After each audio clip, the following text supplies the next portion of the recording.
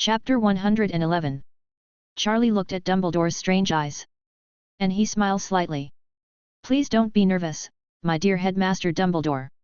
Sometimes you have to admit that the physical superversion of legilimency is still very effective.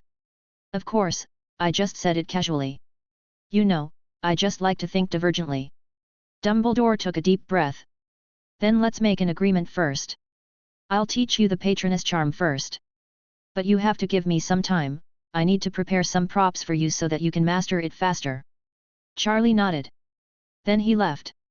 Now that we have made a plan, we can just come back to Dumbledore later. The principal teaches the Patronus charm himself, which should be much more efficient. The Patronus charm is a very unusual spell. Charlie once wanted to try it alone. He collected some related books and relied on his own understanding to deduce some ideas. However, it seemed that without good props and guidance, he was not completely successful in the entire magic world. At present, there are not many people who know the Patronus charm. The most basic condition is that you must first be a powerful wizard, or have great potential. Then it is possible to learn the Patronus charm. According to Charlie's understanding and calculation, the Guardian Divine spells have many functions. It is not just about defeating Dementors. It has a dispersing and protective effect on many weird magics. It depends on the strength of the wizard. Even a powerful wizard and an awakened patron saint may not just ordinary creatures. But it may be magical creatures. For example, Dumbledore. His patron saint is the phoenix. The kind of ordinary people, even if they learn it, there is a high probability that they are just small animals. Of course. It has something to do with casting spells in his heart. After Charlie left, Dumbledore slowly leaned on the chair and lay down. He kept rubbing his temples with both hands. 850. He was very irritable now. Something happened recently that gave him a headache. It happened to be a coincidence. Charlie had just come to learn the Patronus charm from him.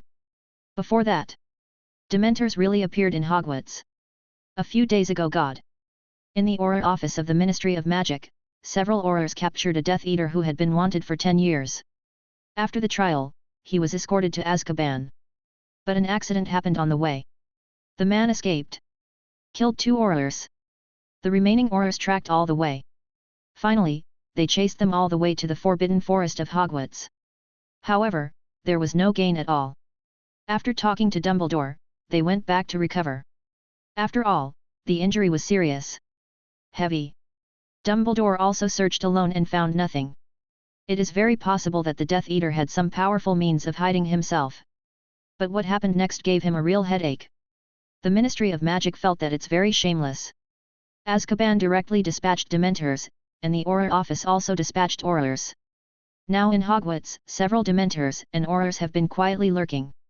If they are discovered, then the fleeing Death Eaters don't have to live. The Dementors are allowed to suck each other directly to death. Dumbledore stood up and looked out the window. A few days ago, the Dementors were just searching in the Forbidden Forest. Everything was still under control. But now, Dementors have begun to wander around Hogwarts. They will no longer be able to hide it. Once students encounter it, it will inevitably cause a panic. Dumbledore thought for a while. Is this matter? I need to discuss it with Minister of Magic Fudge. It is not a safe move to have Dementors in Hogwarts. After a few days, Charlie appeared in Dumbledore's office early again. To this, Dumbledore was used to it. Just a little helpless. He hasn't had a good rest for several days. Charlie, I have to say that you are somewhat positive. Really? I think my dear Principal Dumbledore must be proud to have a student like me. Charlie didn't care. Dumbledore showed a helpless expression. I'm ready. I think you must have previewed those basic theories. Charlie nodded. Come on, let's go outside. Dumbledore washed his face a little. He has been a little exhausted recently. But since he has promised to Charlie, he will not break his promise. And he has a feeling in his heart that everything seems to be God's will. The appearance of the Dementors, Charlie. It didn't take long to learn the Patronus charm. Dumbledore took Charlie through the long corridors and stairs. Along the way, students of other ages cast envious glances at Charlie. Only Charlie is now able to follow Dumbledore on a regular basis. I wonder what Charlie will do with the principal this time. The students next to him speculated for a while. Some senior students looked at Charlie. No concealment of enthusiasm. All of this was seen by Dumbledore. You know, Charlie, sometimes it's not necessarily a good thing for people to be too famous. Dumbledore said softly. Indeed, I agree. After hearing Charlie's answer, Dumbledore nodded. Charlie was still so indifferent. It is a good thing not to pay attention to fame and wealth, although some actions and language are a bit extreme. It's interesting to say that I withheld a lot of Christmas gifts from you last Christmas. Dumbledore suddenly remembered something. Charlie raised his eyebrows slightly. Is there such a thing? Lao Deng, why don't you go on your way? Oh, please don't get excited, please be patient and listen to me. Charlie, please put down your wand. Charlie, you caught me. It's like this. You've also seen that some female classmates look at you in a very special way. Some of the little girls in the senior grades went to study some folk remedies and potions. For example, I want to give you a love potion as a Christmas gift. And then I hope this will give you some weird ideas. Of course, they were all intercepted by me. After Charlie heard this, his sleeves and robes shook slightly. The wand was put away. So that's it. That's really hard work for Dumbledore. It seems that I will have to be careful in the future. These little witches have a lot of legitimate rights. I'm in estrus. I can't stand it. So, Principal Dumbledore. Charlie whispers. Kindness. Did all those love potions fall on you? Dumbledore. Charlie, please don't doubt a principal's magical abilities, okay? Dumbledore almost stumbled over. If it weren't for the student who spoke like this, it was Charlie. He really couldn't stand it anymore. He really wanted to tear apart his good temper, very quickly.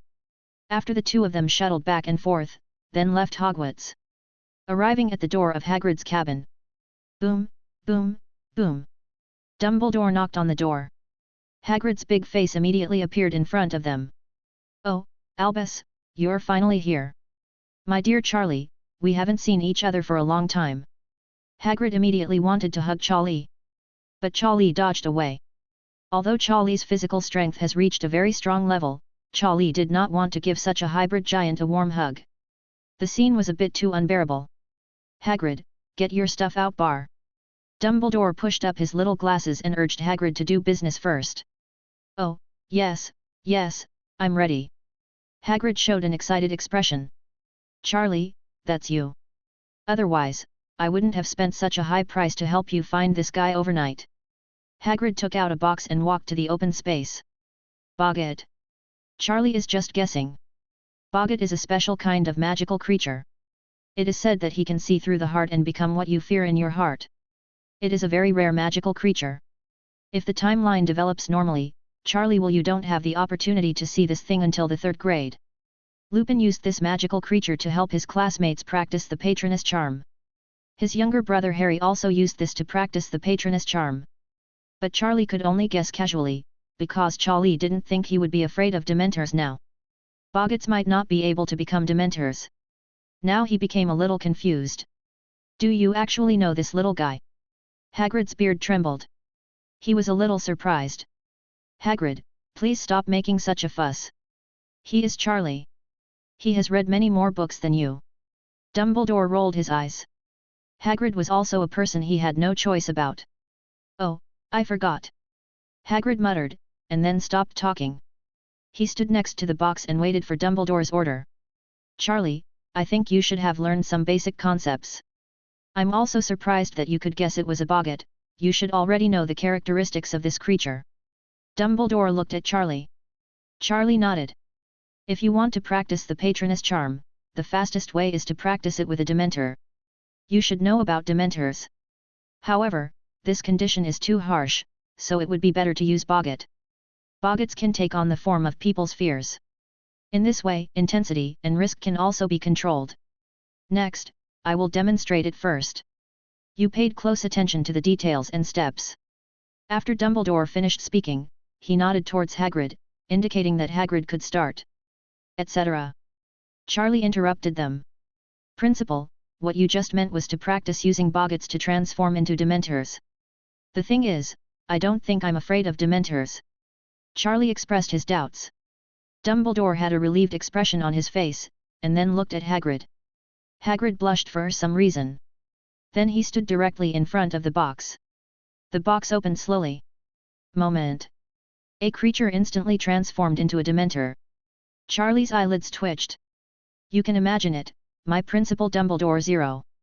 There is also this way of learning. Think of our Hagrid as a mere tool, right? Now things become much clearer. Feelings till the end. Hagrid not only helped Dumbledore and Charlie find the Boggart. He also serves as a tool for Boggart to turn into a Dementor, for Charlie to practice.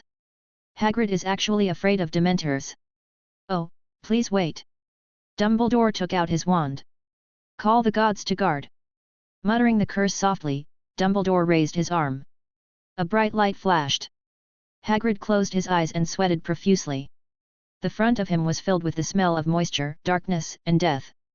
But the next second, a silver and transparent phoenix appeared. A huge white light flashed, dispersing all the haze. The Dementor immediately returned to the Boggart state and flew into the box. It was over. Charlie stared at what was happening. Everything is constantly being rehearsed in my mind. This is probably the result. Hagrid, thank you for your hard work. Oh, Charlie, you may not know. Hagrid is still afraid of Dementors because of some things in the past. Dumbledore explained slightly. Charlie didn't speak, he just tried to deduce it in his heart. It's better to read it once than to learn it 100 times. Especially an old wizard like Dumbledore demonstrates. A long time. Charlie sat down. Okay? Next, I will start telling you the details of casting spells. Dumbledore also sat down in the hut in front of Hagrid, without any airs. Hagrid, on the other hand, walked over slowly, as if he was surviving a disaster. This spell is very special and has many difficult points to learn. For example, you need to recall happy things in the past and immerse yourself in happiness, so that you can perform successfully. And when casting a spell, you need. Dumbledore explained patiently. The figure of the man in Nurmengard came to mind again. I feel infinite emotions in my heart. When he just cast the spell, the pictures in his mind were all the time he had with that person when he was young. Charlie nodded. Start creating happy images in your mind. This was really a bit difficult for him. Until now, there seems to be no particularly happy time in this life. Thought long time. Charlie directly recalled the days of his previous life. There will be more happy times. In his previous life, he was still the favored man of heaven, blessed by good luck. I think I can try it first. Dumbledore explained it in detail just now. He also remembered all the details of Dumbledore's spell cast in his mind. With his talent and understanding, he can directly practice it. After hearing this, Hagrid's forehead was big. Cold sweat broke out again. Hagrid, thank you for your hard work.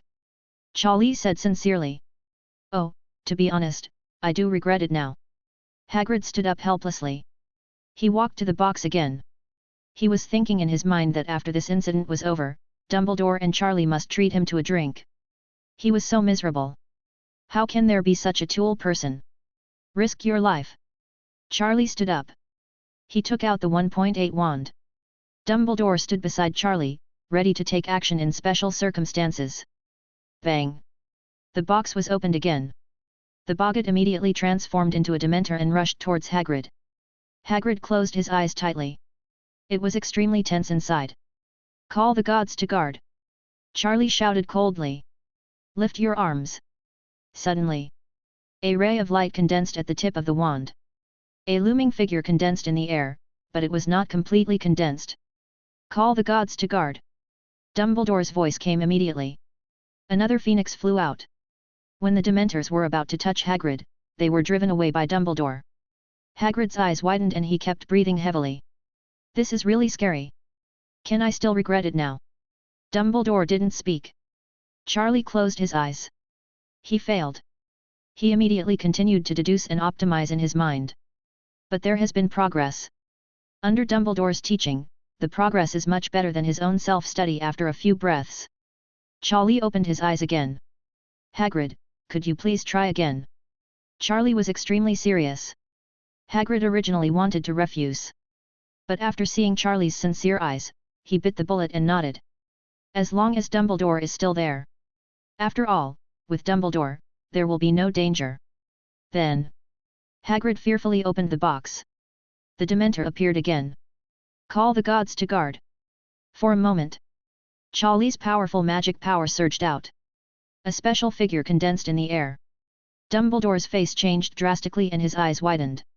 Looking at the figure in the air, cold sweat could not help but break out on his forehead. This figure. There are more than one. There are 3 figures gathering together. God! What is happening? Chapter 112. Dumbledore's eyes widened. Not daring to blink for a moment. Only Hagrid still had his eyes closed. There was no way, he was afraid from the inside. Charlie was also fully focused at the moment. Similarly, he was also a little surprised by the form of his patron saint. There are actually 3 kinds.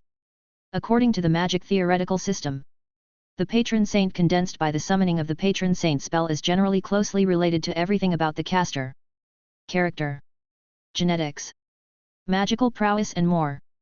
But when 3 patron saints suddenly appeared, let alone Charlie, even Dumbledore had never heard of it. There is no record of such a situation in any ancient books. Charlie gathered his magic power like crazy. The transparent and transparent forms of the 3 patron saints are gradually materializing. The small room in front of Hagrid. They were all enveloped in a light blue halo. For a while, some people in Hogwarts were attracted. They were standing by the windows or corridors, looking at Hagrid's house over there. Strange, why is this happening to Hagrid? Look, it's Principal Bulido. Next to me is classmate Charlie. I saw classmate Charlie walking out of Hogwarts with Principal Dumbledore before. What is that black shadow? How terrifying! Some students who saw this scene started talking about it. That's a Dementor. A Slytherin student from a pure-blood family suddenly spoke. His tone was full of fear. He had heard the elders in the family talk about this creature. It is extremely evil and can even absorb people's souls. In the Ministry of Magic under the control of Azkaban, the wizard prison is now basically suppressed. Why does this thing appear at Hogwarts? The person who cast the spell is classmate Charlie. Headmaster Dumbledore is teaching him magic. What magic is he learning? Someone else murmured. They were completely attracted by the scene over there. There was no way. The Patroness charm was really eye-catching. It's the Patroness charm. A senior student whispered. His face was full of shock. It turns out that 07 is the Patroness charm. A spell that they are not qualified to learn. Even if they are qualified, the professor at Hogwarts has said that not everyone can be learned. People who know this curse all look at Charlie with jealous eyes. But fortunately they are far away. They can't see clearly what kind of patron saint, or how many patron saints, Charlie has condensed. Hagrid in front of the small room. Charlie suddenly relaxed. The magic power in his body seemed to be drained out at this moment. There were flaws. It was not completely condensed. Dumbledore took action immediately. The Dementor transformed by Boggart was immediately destroyed by Dumbledore. Bulido expelled and returned to the box. Hagrid stumbled and sat down, breathing heavily. Oh, my God! Why is it taking so long this time? Albus, you won't be deserting, will you? To be honest, I'm really scared. Hagrid wiped his large faceplate. Sweating a lot. Sorry, Hagrid, it's all my problem. Charlie was also panting. This time, the magic power was very expensive for him. He reviewed it deeply. Logically speaking, according to his talent, it should not be difficult to learn the Patroness charm. No wonder he learned it by himself before. Always felt a little worse. Now under Dumbledore's demonstration and guidance, he finally released some looks. But it was surprising. There were 3 types of his Patroness. This means that his learning progress is slow and it is extremely difficult to cast spells. Hi, the reason why the magic power cost is particularly high. Charlie, relax. Dumbledore passed by. Looking at Charlie, his face was very strange. You really opened my eyes once again. I have never seen the Patroness of the Patroness charm act like this. Dumbledore said slowly. What's the situation? Albus, what are you talking about? What happened to Charlie's patron saint? Has he succeeded? Hagrid turned around, very curious. Not even close. Charlie confessed. Indeed. It is too difficult to directly condense the 3 patron saints. It seems that once his patron saint spell is successfully learned, it will definitely not be an ordinary patron saint spell. But I don't know yet. These three, what kind of form is it? Without any further delay, Charlie took out a few bottles of potion and drank it down. Dumbledore raised his eyebrows slightly. Charlie, you can refine this potion. Yes, Uncle Snape helped me a lot.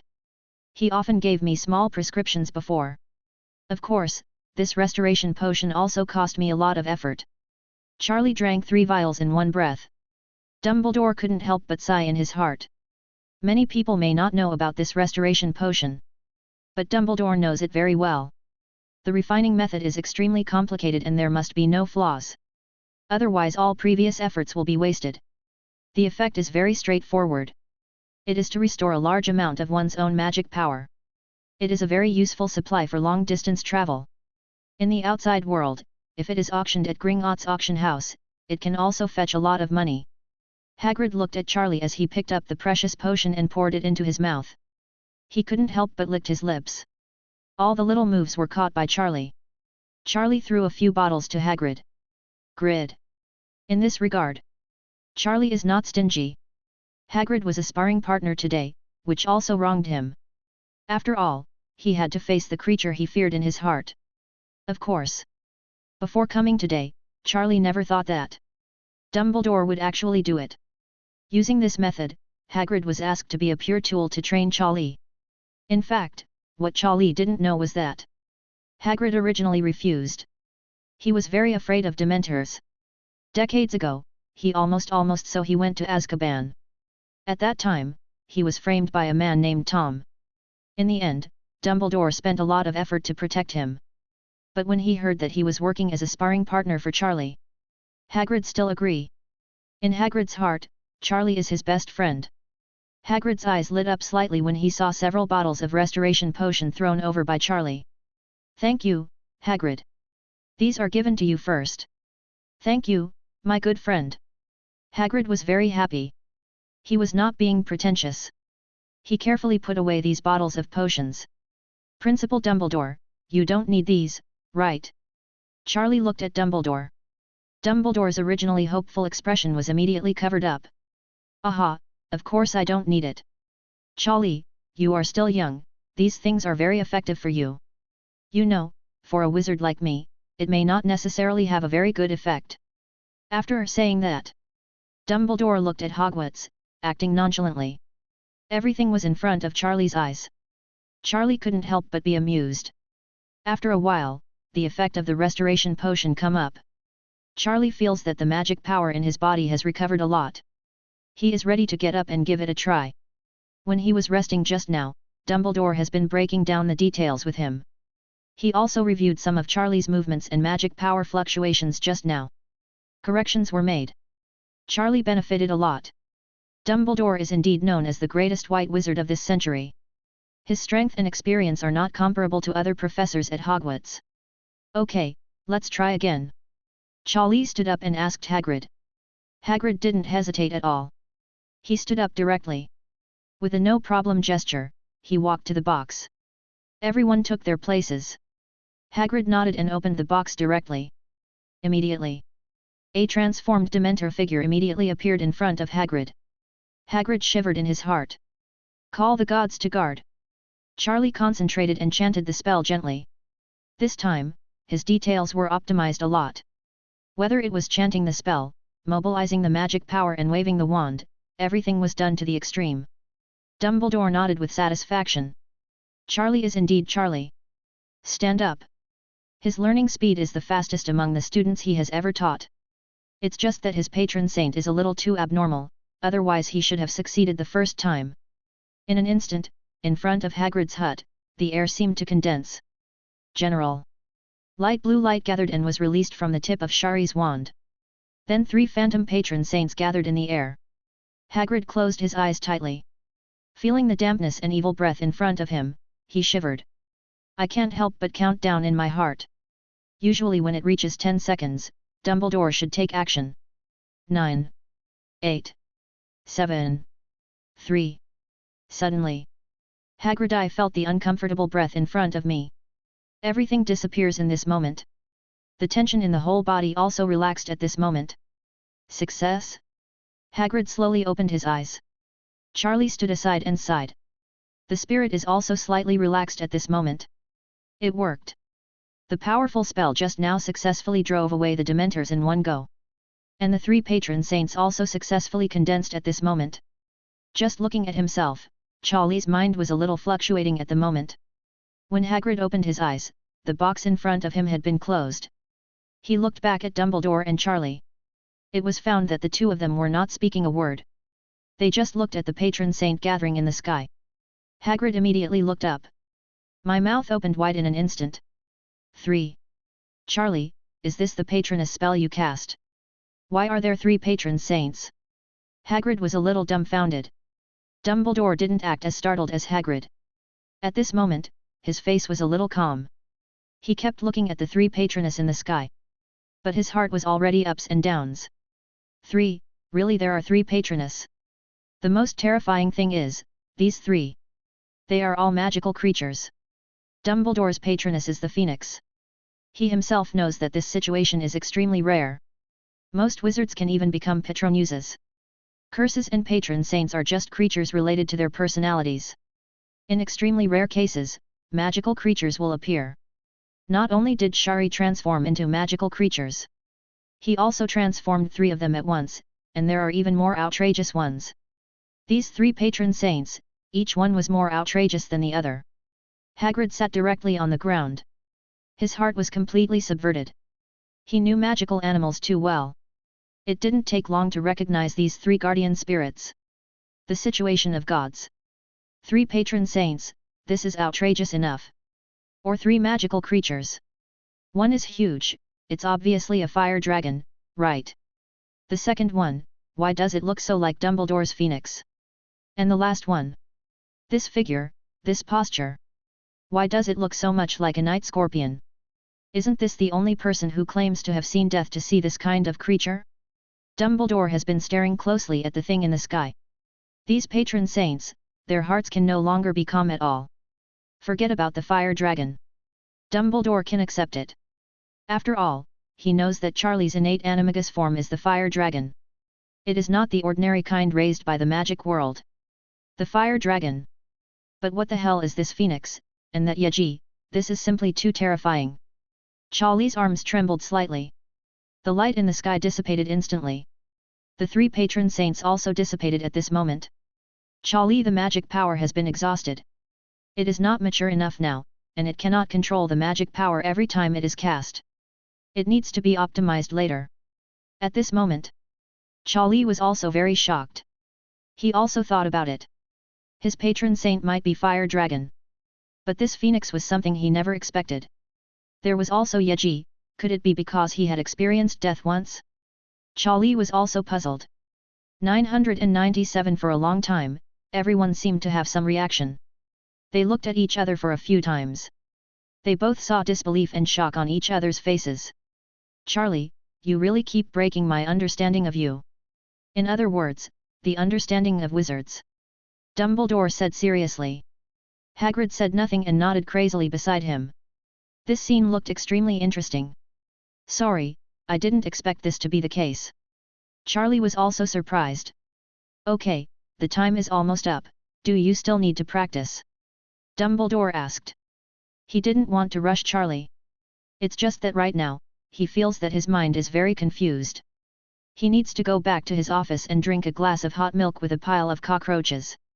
Let himself get some sugar and calm down. That's it. I feel like I've mastered a lot. The only thing left is a matter of proficiency. Charlie thought for a while.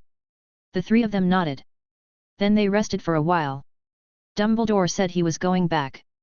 Charlie stood up and said goodbye to Hagrid and thanked him. Indeed, Hagrid has suffered a lot today. Oh, Charlie, please don't say this. You are a sincere friend. That's what good friends should be, right? Hagrid was a little embarrassed.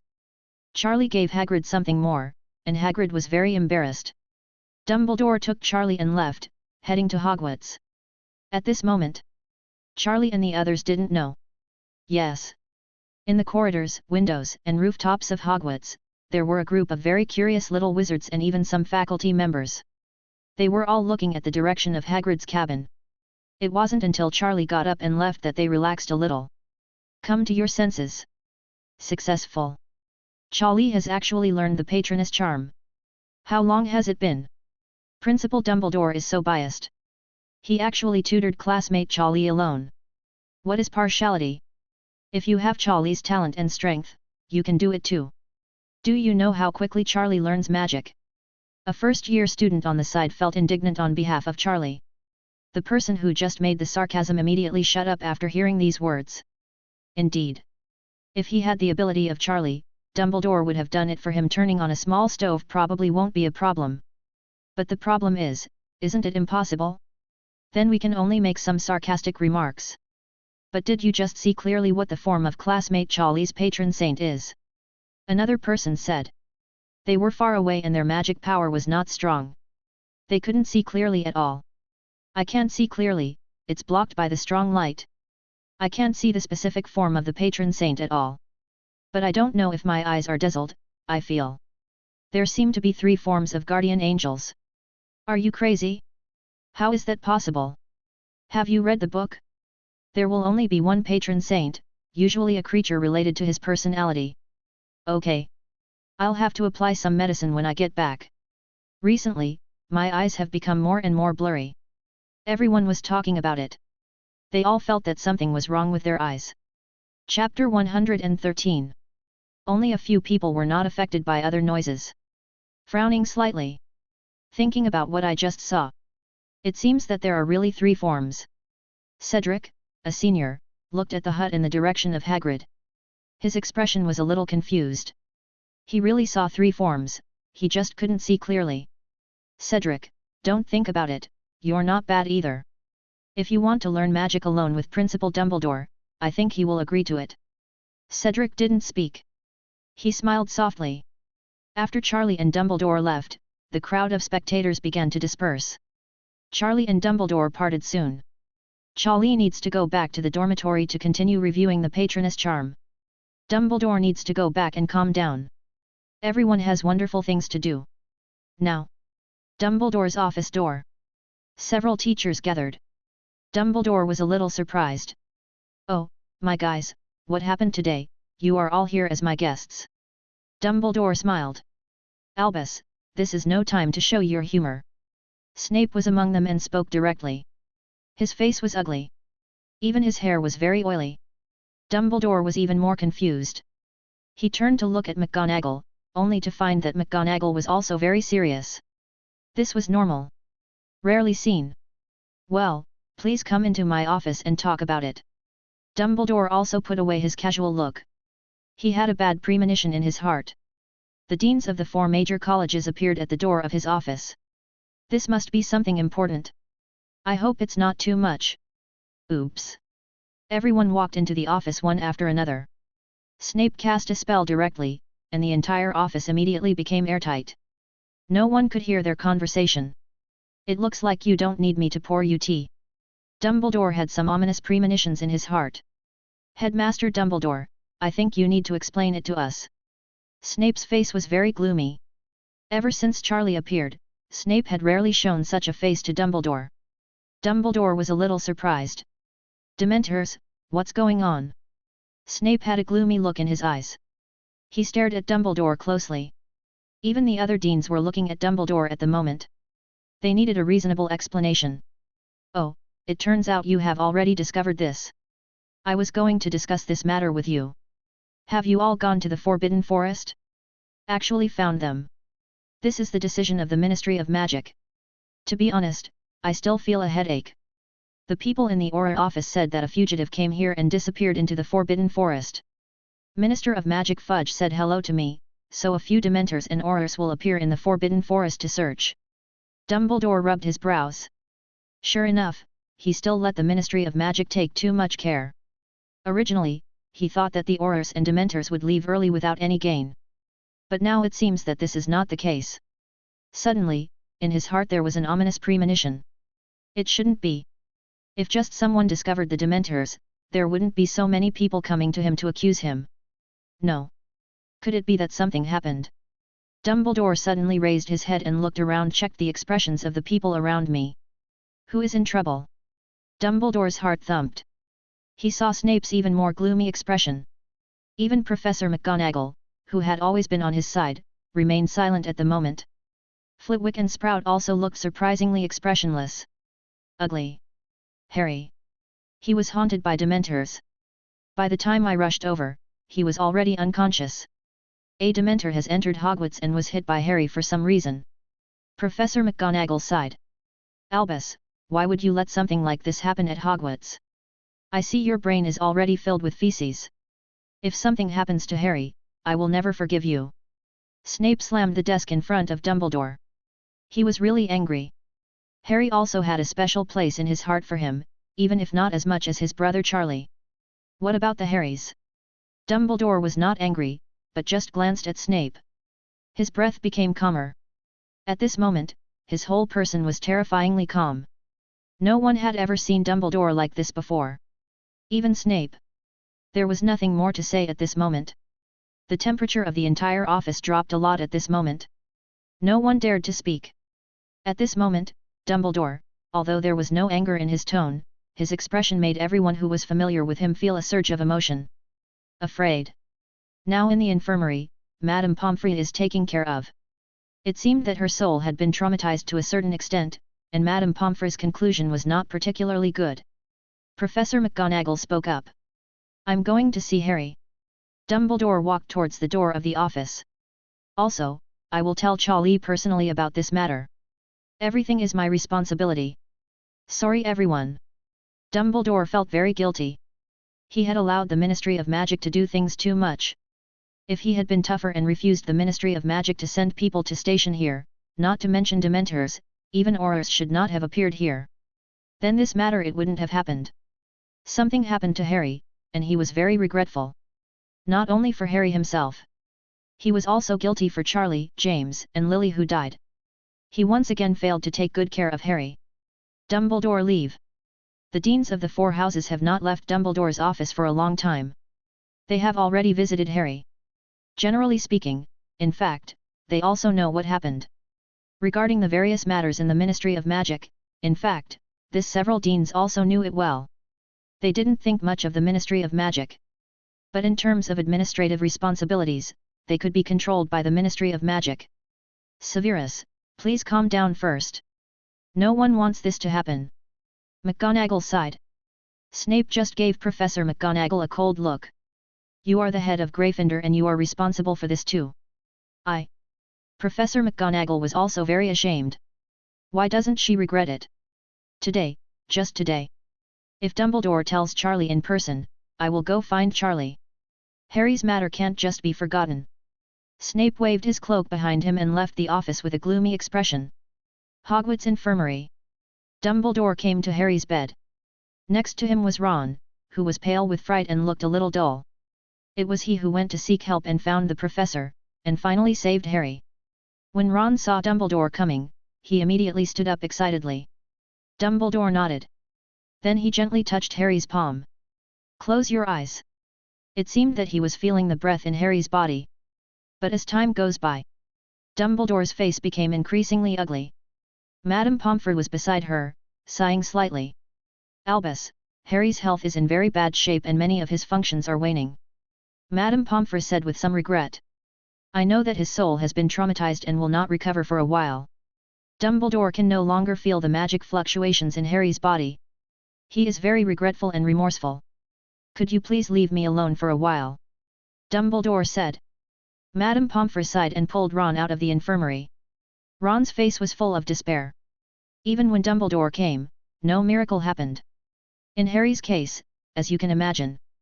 After everyone was gone, Dumbledore's face showed deep regret. Baby, it's all my fault.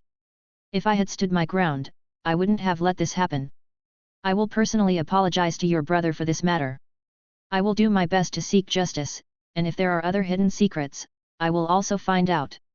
Dumbledore took Harry's hand and put it on his forehead. Then Dumbledore took out his wand and cast an ancient spell. An invisible magic aperture appeared next to Harry. This it is a kind of protective spell. It can resist evil spirits and maintain the physical condition of people in the circle. After doing all this, Dumbledore also showed a trace of exhaustion on his face. The spell is very old, and it consumes a lot of him. He hasn't had a good rest in the past few days. Today he is still training the patroness charm with Charlie. There is already some overdraft of the body. A few hours. Dumbledore always staying by Harry's side. It's like being stationed. It's also like he's atoning for his inner sins. In Gryffindor's dormitory, a figure appeared. Charlie is here. Today he came to send Harry some notes. Recently, he felt that things around him were a little uneven.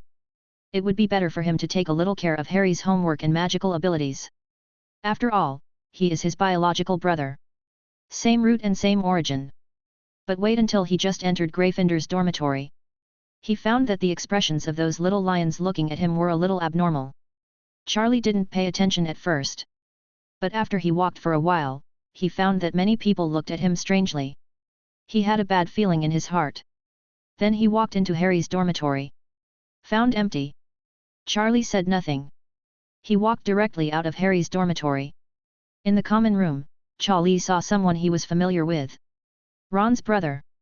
Weasley twins, George and Fred. Charlie, are you looking for Harry? George and Fred rubbed their hands, feeling a little uncomfortable. Surprisingly, they didn't look as naughty as usual. Yes, do you know where Harry went? Charlie asked calmly. I think you can go to the infirmary and have a look. We just listened to what little Ronnie said, Harry really needs your care now. George's face was a little ugly. Charlie nodded. Something happened. Brothers Weasley, even when they talk about business, they don't look like this. Then Charlie walked out of the Gryffindor lounge. Walked directly towards the infirmary of Hogwarts. Along the way, some students had strange expressions on their faces when they saw Charlie. After Charlie left, they began to whisper again. Charlie quickened his pace. Soon arriving at the Hogwarts infirmary. At this moment, Dumbledore had returned to his office. Madame Pomfrey stood up immediately when she saw Charlie coming. Classmate Charlie, I think you need to adjust your emotions. The situation of Harry's classmate is not very good now. You have to be mentally prepared.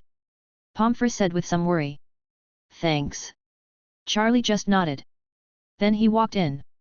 Sure enough, something happened. Harry was lying on the hospital bed, motionless. Next to him was Ron.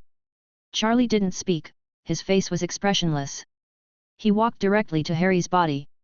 Next to him, he held Harry's hand. The powerful perception and magic power spread out. He began to check Harry's physical condition. Charlie had special medical abilities and could heal all kinds of magical injuries. At this moment, he was no better than Madame Pomfrey waited for a long time. Charlie raised his eyelids slightly. He just glanced at Ron. Ron was immediately frightened. He rarely saw Charlie like this. Brother Charlie, Harry and I were walking on the north corridor, and for some reason we encountered a monster called a Dementor. The monster flew directly towards Harry without saying a word. Then Harry seemed to be controlled and motionless. It felt like something was being torn inside my body. Then I got very scared and went to the professor for help. Then the professor expelled the Dementors and sent Harry over. Principal Dumbledore has already visited. Is there anything that can be done about Harry's situation? Ron said shakily. He was worried about Harry. It's a bit tricky, so I went to Dumbledore. Charlie ordered. Brother Charlie, what are you asking Principal Dumbledore to do? Is it to research a way to cure Harry? Ron's eyes lit up. Method. Charlie snorted coldly. This old guy whose brain is filled with feces. He actually let Dementors appear in Hogwarts. Harry has become like this, and he hasn't even told me yet. Well, Dumbledore, I think I need to help you clear your head of feces. Charlie said and walked out of the infirmary directly. Ron's face changed drastically and he felt anxious. After Charlie left, he immediately ran to Professor McGonagall's office. Along the way, Charlie said nothing. His face is very calm. But under his long sleeves and robes. Okay, the wand has slowly emerged. Hello classmate Charlie. Charlie, who are you looking for in such a hurry? Along the way, some people greeted Charlie. Charlie didn't respond. Those people looked at Charlie with doubts. Some of them were curious and even followed Charlie quietly. Charlie ignored all of this. It wasn't until Charlie was almost in front of Dumbledore's office that Charlie stopped. He raised his head slightly and glanced at the door of the office silently. Then he raised his wand slightly. A powerful blow came directly from him. The repelling spell was released. The powerful magic swept away directly, affecting the entire Hogwarts and raising a cloud of dust. It directly bombarded Dumbledore's office door. Boom! There was a huge crash. It attracted students from several floors to look over. They looked at Charlie with shock and their eyes widened. What is this? Charlie? Charlie is actually hitting Deng Bulletin. Leto's office door. Is this crazy? Dumbledore. Explain it to me. Why are Dementors at Hogwarts? Don't tell me that you are a wimp and can't refuse orders from the Ministry of Magic. Harry's voice was like thunder. It echoed throughout Hogwarts. Everyone was shocked. This was Charlie's voice. Charlie was really crazy. He actually smashed Dumbledore's door. Said, still insulting Dumbledore. The world has changed. At this moment, Professor McGonagall also hurriedly came out of the office. Just now, when Dumbledore's door was smashed, Ron had already hurried to her office. Ron had already finished reporting the letter. She had a very bad premonition. After hearing the deafening banging on the door, she became even more certain that something bad was going to happen. It was too late to say anything else. The character directly transforms into the animagus form. It will be much more convenient and faster to travel in this way. Chapter 114. Professor McGonagall, please wait for me. Ron was still chasing behind him at the beginning, shouting at the same time. Later, he found that Mag had no time to pay attention to him, and directly transformed into animagus form and rushed on. He couldn't catch up at all. Ron was in a daze. Then he looked around for a while. It has attracted the attention of countless people. They are all looking at the departing figure of Professor McGonagall, who has just turned into a cat form. Everyone's faces are full of curiosity. Ron took a breath. They all looked at it. Without looking at them, they headed directly towards Dumbledore's office. The students at Hogwarts suddenly became interested when they saw Ron's hurried look. They stopped what they were doing and followed suit. Behind Ron. Hey, Ronnie, have you seen Charlie? The Weasley twins saw Ron at the top of a staircase and asked directly. After Charlie left the Gryffindor lounge, they noticed something was wrong. They ran out not long after. No. Found traces of Charlie, but found their brother panting on the road. Let's go, to Headmaster Dumbledore's office. Ron was out of breath. The Weasley twins looked at each other. They all saw the disbelief in each other's eyes. Is this Charlie? Is it not? Going to settle a score with Dumbledore? This is too outrageous, right? The two looked at each other and saw Ron running past them. No longer hesitating, they immediately followed him. There were more and more students around. They were all affected by this formation. Attracted by battle. Extremely curious. Some are well informed and have already noticed something. Did you know that Harry, the savior of the Potter family, seems to have been attacked? What? So what are they going to do now? I just saw Professor McGonagall rushing over. Do what? I heard that Harry's brother knew. You know, that junior classmate Charlie. Well, what's wrong? He should know, after all he is Harry's brother. Haha, someone on the front line just reported that Charlie is smashing Dumbledore's door. Oh my gosh! God, is this true? This classmate Charlie is really fierce. Let's go and have a look. At this moment, Dumbledore's office door. It's all fine dust and fly ash. Charlie's figure. Standing proudly in front of the empty doorway. Groups of curious babies from Hogwarts have gathered on the surrounding stairs and corridors. He looked at Charlie with wide eyes. It didn't take long. The dust cleared. Inside Dumbledore's office, there are 547 figures. One was extremely surprised and looked at Charlie with anger. One looked helpless and slightly apologetic. Dumbledore, tell me what's going on with Harry. Charlie's tone was very calm. It was a bit incompatible with his behavior just now. Dumbledore looked at Charlie and said nothing. But the man next to him couldn't sit still. He stood up directly and pointed at Charlie. Who are you? Hogwarts students? Are today's students so rude? Charlie frowned slightly. Now, tell me your name. Your behavior is dangerous. I need to investigate you. On behalf of the Auror office, I am requesting provisional arrest for you. The man's face was covered with dust and he was in a very embarrassed state. The blow just now stunned him. He would never have thought that in Hogwarts. In Hogwarts, Dumbledore's principal's office. I received this kind of experience. This is Hogwarts. It's Dumbledore's office. Who would be so ignorant as to come here to find trouble? The two of them had just finished talking about it when someone opened the door. Already? Auror. Oh my god, why are there people from the Ministry of Magic here? Charlie is in danger. The Auror is obviously very dissatisfied with Charlie's behavior. Charlie is going to suffer. Aurors are so majestic. I also want to be an Auror after I graduate. Just you? Do you know how high the Auror filter is? The students who were watching all whispered. Things were getting better and better.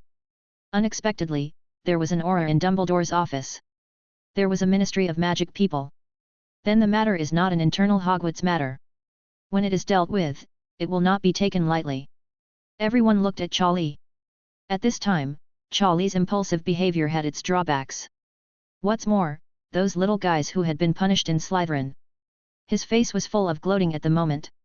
Looking expectantly. I just want to see how bad luck will happen to Charlie next. Dumbledore, Headmaster Dumbledore. Please come back to me, why does the school have that kind of thing? Why is my brother Harry like that? Are you the principal? What role did it play? What's surprising is that Charlie didn't pay attention to the Auror at all. Instead, he stared directly at Dumbledore. His face was dull, but his eyes were a little sharp. Dumbledore's heart skipped a beat, and he felt even more guilty on his face. It is indeed his responsibility. As the headmaster, Audie, of Hogwarts, protecting students from harm is one of his obligations. The most important thing is that this matter is not inevitable. If it is an accident, that's okay. After all, no one can completely control accidents. But he and Charlie both know it in their hearts. This is not completely an accident. If Dumbledore is tougher and does not accept such requests or instructions from the Ministry of Magic, then there will be no Dementors or Aurors around Watts. Naturally, Harry will not have such an accident. As for whether there is any hidden secret in this matter, Dumbledore is still investigating. There is also a feeling in my heart that this matter may not be a pure accident. But at this moment, he had no time to think any more. He has to face Charlie. His most difficult moment came. Dumbledore sighed and wanted to speak. Damn it, what grade are you in? Before he spoke, the Auror next to him couldn't sit still again. He wiped the dust off his face, and his face turned a little red. He was a little embarrassed. He saw the students surrounding him who were watching forcefully. He was not only embarrassed now. His face also represented the Auror office. It was really embarrassing to be left alone by Charlie like this. Talk, rude little guy. The Auror took a step forward and walked towards Charlie. Oops. Everyone was stunned. The Auror was obviously going to do something. Suddenly, another loud noise came out. Bang. A cloud of dust was raised. I saw Charlie's wand raised slightly, pointing to the right. The Auror in front of him had disappeared. Everyone was surprised. His little head was shaking for a while, and he looked around, seeming to be searching for the figure of the Auror. Over there. Suddenly, someone's voice came out and pointed to the right of Charlie. Everyone's eyes were cast away. I saw a figure deeply embedded in the wall to the right of Charlie. The rock was cracked and scattered like a spider web. Open, the entire wall is no longer complete. Hiss. Charlie is really fierce. He actually dared to hit an Auror. Still blatant horror. Everyone was stunned. The voice was trembling. It seemed that they couldn't believe what was happening in front of them. Those students who were behind the stairs just now did not see the first scene. At this moment, they all pushed forward with all their strength. Let me see what's going on. Are Aurors so vulnerable? Walking forward, the student who just now was looking forward to becoming an Auror in the future after graduation. At this moment, his face was full of disappointment. Not only was he shocked by Charlie's boldness, but he also had a new perspective on the professional group Aurors. Charlie, you shouldn't be like this. Dumbledore looked at Charlie. He sighed. But he did not save the Auror on the side. Looking at Charlie, his eyes were still full of guilt. Charlie did not respond to Dumbledore. But he looked straight at Dumbledore and shook his head slightly. Dumbledore's heart sank. He saw a trace of disappointment in Charlie's eyes. Charlie, Dumbledore's voice just rose. But they found that the cursing voice sounded again in the wall to the right of Charlie. Assault Auror, you've booked Azkaban. The Auror's face was covered in blood and his body was covered in dust. The eyes looking at Charlie were full of resentment. Today, he has suffered several defeats in the hands of this student named Charlie. The face of the Auror office was also lost by him alone. I saw him take out the wand from his sleeve. Staggering out of the ruins. His messy hair was flying in the air, and his malicious eyes seemed to swallow Charlie up. Boy, you're a criminal now. If you surrender, I can still defend you. Principal Dumbledore, why don't you help us take down this vicious man? The Auror's voice was not loud, but his resentment was overwhelming. All the young wizards present could feel the resentment in the Auror's heart at this moment. Some people who cared about Charlie were a little worried at this moment. After all, this was a real attack. Auror. The matter with Charlie is a bit big. But there are still some people who are familiar with Charlie. At this moment, they can't bear to look at the Auror. They are all thinking silently in their hearts. Stop talking, stop talking. Dumbledore glanced at the Auror and sighed slightly. Just wanted to say something. But he found a powerful surge of magic coming. Disarm the Auror directly. This was followed by another levitating spell. The figure of the Auror was directly suspended. Too noisy. Charlie glanced at him coldly. The Auror was directly disarmed by Charlie's set of magic, and then floated. Finally, under the gaze of everyone, he hung directly on the chandelier on the ceiling. The tie was controlled by Charlie's magic. He crumpled it into a ball and stuffed it into his mouth. The Auror was completely dumbfounded. His eyes widened and he wanted to curse, but he couldn't utter a word. He could only moan. The voice expressed the shock and grievance in his heart. The whole place was silent. Charlie was really cruel when he moved his hands. He didn't give Auror any face. The most important thing is that an experienced Auror was actually in the hands of Charlie. He had no ability to resist at all. This was what shocked them the most. To be fair, this was the first time for the students of Hogwarts to see Charlie take action against a wizard. Before, although they have heard or seen a little bit of Charlie's performance on the Quidditch field, not everyone has seen it. Now they have truly seen it, an experienced Auror. In the hands of Charlie, without the slightest ability to resist. It can be said that he was hung up and beaten by Charlie. This is already not giving face to the Ministry of Magic. As everyone knows, in Charlie's heart, he has never taken the Ministry of Magic seriously. That kind of pedantry, full of power struggles, and even many broken organizations infiltrated by Death Eaters.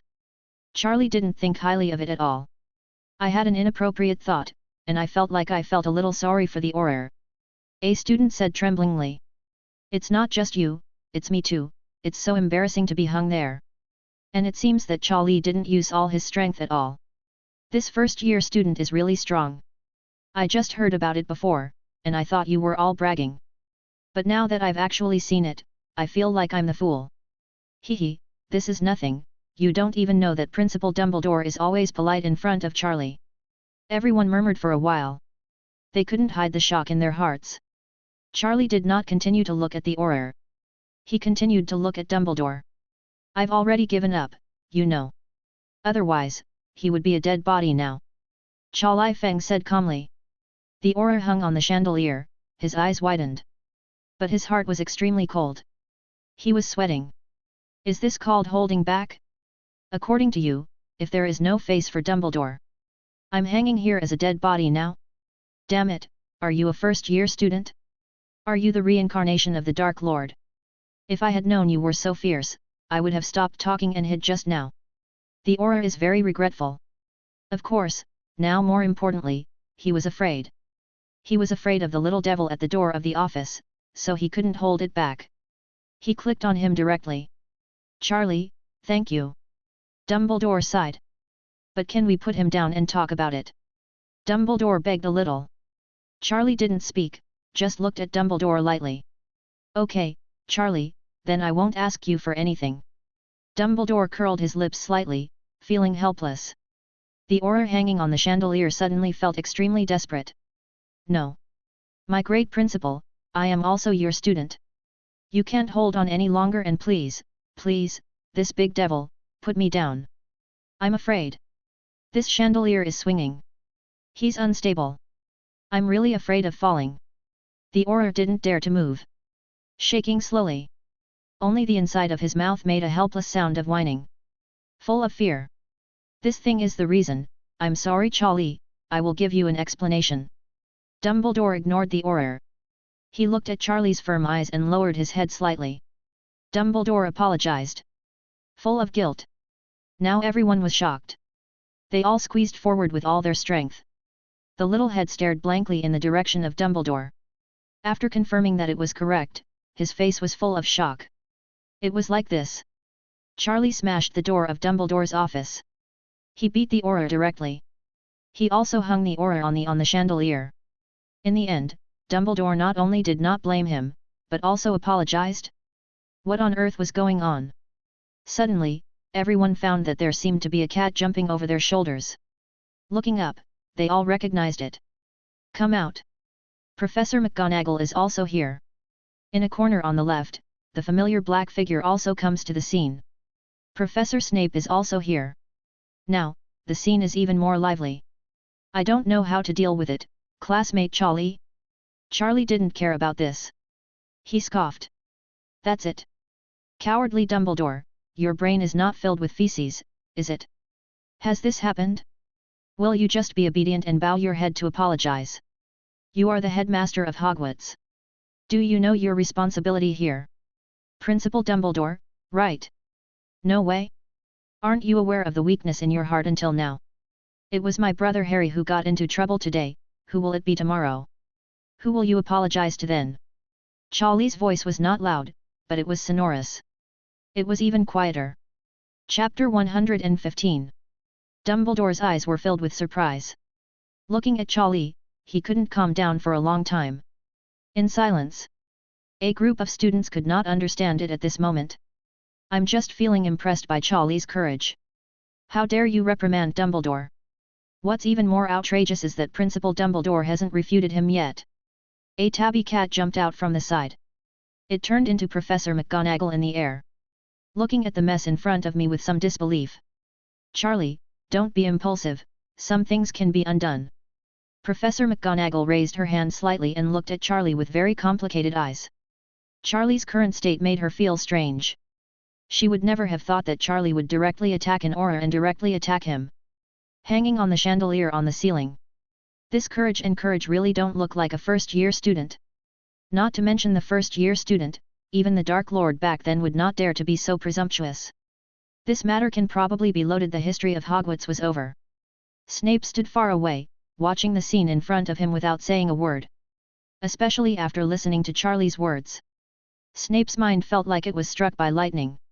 Cowardly? I am not a coward.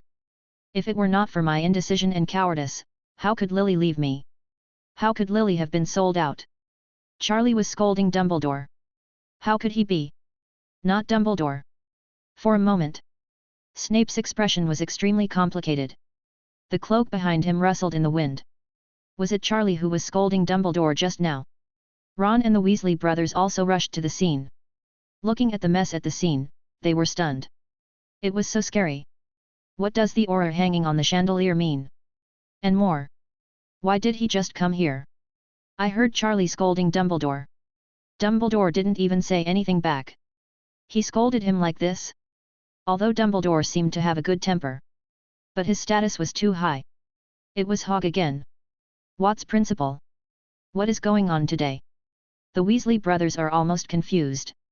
Yes, George. The student next to him who had been watching the whole process whispered. George Weasley's face instantly stiffened. This is true. Can I ask a more surprising question? Please say. George started communicating with the students on the side. How did the man in the black coat who looked like an aura hang up there? George lowered his head, covered his face with his hands, and asked in a low voice. The student next to him did not speak. He just secretly pointed at Charlie in front of Dumbledore's office with his finger. George's pupils shrank suddenly. His eyes were full of shock. But what's interesting is that there is a hint of admiration in his eyes. Fred, let me just say Charlie is the real troublemaker. He even dared to tease Aurors, and the pranks the two of us did in front of him were not worth mentioning. George's voice trembled. Are you sure that Auror's behavior was a joke? Fred swallowed. Looking at the Auror hanging in the sky, he trembled a little. Is this called teasing? If there is a slight mistake, this Auror will be gone. Charlie is really fierce. Usually the little tricks he did were nothing compared to those of Charlie. Dumbledore said nothing. There were already thousands of thoughts in his heart. Cowardice? The word Dumbledore was least willing to admit. Although he was strong, he is also very courageous. But he is always hesitant and not decisive enough in some things. As a result, he is powerless to do anything when things develop in an uncontrollable direction. For example, this time. The Ministry of Magic connived at Aurors and Dementors to come to Hogwarts. Although Dementors would not enter Hogwarts, an accident still occurred, which also caused Harry's soul to be damaged and fell into a coma. In the past, James, Lily, and those from the Order of the Phoenix. There is a chance to live a good life. Then his brother Aberforth and sister Ariana. All because of his cowardice and inaction. One has completely ignored him, and the other has passed away. If he had been stronger and more radical back then, maybe his sister Ariana wouldn't have to die. Maybe she could save her brother Aberforth's child. The two Obscurials watched him leave. Dumbledore's expression was a little painful. He thought of the thing he least wanted to think of. Dumbledore, you are still like this even now. You didn't even notify me of such a big thing right away. But here, with this so-called Auror, I don't know what to communicate with. My brother Harry is like a cripple who can't wake up now. It seems that the feces in your brain is about to overflow. Charlie's voice was not loud, but every word was heartbreaking. Oh no, Charlie, I'm sorry. Please stop talking, okay? Dumbledore felt a headache. His tone was almost pleading. Many memories came back in his heart. He even thought of the old guy in Ermengarde. There were too many stories about Dumbledore when he was young. Too many regrets. Professor McGonagall was shocked by the scene in front of her. She looked at Dumbledore in surprise. Then she looked at Charlie. It seemed that Charlie knew many things that she didn't know. Dumbledore, it's now, and you're not even going to tell me. Just like Voldemort, you always hide it. Charlie said coldly. The whole audience was in an uproar. They heard the most terrifying word. Voldemort. The name that no one dared to call directly, was called out by Charlie in an understatement. This is a cursed name. God, what did Charlie say? Why can't I understand it anymore? What happened? My heart is beating so fast. Why did Charlie talk about that terrifying existence? For a while, all the students had a look of fear on their faces. No way. This name is really terrifying. Originally they just came to eat melon. But they didn't expect that they would hear this terrifying name. This is beyond the scope. Some people immediately felt a sense of gloom in their hearts. Just run away. Not even saying hello to the person next to me. No way. This name has shrouded all wizarding families like a shadow since childhood. They all knew the story of the Dark Lord. So many people died that year. Because of him, the magical world has undergone such a big change and turned into a world full of bloodshed. Azkaban prison was right after that incident. All are close to capacity. It didn't take long. Half of the students who were eating melon and watching were missing. Charlie, I'm sorry, I will definitely give you an explanation, okay? Don't worry, there may be something fishy about Harry. But until I find out, I can't say, please don't be impulsive, okay? A trace of cold sweat broke out on Dumbledore's forehead. The way he looked at Charlie was a little horrifying. This Charlie was so calm that he didn't look like a student. Even adults don't have this kind of mentality. Oh, I knew it. Dumbledore, I am still very disappointed with you now. Charlie shook his head. Dumbledore's heart trembled. From Charlie's words, he saw his true self. He thought he was a kind and friendly principal. The greatest white wizard. But now it seemed that the one who really understood his heart was actually Charlie. Dumbledore's heart was filled with ups and downs. His eyes became more and more complicated. I'll go get an explanation. Charlie glanced at the aura hanging in the air. The aura immediately trembled and let out a whimpering cry. Faintly, there seemed to be liquid seeping out of his crotch. It seemed as if he was scared to pee. The one who just checked Lee was his eyes gave him a hint of murderous intent. Tell me where that Dementor is. Charlie asked again. On the outside corridor. Snape's voice came. He was one of the people who saved Harry. He also spent some effort to control the Dementors. Thanks, Uncle Snape. After Charlie finished speaking, he turned around and headed towards the corridor over there. Dumbledore looked at Charlie's figure. He seemed to understand what Charlie was going to do. But this time, he did not stop Charlie.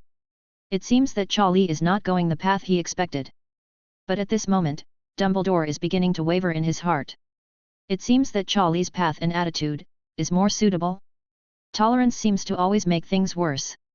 Professor McGonagall glanced at Dumbledore. Seeing that Dumbledore had no reaction, she was startled and followed immediately. She wanted to follow up to investigate. Lee, if Charlie does something outrageous again, it will really be irreversible. Okay, kids, please go back as soon as possible. After Charlie left, Dumbledore laughed at himself. The voice rang throughout the venue. The students dispersed in a hurry. Some of the bolder ones had followed Charlie and left long ago. They also wanted to see what Charlie was going to do. Do what? Woo woo woo woo. Dumbledore was just about to go back to his office. But he heard the aura on the chandelier making a series of whining sounds. The aura was very excited. Finally, everyone walked away. Then in this case, he would be able to get down successfully. After all, Dumbledore is still here. Unexpectedly, Dumbledore just gave him a dull look. Without any movement. Like a truly old man, he walked straight away. Back to his office. Woo woo woo woo. The Auror panicked. He kept twisting his body. He seemed to want to struggle. Until he heard a crunching sound, his heart beat wildly. The chandelier was unstable. Then he didn't dare to move anymore. He also collapsed inside. Today, I met the God of Death. The most outrageous thing is that Dumbledore, who has always stood on the side of justice and fairness, did not even save him. His worldview also collapsed. The Dementor incident was not arranged by him. Yet, at best, he was a poor guard and allowed the Dementors to attack Harry Potter. Plus, he was a little rude to this student named Charlie. Charlie walked very quickly. He was somewhat disappointed in Dumbledore. Such a big thing happened to Harry, and Dumbledore didn't take any measures yet. What are you still discussing with the people from the Ministry of Magic? He is still too conservative. Maybe I can't get rid of this problem in this life. But Charlie won't. Since a Dementor attacked his brother Harry, then a price must be paid. As for whether there is any hidden secret behind it, he will also investigate it. He wanted to give Harry an explanation. It didn't take long. Charlie appeared in an empty corridor. This is a special corridor in Hogwarts, and generally only faculty and staff pass through. At this moment, a sign has been erected. It says no passage. One look at the note revealed that it was Snape's arm. Charlie comes here. Ignoring the warning sign, I walked over. Not far away, there is a Dementor wandering around. It's just that the surrounding area seems to be imprisoned by a powerful magic power. Can't get out of this restriction. Charlie. Behind Charlie, the voices of Snape and McGonagall came. Charlie, that's a Dementor, don't be impulsive.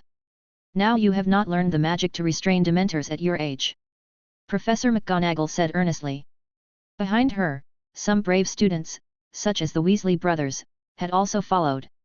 Looking at the terrifying Dementor in front of Charlie, he was full of shock.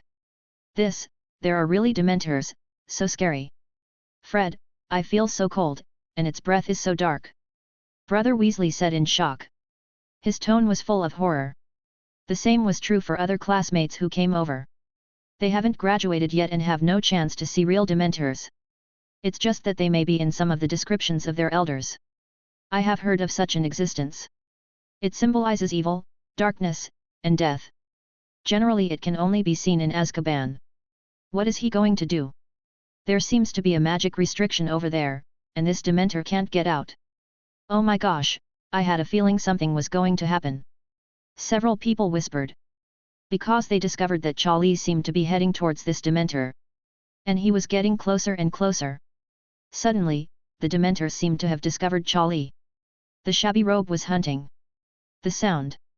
The skinny skeleton grabbed hold of the hand and suddenly slapped it on the magic restriction. It seemed that it was very excited about the arrival of Charlie. After the slap was ineffective, it began to hit the magic restriction crazily again. Snape was behind Charlie, frowning. He seemed to be thinking about something. This Dementor seemed to be targeting the two brothers Charlie and Harry. Why did this happen? Is someone deliberately manipulating it? It shouldn't be such a coincidence, but it happened. It was Harry who was encountered by a Dementor. Then he was attacked and his soul was damaged. Before Charlie came, the Dementors had been very stable. They were just pacing back and forth in the magic confinement. Now Charlie, as soon as he appeared, he went crazy. And the target was very obvious, which was Charlie. "Uncle Snape, please lift your ban." Charlie didn't look back and looked at the Dementor. He whispered. "Are you sure, Charlie?" Snape did not refuse directly. The person in front of him was not Harry, but Charlie. For Charlie, he did not completely regard him as a student now. Kindness. "Okay, be careful." Snape nodded. McGonagall was shocked. Just when he wanted to stop Snape, he found that the Dementor had already rushed out and flew directly towards Charlie. Greedy and urgent. It seemed that he wanted to suck Charlie clean immediately. Charlie raised his head and looked at the creature in front of him in silence. He slowly raised his wand. The other students who were watching also immediately let out a scream. Some were timid and ran away. "Call the gods to guard," Charlie whispered. Snape's brows jumped slightly. Mag's face also turned to one side. Then, a light blue light curtain condensed. The forms of 3 patron saints jumped out of the light curtain.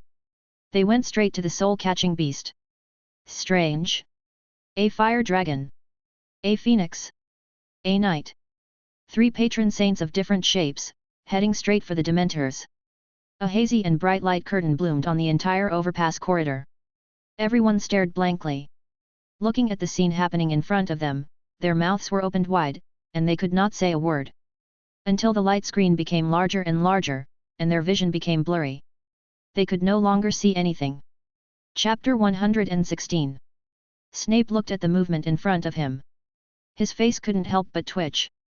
He is naturally different from those students.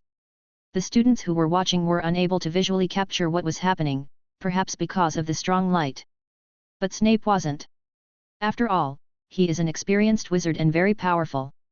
Even if he can't see clearly with the naked eye, he can still discern a trace through magic perception. Certainly. The same goes for Professor McGonagall. At this moment, both of their eyes were a little dull. Professor McGonagall couldn't help it and rubbed her eyes slightly. Getting excited? What did you just see? Charlie just needs to learn the Patroness charm now.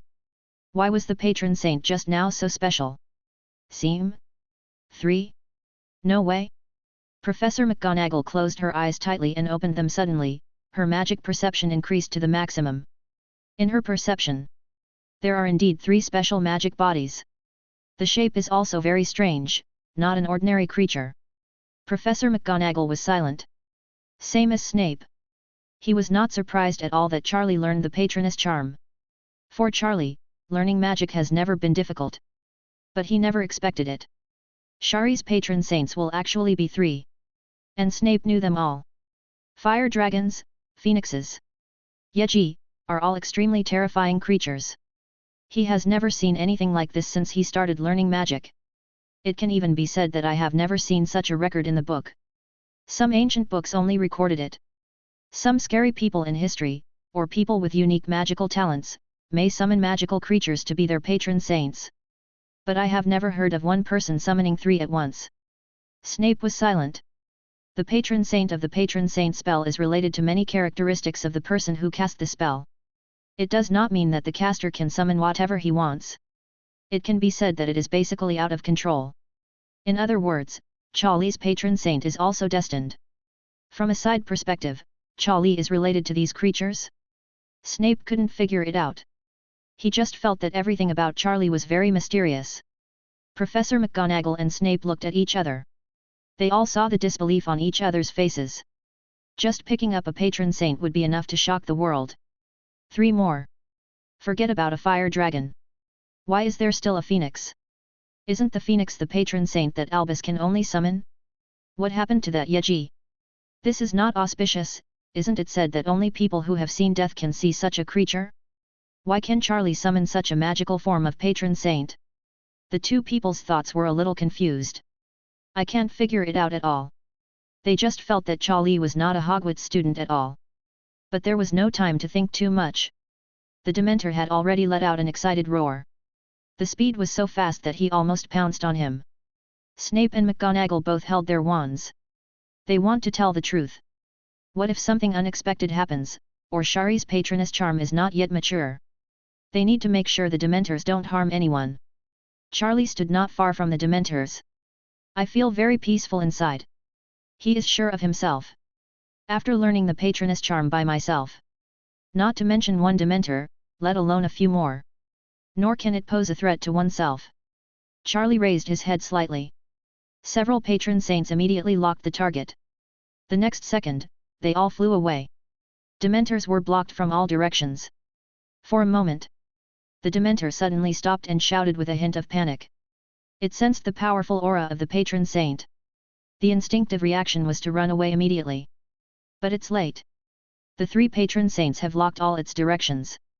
Snape breathed a sigh of relief. Charlie is indeed Charlie. He can drive away the Dementors with the Patronus charm so easily. Professor McGonagall also put away her wand. It's over. No surprises. Suddenly, Snape and Professor McGonagall frowned and their expressions changed drastically.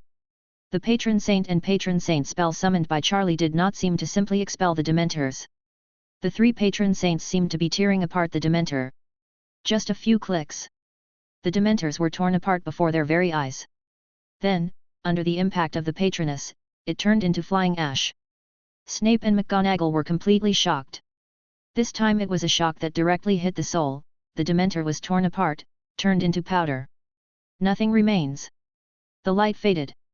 Charlie stood motionless in front, looking at the scene in front of him, thoughtfully. Snape and McGonagall were silent. He looked at Charlie in shock. The other magic apprentices at Hogwarts. Then bursts of cheers broke out. It's so amazing, classmate Charlie actually killed the Dementors directly. It's so scary. The Dementor's breath just now felt like it was suffocating me. Classmate Charlie was actually able to deal with such a monster by himself. No wonder classmate Charlie doesn't even give him the respect of an Auror. If it were me, I wouldn't give it either. Several classmates were chattering. Looking at Charlie's back, their faces were full of envy and shock. They already regarded Charlie as a legendary figure. The Weasley twins and Ron were also here. Their faces, which is slightly more complicated. George, I remember my parents said it was like the Patronus charm, it just repels Dementors. It shouldn't be possible to directly make the Dementors disappear, right? Fred Weasley felt a little tingly. Voice slightly trembling. Yes, I'm pretty sure that it should only be expelled. George swallowed. Looking at Charlie's eyes, he seemed a little scared. A layman looks at the excitement, an expert looks at the door. The Weasley family is a purebred wizarding family. The Weasley twins know much more than the other students. Hey, George, Fred, what are you talking about? Ron was confused. He was only in the first grade and didn't understand many things very well. It's okay, Ronnie, you don't understand it anyway. George didn't even look at Ron. Ron was a little dissatisfied and frowned. The two twin brothers always played with him like a child. A gust of wind blew by on the corridor. Charlie's hair also undulated slightly. His perception was completely dissipated at this moment, and he discovered something different. The Dementors were indeed gone. His Patronus curse was not an ordinary Patronus curse, and it actually directly killed the Dementors. Just now he saw the process clearly. The Dementors were torn apart by his three patron saints and turned into powder. But there was a detail that no one else could discover. The gold coins exploded. Charlie could clearly sense it. After the Dementor was torn into pieces, a ray of breath came out of the Dementor's body. It fell on the three patron saints respectively. That ray of breath seemed to be magic power or soul power. It was unclear what the reason was. But to be honest, after absorbing this ray of breath, the three patron saints seemed to have transformed their bodies, a little bit, not much. But this could not escape Charlie's perception. Charlie's perception was not at all. It is not something that ordinary wizards can compare with. He can clearly feel the joy of the three patron saints. There is also the more substantial form. Ordinary patron saints are hazy and transparent and illusory. After absorbing the aura overflowing from the Dementors, Shari's patron saint's form became more substantial. What's even more surprising is that the patron saint's aura also improved slightly. In other words, it seems. For Charlie, can this Dementor be used as patron saint fodder? This is interesting. After all the movements disappeared, Charlie did not intend to stay longer. He was going to investigate this matter, and he had clearly felt. This Dementor seemed to be staring at Harry or Charlie. When Charlie appeared in front of this Dementor, the Dementor became extremely excited. It wanted to break out of Snape's magic restriction immediately. To suck up Charlie's soul. Uncle Snape, Professor McGonagall, I'm leaving first. Charlie turned around and said to Snape and McGonagall. Then he passed Ron again. He suddenly stopped. Ron couldn't help but smile slightly. Tremble. Ron, do me a favor. Charlie said softly. Ron breathed a sigh of relief. Somehow, he had a hint of heartfelt awe for Charlie again. Especially today. The aura on Charlie's body was too dangerous. Even Dumbledore dared to scold him, even Aurors dared to fight. Dementors were killed. Is there anything else that Charlie can't do? Tell Dumbledore, that guy is hanging up, he will be hanging up for a day and a night. By the way, let me tell the guy hanging in the air, I want the Ministry of Magic to give me an explanation for this matter. Ron just nodded. He didn't think about what Charlie said. Thanks. Charlie nodded and disappeared into the corridor, leaving behind a group of students eating melons as well as Snape and McGonagall. Looking at Charlie's leaving back, he had a complicated expression. Severus, next, the Ministry of Magic may find it difficult to investigate. Professor McGonagall whispered, her face not very pretty. A look of fierceness flashed across Snape's face. The cloak behind him made a sound. I don't allow this to happen. I was weak before, but now I won't. Snape's voice was extremely firm, and he looked into the distance. In his thoughts, countless scenes seemed to flash through his mind. Professor McGonagall looked at Snape in a daze, and then sighed deeply. Little Ronnie, hurry up and go. George nudged Ron and urged.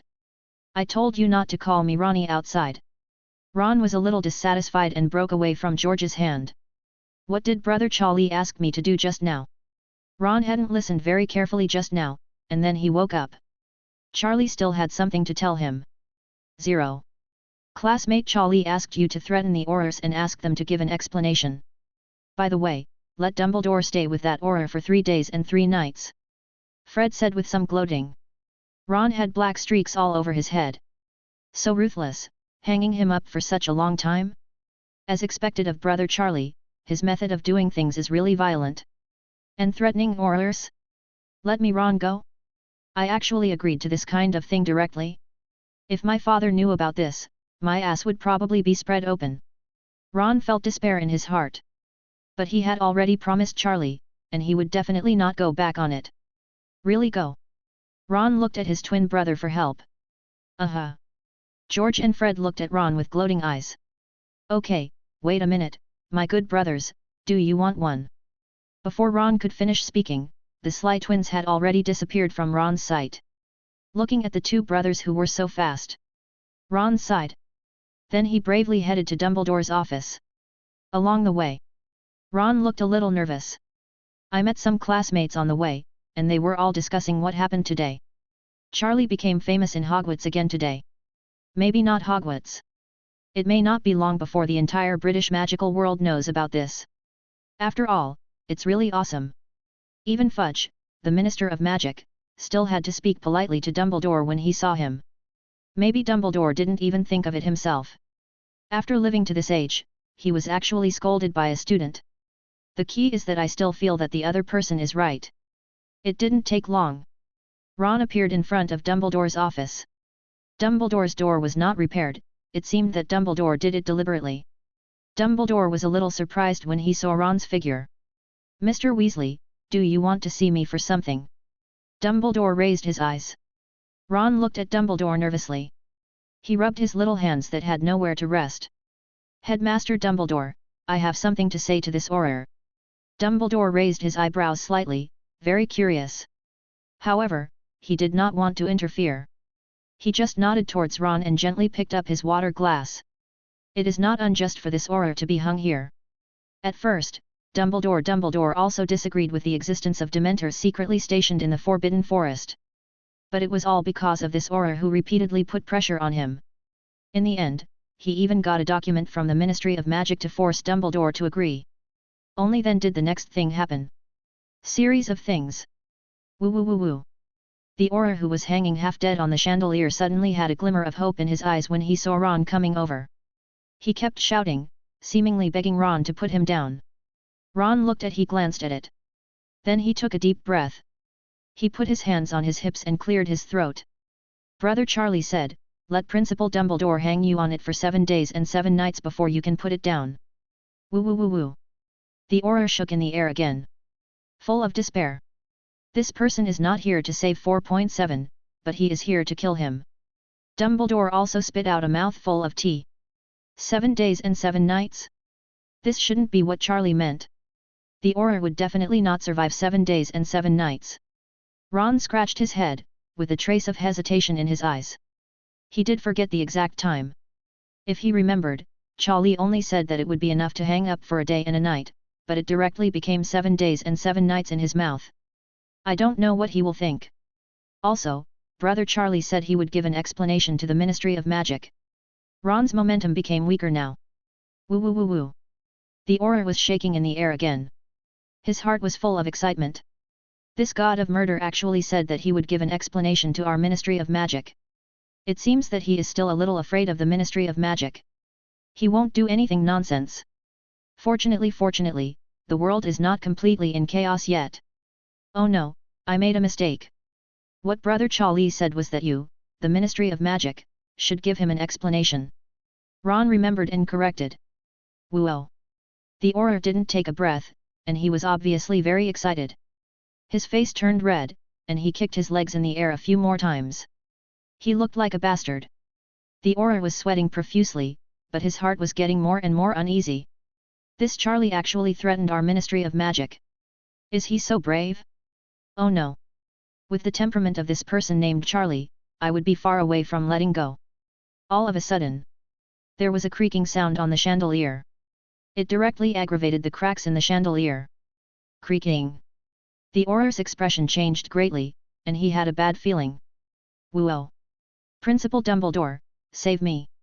Ron, it's really weird, why are you so excited? When the time is up, I will definitely let you down. Why are you in such a hurry to jump down by yourself? Chapter 117. Finally. At the critical moment. It was Dumbledore who saved the auror. The auror could not calm down in fear for a long time. He was extremely grateful to Dumbledore, but he had resented Dumbledore for not saving him. It also disappeared. Ron left early. His mood has been very ups and downs today. Harry was still lying in the infirmary and he needed to go check on Harry. But at this moment, Dumbledore had a problem to face. That is, when the auror returns, he will definitely report Charlie's behavior to the Ministry of Magic. Then what followed was the auror office's questioning of Charlie. Even arrest and going to the Ministry of Magic to face trial. This is what Dumbledore doesn't want to see. Him at this moment. The old look in his eyes seemed to be the same as the door today. The smoke disappeared. Instead, there was a look of determination. The auror who was hanging in the sky since being rescued by Dumbledore. Much restrained. Changed the arrogant look before. He hurriedly said goodbye to Dumbledore and immediately went to join the other aurors. They want to go back and resume their lives. And report this matter to the auror office or even the Ministry of Magic. Outside Hogwarts. In front of the Forbidden Forest. Several people in coats gathered here. It's just that their faces are a little ugly. Dementors, one is dead. This is really outrageous. How should we explain this matter to the Ministry of Magic when we go back? Was it really the student named Charlie who did it? I wonder if we could take him away and investigate. Several aurors were a little distressed. But when one of them asked to take Charlie with him, one of them obviously shook unconsciously. If you want to go, you go, I won't go anyway. I just have an opinion, we should go back early to resume our duties. That person was the auror who was hung by Charlie on the chandelier. As soon as he heard Charlie's name, his body couldn't help but tremble. Let alone take Charlie away. Everyone's expressions were very complicated. They also heard having said that, this colleague was hung by Charlie from the chandelier today and was severely humiliated. 08. What he said just now was naturally just talk. Everyone is about the same strength. Who is going to take him away? Don't say anything. There is a headmaster of Hogwarts over there. Just a few of them want to take people away from Hogwarts? Without a formal arrest warrant, there is no need to even think about it. Etc. Suddenly, one person seemed to remember something. Is this person named Charlie the one who works as a consultant in our Auror office? I heard that he was the one who broke through some previous magic problems at a very young age and had a great impact. The genius little wizard, the one who was later invited by our leader to become a special consultant. Thinking of this, everyone looked at each other. Sure enough, it must be him. In this way, it makes sense. No wonder his colleague did not take any advantage in the hands of this student named Charlie. It can be said that there was no way to fight back. Thinking of this, several Aurors looked at today's warrior with sympathetic eyes. It was so pitiful that he kicked the iron plate. The man didn't say a word. He just took the lead and left first. Today's situation, it must be reported to the Ministry of Magic. After all, there is a student, Harry, who has been attacked by a Dementor. Their Auror department also has an unshirkable responsibility. As for Charlie, that is another matter. But what about attacking an Auror? We can't just turn the page like this. Hogwarts has returned to calm. Even the other Dementors have retreated. For several days, Charlie has not come to class. Today is Quirrell's class. Charlie appears inside the classroom. But instead of waiting for Quirrell, he waited for Snape. Snape announced that Professor Quirrell would temporarily leave Hogwarts for a period of time due to special reasons. This made the students feel painful. After all, the next defense against the dark arts class will have to be taught by Professor Snape. They don't like Professor Snape's teaching style, after all, it is too serious. On the contrary, it is Quirrell's class, and it doesn't matter whether he listens or not. For those students, it is a good way to relax. Charlie narrowed his eyes slightly.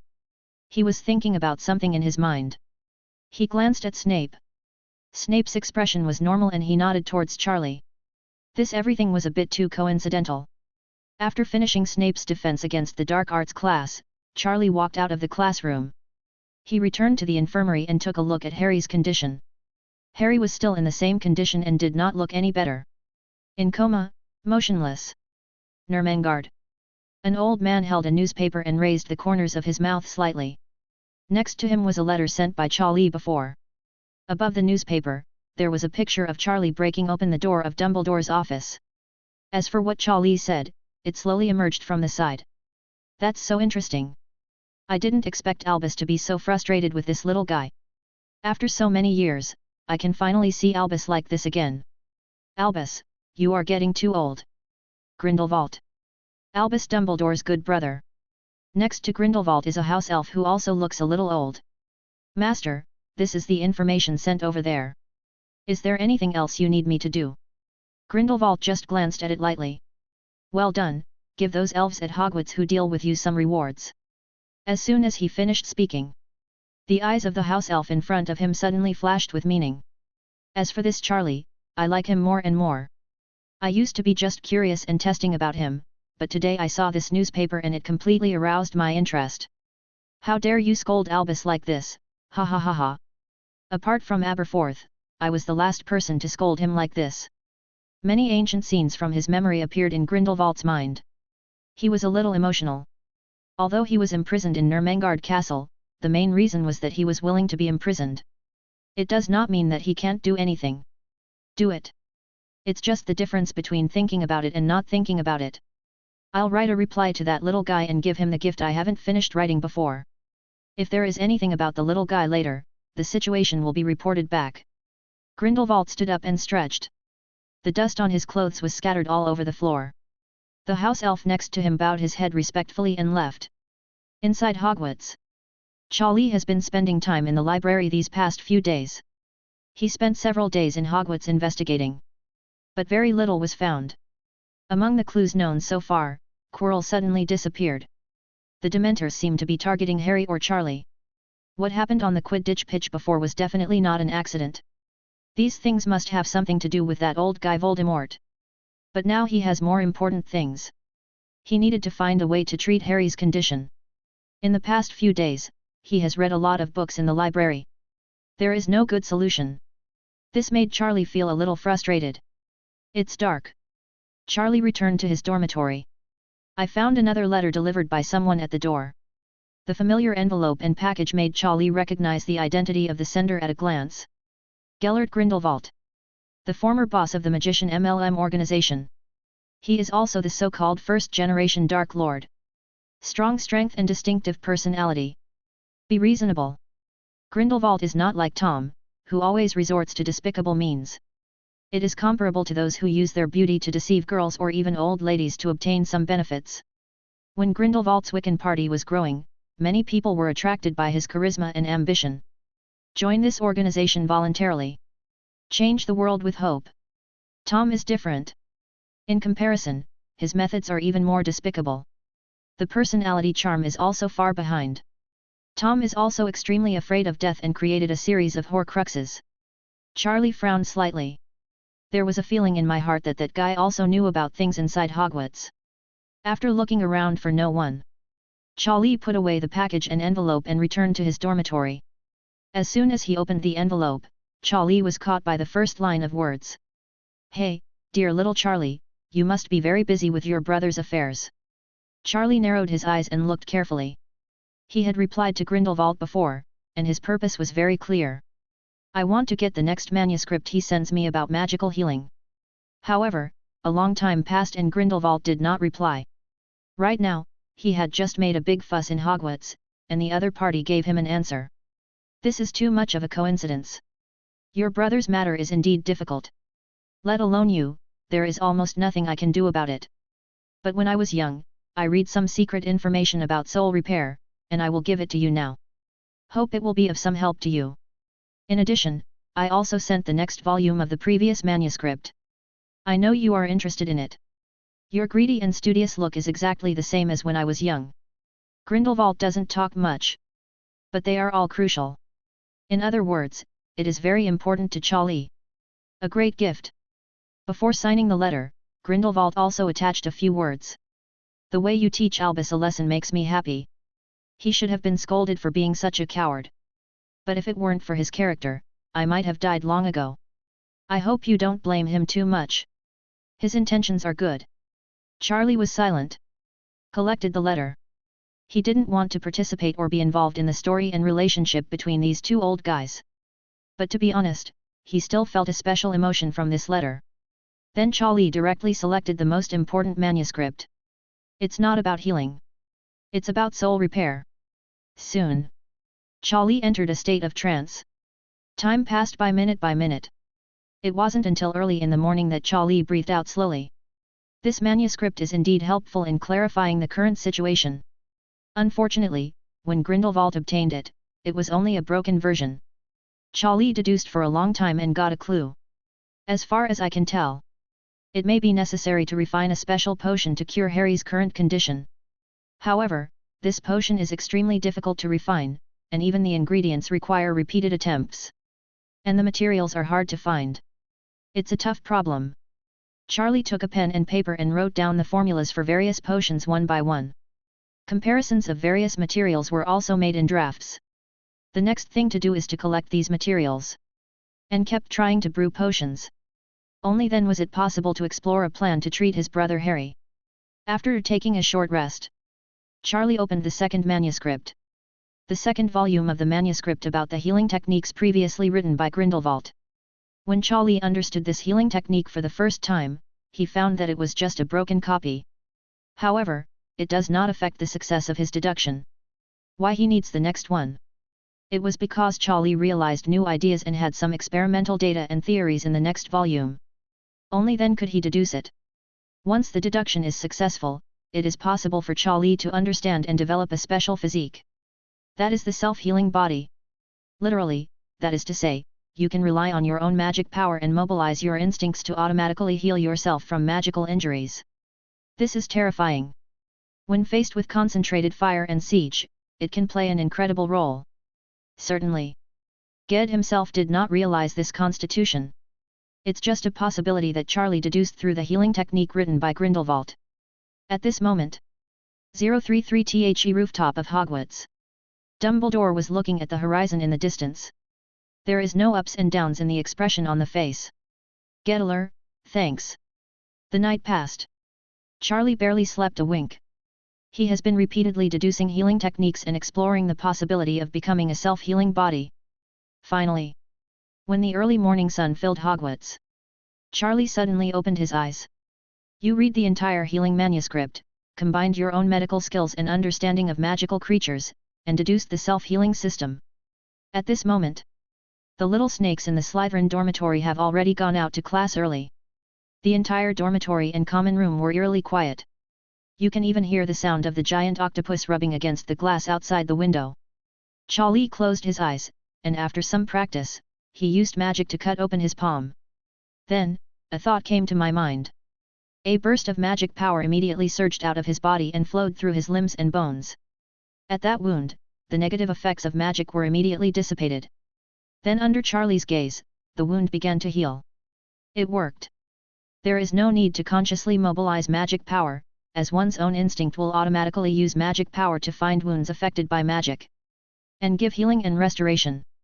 It's just that Charlie is not yet proficient at it now, and his efficiency is slightly slower. Similarly, it is not easy for Charlie to experiment with the limits of physical healing at the moment. Just when Charlie was still thinking about how to optimize his new abilities, there was a knock on the door. Brother Charlie, Principal Dumbledore asked you to come over. It was Ron's voice. Charlie stood up and shook his head slightly. He already knew who was looking for him. Before that, Hansen sent a letter from outside, telling Charlie that the Auror office was targeting him. Held a meeting. They might come to Charlie and ask Charlie to cooperate with the investigation.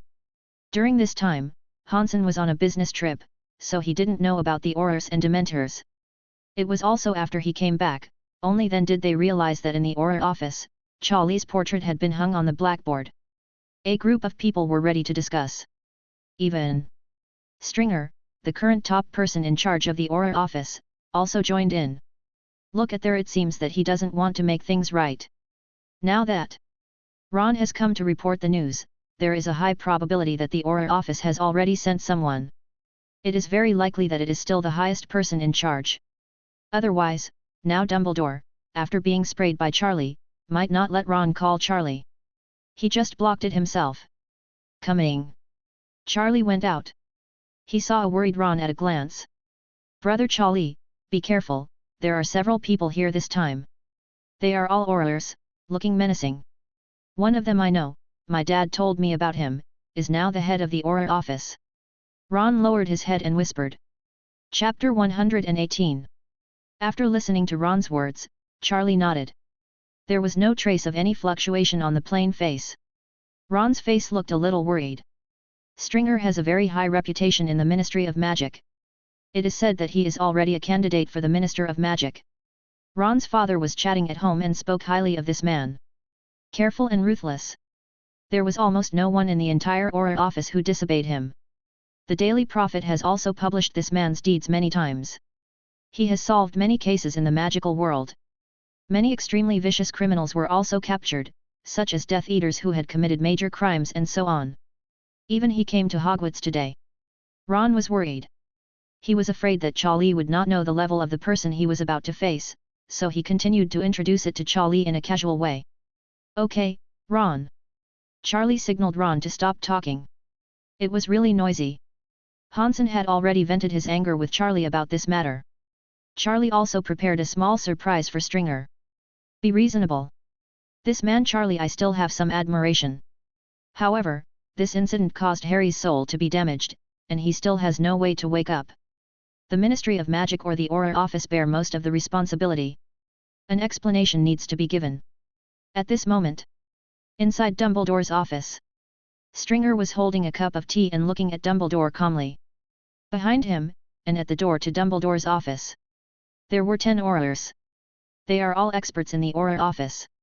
Headmaster Dumbledore, I think you should know what the crime of attacking an Auror is. Although he was just a student, he still broke the law. You can't keep shielding him just because you are the headmaster of Hogwarts. Stringer said slowly. Dumbledore didn't speak. He just looked at him with a smile. But I still have to thank you for your cooperation. The child who just went to inform me should be able to see the real owner soon. Stringer said again. He has been sitting in Dumbledore's office for a long time. Not long ago, Dumbledore relented and agreed to call Charlie over. Otherwise, he did not express a single statement. This actually makes Stringer was a little depressed. To be honest, he and Dumbledore had known each other for a long time. In the past, Dumbledore would always give him some face. Today was indeed very unusual, and sometimes he would not even respond to him directly. Asked. As for Charlie, they waited for a long time without seeing him. Time passed slowly. In Dumbledore's office, only the ticking sound of the clock was heard. Finally, a figure appeared in their field of vision. Garrison the Aurors in front of Dumbledore's door all turned their gazes over. Charlie looked straight at them, expressionless. However, the Aurors couldn't help but feel a little nervous at this moment. They secretly held their wands. They knew what happened to the previous Auror. He was hung alive on the chandelier by Charlie, and almost fell to his death. This student named Charlie, their consultant instructor, was not an ordinary first-year student at all. He could turn into a killer at any time. Suddenly, on the left side of the stairs, in the opposite direction from where Charlie appeared, a woman's figure appeared in everyone's eyes. Rita Skeeter, a reporter from the Daily Prophet. This was unexpected. All the Aurors expected. All the Aurors stationed in front of the door looked shocked. Then they looked at Charlie again, feeling something strange in their hearts. But no one noticed. Skeeter stepped forward. While walking, Charlie glanced at each other secretly. Charlie nodded slightly. The two seemed to have reached some kind of tacit understanding. Charlie came to the door of Dumbledore's office, and Skeeter followed closely behind. People appeared in the field of vision of Dumbledore and Stringer together. Dumbledore was slightly surprised.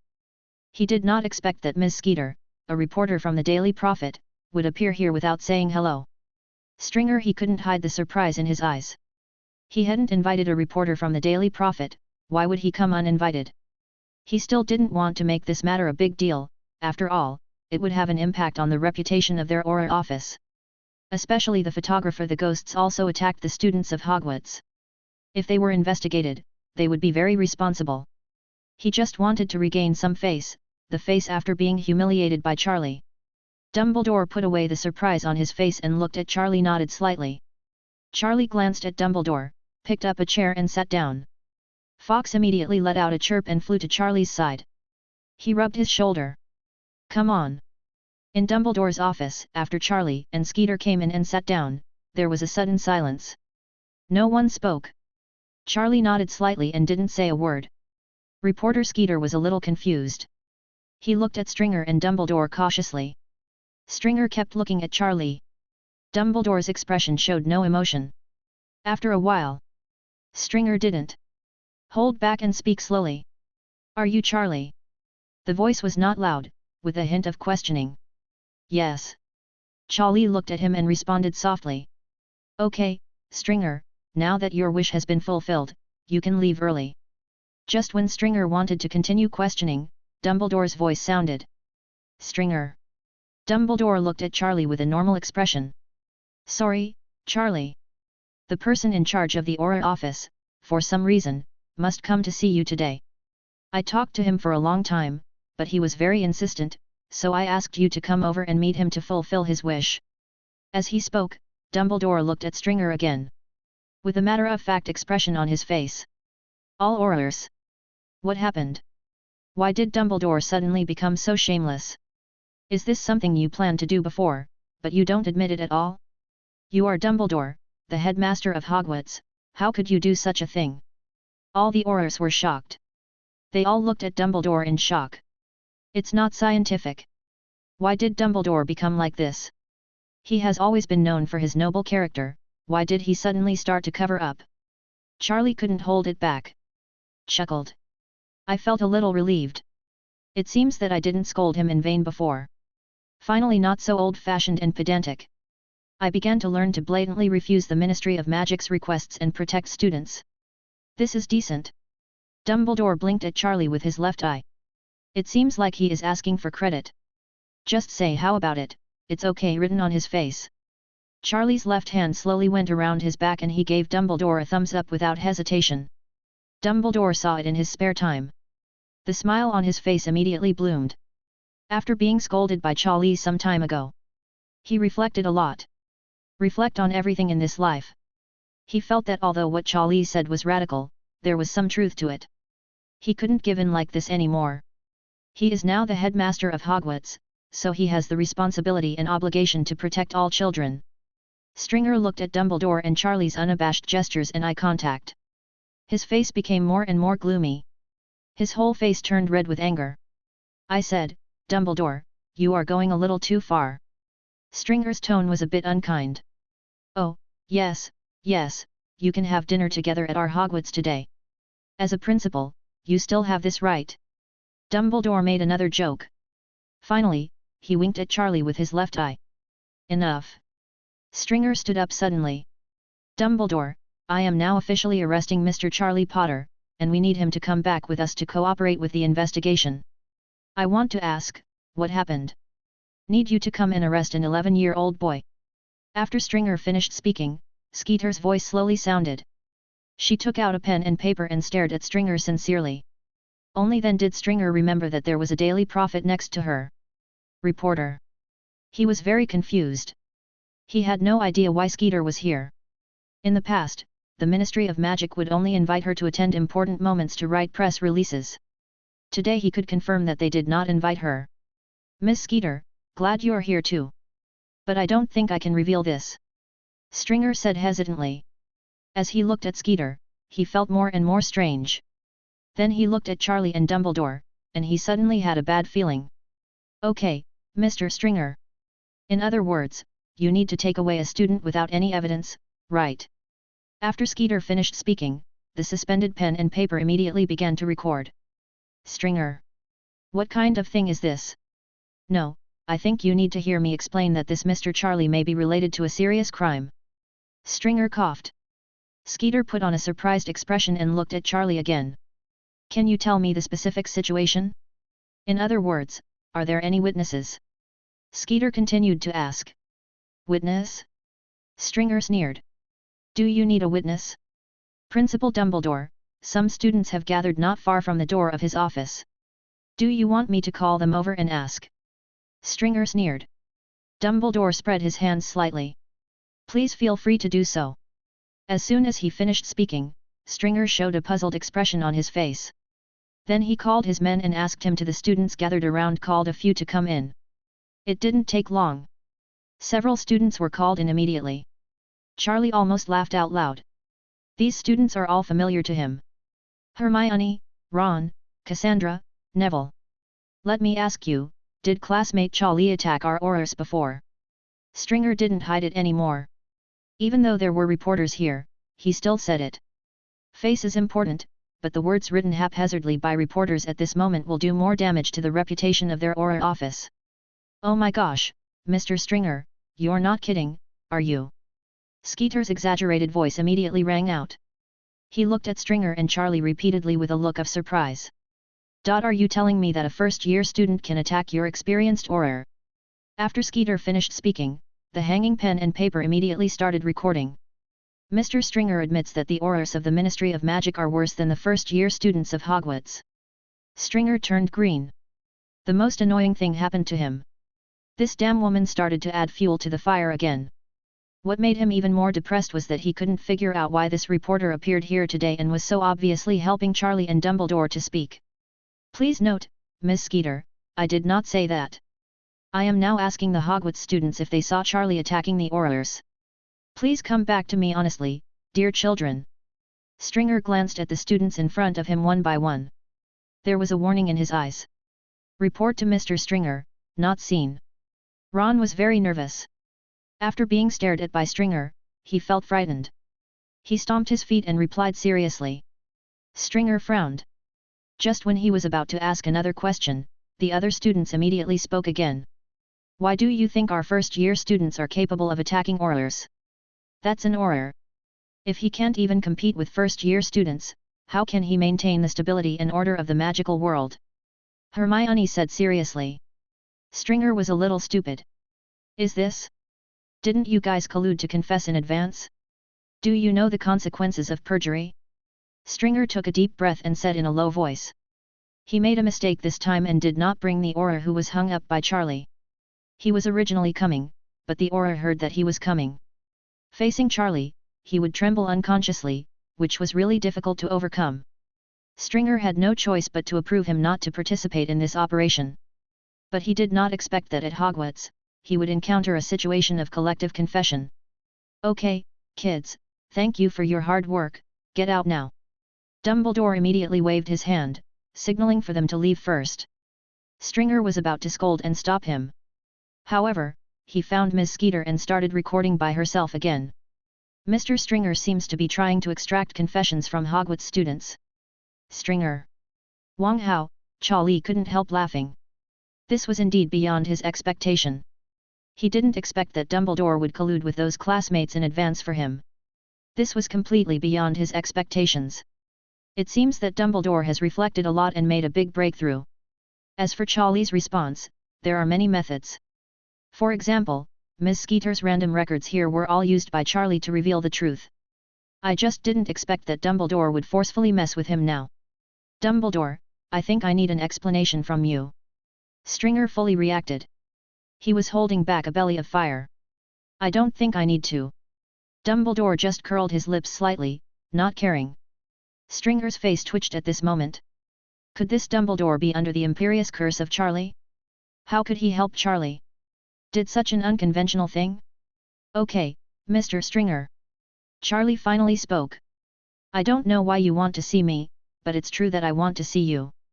My brother Harry is still unconscious because of your work mistakes. I may never wake up for the rest of my life. How should I deal with this matter? Charlie stood up. His aura was like a sharp knife being drawn out of its sheath. His eyes looking at Stringer also became sharper. Stringer's heart suddenly thumped. He couldn't help but avoid Charlie's gaze. Skeete showed an expression of surprise. His mouth opened wide. There was a hint of excitement in his eyes. Remember, a mistake in the Auror office of the Ministry of Magic caused the Child of Prophecy to fall into coma. According to his brother, he may never wake up in this life. I personally feel that the Ministry of Magic is responsible for this. The children of prophecy should not be treated unfairly. Dumbledore. Yes, yes. Stringer's face turned green. He feels a little regretful now. It seems that I shouldn't come to Hogwarts. Chapter 119. Stringer's face turned red. This is since his career. For the first time, I felt like I couldn't use my strength. Sitting in front of him was Dumbledore. Although he and Dumbledore also had some ideological differences. But overall, he felt that Dumbledore was also a person who would stand on the side of justice. Today was a direct eye-opener for him. The greatest white wizard of this century, a powerful man who has led the magic world to solve many crises. Headmaster of Hogwarts. To actually make a joke here, it's just too cute and cute. Classmate Charlie, I think you should reorganize your language. It was not our mistake that caused your brother's coma. We are performing a mission, and accidents may happen during the mission. I'm also sorry about what happened to your brother. But today, the main purpose is to investigate your attack on the Auror. And you must give us a reasonable explanation for your guilt in killing the Dementors. Stringer looked serious. There was no trace of guilt on his face. He didn't want to blame their Auror office for Harry's coma. In his philosophy, when Aurors perform tasks, sometimes things will happen. Accident. And they have certain accident indicators, including death. Remember, the great head Auror, Mr. Stringer, is determined not to accept responsibility or fault. The temperature and attitude of the Ministry of Magic's law enforcement are worthy of suspicion by all people in the wizarding world. As soon as Stringer finished speaking, Skeeter began to take control of the pen and paper to record. He was still reciting seriously. All the Aurors in Dumbledore's office, including Stringer, looked a little stiff. I can't hold back my murderous aura. So angry. This flamboyant woman in green clothes. I really want to hit her. Skeeter also felt the danger in the air, and took a step back. He looked at Charlie nervously. Charlie took the chair and sat directly in front of Skeeter. He didn't care about the Auror's murderous gaze. Miss Skeeter, please don't be afraid. You should still follow the spirit of a journalist, seek truth from facts, and not be afraid of power. With Principal Dumbledore here, no one can threaten you. Charlie shouted. Dumbledore couldn't help but twitch his eyelids. Skeeter let out a long sigh and looked at Charlie with extremely complicated eyes. Threatening? As soon as he heard this word, Skeeter felt extremely anxious. Depressed. She shouldn't have appeared here. But just a few days ago, an Auror named Hansen approached Ms. Rita Skeeter. She originally thought she needed some good news. She reported it, and she was very polite. But she didn't expect that after the two met in the coffee shop, the atmosphere became a bit wrong. This Auror named Hansen made Skeeter fall into a daze as soon as he opened his mouth. Miss Skeeter, you don't want us Aurors to know about this, do you? As Hansen spoke, he pointed to the beetle on the window next to the dining table. Skeeter's expression could no longer be calm. She is an unregistered animagus. He often turns into a beetle to eavesdrop on other people's conversations and so on. This is a secret that only she knows. But for some reason, he was discovered by the Auror in front of him. Once this matter is known to the Ministry of Magic, she must take responsibility. Just when she was paralyzed and thought she was going to jail, Hansen made her request. Let her go to Hogwarts today to record the press release. As for how to write it, just use her talent for exaggeration. But in terms of direction, you must side with the student named Charlie. So this scene happened. So when she just heard Charlie threaten, her expression was very complicated. Classmate Charlie, if you want to threaten me, your subordinate Hansen is the first person to threaten me. Charlie naturally didn't care about Skeeter's thoughts. He assigned Hansen to do all these things. At this moment, he was appreciating the flushed faces of Stringer and the Aurors. You guys have already planned it, right? Stringer felt powerless. Whether it was Dumbledore's attitude or this reporter from the Daily Prophet who was extremely good at telling stories, it all gave him a headache. If Dumbledore didn't support their work, it would be almost impossible to take away Charlie. Coupled with this is a ruthless reporter who is good at adding fuel to the fire and making up nonsense. They weigh everything they do. Otherwise, in a few days, the Auror office will become famous in the entire British wizarding world. No, Mr. Stringer. Charlie's eyelids raised slightly. I told the guy who went back before that your Ministry of Magic needs to give me an explanation for this matter.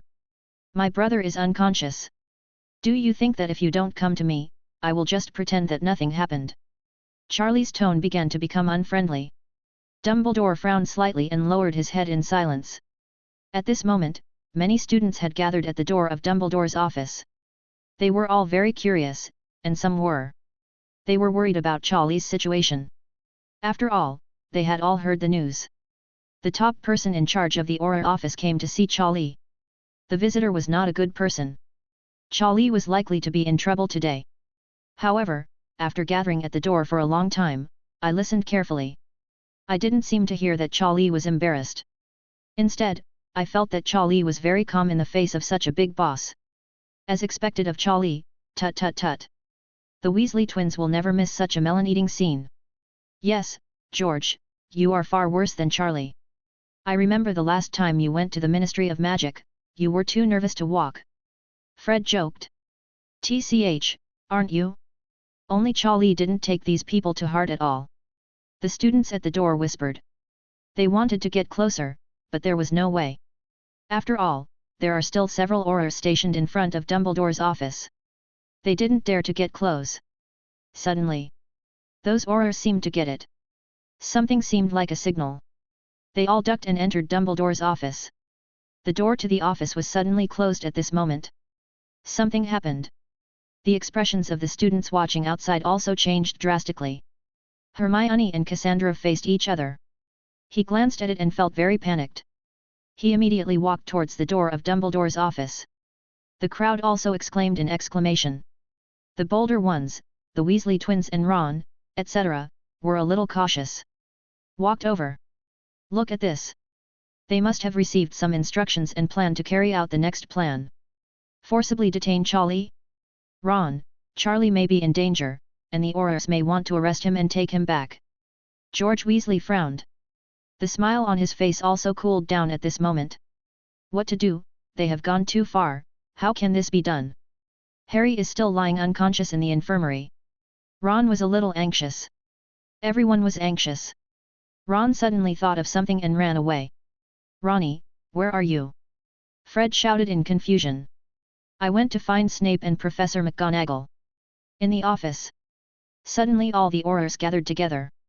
The door was also locked tightly, and Stringer also used magic to strengthen it. Reporter Skeeter immediately took a few steps back. His face changed. It became more and more difficult to look at. There was a murmur in my heart. I knew that nothing good would happen if I went against the Ministry of Magic. Why are you forcing me to lie in this muddy water? Dumbledore raised his head slightly, with those smiles on his face, also slowly cooling down at this moment. There was a hint of warning in the look in Stringer's eyes. Stringer glanced at the three people opposite him and slowly spoke. Principal Dumbledore, I hope you will pay attention to your identity. If you act rashly, then I can think that you are declaring war on the entire Ministry of Magic. Miss Skeeter, I don't know why you would help Charlie in front of you like this. But we are currently enforcing the law. If you rashly stop us again, we will arrest you as well. Mr. Charlie, I hope you will surrender and come back with us to be investigated. Stringer held the wand. He couldn't bear it anymore. From the time Charlie came in until now, he has been being crushed and played with by several of them.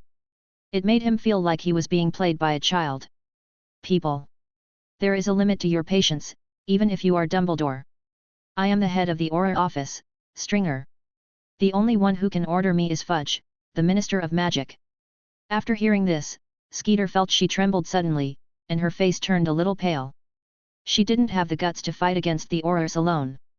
Dumbledore seemed not to hear it. It was just that the magic power around him fluctuated and became a little manic. He didn't take action. Dumbledore sighed in his heart. If it had been before, forget it. But now, it is impossible for me to watch you escorting Charlie away. I will not give in any more. Suddenly, Charlie's hand stretched out. The magic power around Dumbledore immediately calmed down. It's okay, I'll just come. After Dumbledore heard this, he looked at Charlie in surprise. Then he seemed to understand what Charlie was going to do. Charlie stood up and looked at the Aurors in front of him one by one indifferently. His last gaze stayed on Sterling. On Jay. Is this the attitude of your Ministry of Magic in doing things? So many people surrounding a first-year student. Your mistake led to the murder of my brother, and you still dare not admit it. This is the Ministry of Magic. Are you the only one qualified to be an Auror? Didn't your parents teach you this when you were young? You have to admit when you make a mistake, and you have to stand upright when you are beaten. Charlie sneered. His voice became sonorous and powerful at this moment. Even the Weasley brothers outside the office could hear it clearly. It's awesome, Charlie is indeed Charlie, I'm getting a little excited when I say it. George's face was a little excited. I have a bold idea. Charlie won't accept it. Let's challenge their Aurors alone. Fred seemed to have thought of something, with a look of horror on his face. As soon as he finished speaking, the students who were eavesdropping in front of the gate all looked over in disbelief. Stringer and those Aurors. His face was also a little red at the moment. But they seemed to be deliberately avoiding it and did not speak. Just waiting for Stringer to give the order. Take it. The order was issued, and the Aurors immediately took action towards Charlie. Disarm everyone. Get imprisoned quickly. One after another magic spells hit Charlie directly.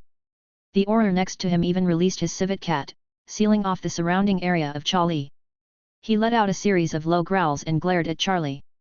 There was a raging wave of magic power throughout the office. Books, teaching aids, potions, etc. They all flew up at this moment. Dumbledore raised his hand slightly, and the restlessness was suppressed. Charlie also raised his hand at this moment. For a moment, it seemed as if the magic power of the entire space had been drained away by Charlie. All the magic that attacked him was blocked by a special wave. Just you guys, you want to take me down? Charlie chuckled. The wand appeared in his hand. Stringer and the others were shocked. Their attacks didn't work? Although they were just conservative spells, they couldn't be blocked by waving their hands. The civets blocking the direction of Charlie roared one after another.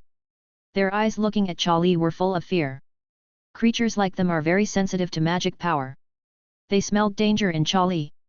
Meow. Suddenly, a cat meowed. A civet cat jumped out from the side and bit Charlie's arm. Stringer and the others were also shocked. The civet cat was so stimulated that it attacked directly without listening to the instructions. Their main purpose this time was to arrest Charlie, not to do any great harm to him. Charlie didn't seem to feel any pain. He just glanced at the civet coldly. Then with a wave of his hand, the civet was thrown away and landed heavily on the wall, causing cracks. At this moment, the civet cat was out of breath. On Charlie's arm, blood spilled. This kind of bite mark from a civet cat is filled with magic power and is an extremely difficult wound to treat. Charlie, just surrender and follow us back to the Ministry of Magic. We will take care of your wounds, Stringer said coldly. But the next second, his expression became extremely shocked. It seemed as if he had seen something incredible. Inside Charlie's damaged sleeve robe, he could see the flesh and blood bitten by the civet cat. There was a blur. Suddenly there was a wave of magic power. It quickly repaired the wound as if it had materialized. In just a few breaths, the wound was completely healed as before. Everyone was shocked. Even Dumbledore did not hide it at all. There was a look of shock in his eyes. As for Skeeter, he had covered his mouth at this moment. The other Aurors had horrified faces. They looked at Charlie as if they were looking at a monster. Director, am I being blinded? Can actually heal itself? An Auror swallowed and spoke slowly. If we're blind, you'd be right. Stringer didn't look back. He stared at Charlie with great fear. He had a strong feeling that he really shouldn't be here today. This bad premonition made him feel as if he was going to hit an iron plate. Headmaster Dumbledore, repair your office yourself when the time comes. Charlie chuckled. Dumbledore immediately felt something bad in his heart. The next second, a powerful wave of magic blasted open Dumbledore's office. The Hogwarts castle was ripped open. A hole. The icy cold wind suddenly rushed into the office like a wild horse. The whole office was suddenly filled with coldness. The students who were eavesdropping outside the door were also shocked by this loud noise. They were shocked. They looked at each other, and they saw incomparable shock on each other's faces. It's really a fight. Charlie seems to have fought back. I won't just kill Hogwarts with one move, right? Man, I think we underestimated Charlie. Inside Dumbledore's office, Stringer looked at Charlie who was walking slowly in front of him. His expression was complicated, full of fear. Chapter 120. Charlie walked forward slowly. Do not know why. The Aurors who were staring at Charlie also involuntarily stepped back. At this moment, Charlie's eyes were full of fear. Horrible. The Hogwarts castle was blasted open in one fell swoop. Even the wounds just bitten by the civet could be healed automatically. Are you telling me this is a first-year student at Hogwarts? Isn't this the Dark Lord? Students outside the office. Everyone is very anxious at the moment. What should I do? Charlie really took action against Aura and the others. It will be difficult to end it now, right? Cassandra said worriedly. Hermione was equally worried. The Weasley twins were full of excitement. He kept sighing and beating his chest. I felt that I missed the best scene and could not watch Charlie and Aura fight for 300 rounds. Mr. Charlie, I think you have already broken the law in your eyes, blatantly resisting arrest and attacking an Auror. Stringer said coldly. Yet. First of all, I was not detained and I did not commit a crime. What evidence do you have to prove that I committed a crime? Secondly, I didn't attack the Aurors. If the former is not true, I was just acting in self-defense. By the way, remember it again. Charlie turned his head and glanced at Skeeter. Skeeter trembled all over. Only at this moment did he recover. Oh, okay, I'll remember it right away. Auror sent civet cats to attack first-year students and labeled Mr. Charlie as a criminal. Is this a loss of morality or a distortion of human nature? Stringer felt like his brain was going to explode. How could we encounter such a plague god? Naskeet's voice was like a fly, mumbling, chirping non-stop. Skeeter paid no attention to Stringer's gaze. At this moment, she was extremely cautious. She was completely frightened by Charlie. The weird self-healing ability before made Skeeter feel very scary. Later, the magic attack blasted open Dumbledore's office. It made her completely numb. When she remembered the last time she tried to force an interview with Charlie, she felt happy in her heart. No wonder that Auror named Hansen works so loyally for Charlie. Enough. Miss Skeeter, please stop nagging. Stringer shouted. Skeeter couldn't help but tremble. Mr. Stringer became so angry that he attempted to threaten a reporter from the Daily Prophet. This reporter risked his life to track and report first-hand news for you. Skeeter moved closer to Dumbledore. I kept thinking about it. Stringer and the other Aurors were going crazy. If you can. They even wanted to take Skeeter into custody now. Even lynching. But now they have no choice. Charlie is getting closer and closer to them, and they can't distract themselves from dealing with this annoying woman in green clothes. Take action, don't hold back. Stringer ordered again. He could already clearly feel the danger brought by Charlie. With one order, those Aurors had nothing to fear. Crazy magic surged. Magic and shock waves, attacking Charlie. Dumbledore raised his head slightly, and the wand appeared in his hand at some point. It seemed that as long as Charlie was in slight danger, he would take action directly. But Charlie did not let Dumbledore take action. Opportunity. Charlie's hand waved the wand gently. A stream of light blue flames merged at the tip of his wand. The next second, a huge blue flame spurted out. A fire curse. Stringer and others were shocked. Why does this fire curse make them feel so dangerous? Dumbledore narrowed his eyes slightly. He had seen Charlie's fire curse before. The color of the fire curse was not so light blue before. He hadn't seen it for a while. Charlie used it, and Charlie had actually practiced the blue sharp fire. This should have something to do with that guy. Indeed. This blue sharp fire is much more powerful than before. All thanks to Grindelwald's manuscripts. Although those manuscripts did not deliberately mention these. But Charlie's incredible understanding still understood a trace from Grindelwald's manuscripts. The curse stops. The curse stops. The curse stops. Several Aurors flashed and stood in front of Stringer. They leaned over to cast spells. An invisible magic barrier appeared instantly. The blue fire turned into a fire dragon. In the blink of an eye, the entire office was the temperature suddenly increased. Dumbledore immediately stretched out his hands and reinforced it with a restriction to prevent the office from being directly set on fire. The next second, the blue fire transformed and went straight to the Auror. A sound like glass breaking sounded. Several seconds the Aurors flew out upside down. As if they were being pulled by a black hole, they flew directly out of the Hogwarts castle. The barrier of Curse Stop's transformation was instantly shattered. The powerful fire seemed to swallow them up instantly. Stringer waved his wand, as if he wanted to break a hole in the blazing blue fire. However, he found that his magic power could only increase the power of the fire. The scorching temperature spread. Stringer's hair melted at this moment. His face was also distorted at this moment. A huge feeling of fear came over him. He wanted to retreat, but found that behind him was the big hole opened by Charlie. His whole body was unconscious at this moment. Trembling. All time seemed to have stopped. Stringer regretted it. If he was given another chance, he would not choose to come here to arrest this student named Charlie. It was really terrifying. He would never have imagined that, I and a group of Aurors couldn't survive this first-year student. Wait. That blue fire. Why does it look a bit familiar? Could it be that this person named Charlie is with that person must have something to do with it? Stringer shook his head helplessly. He slowly closed his eyes and waited for death.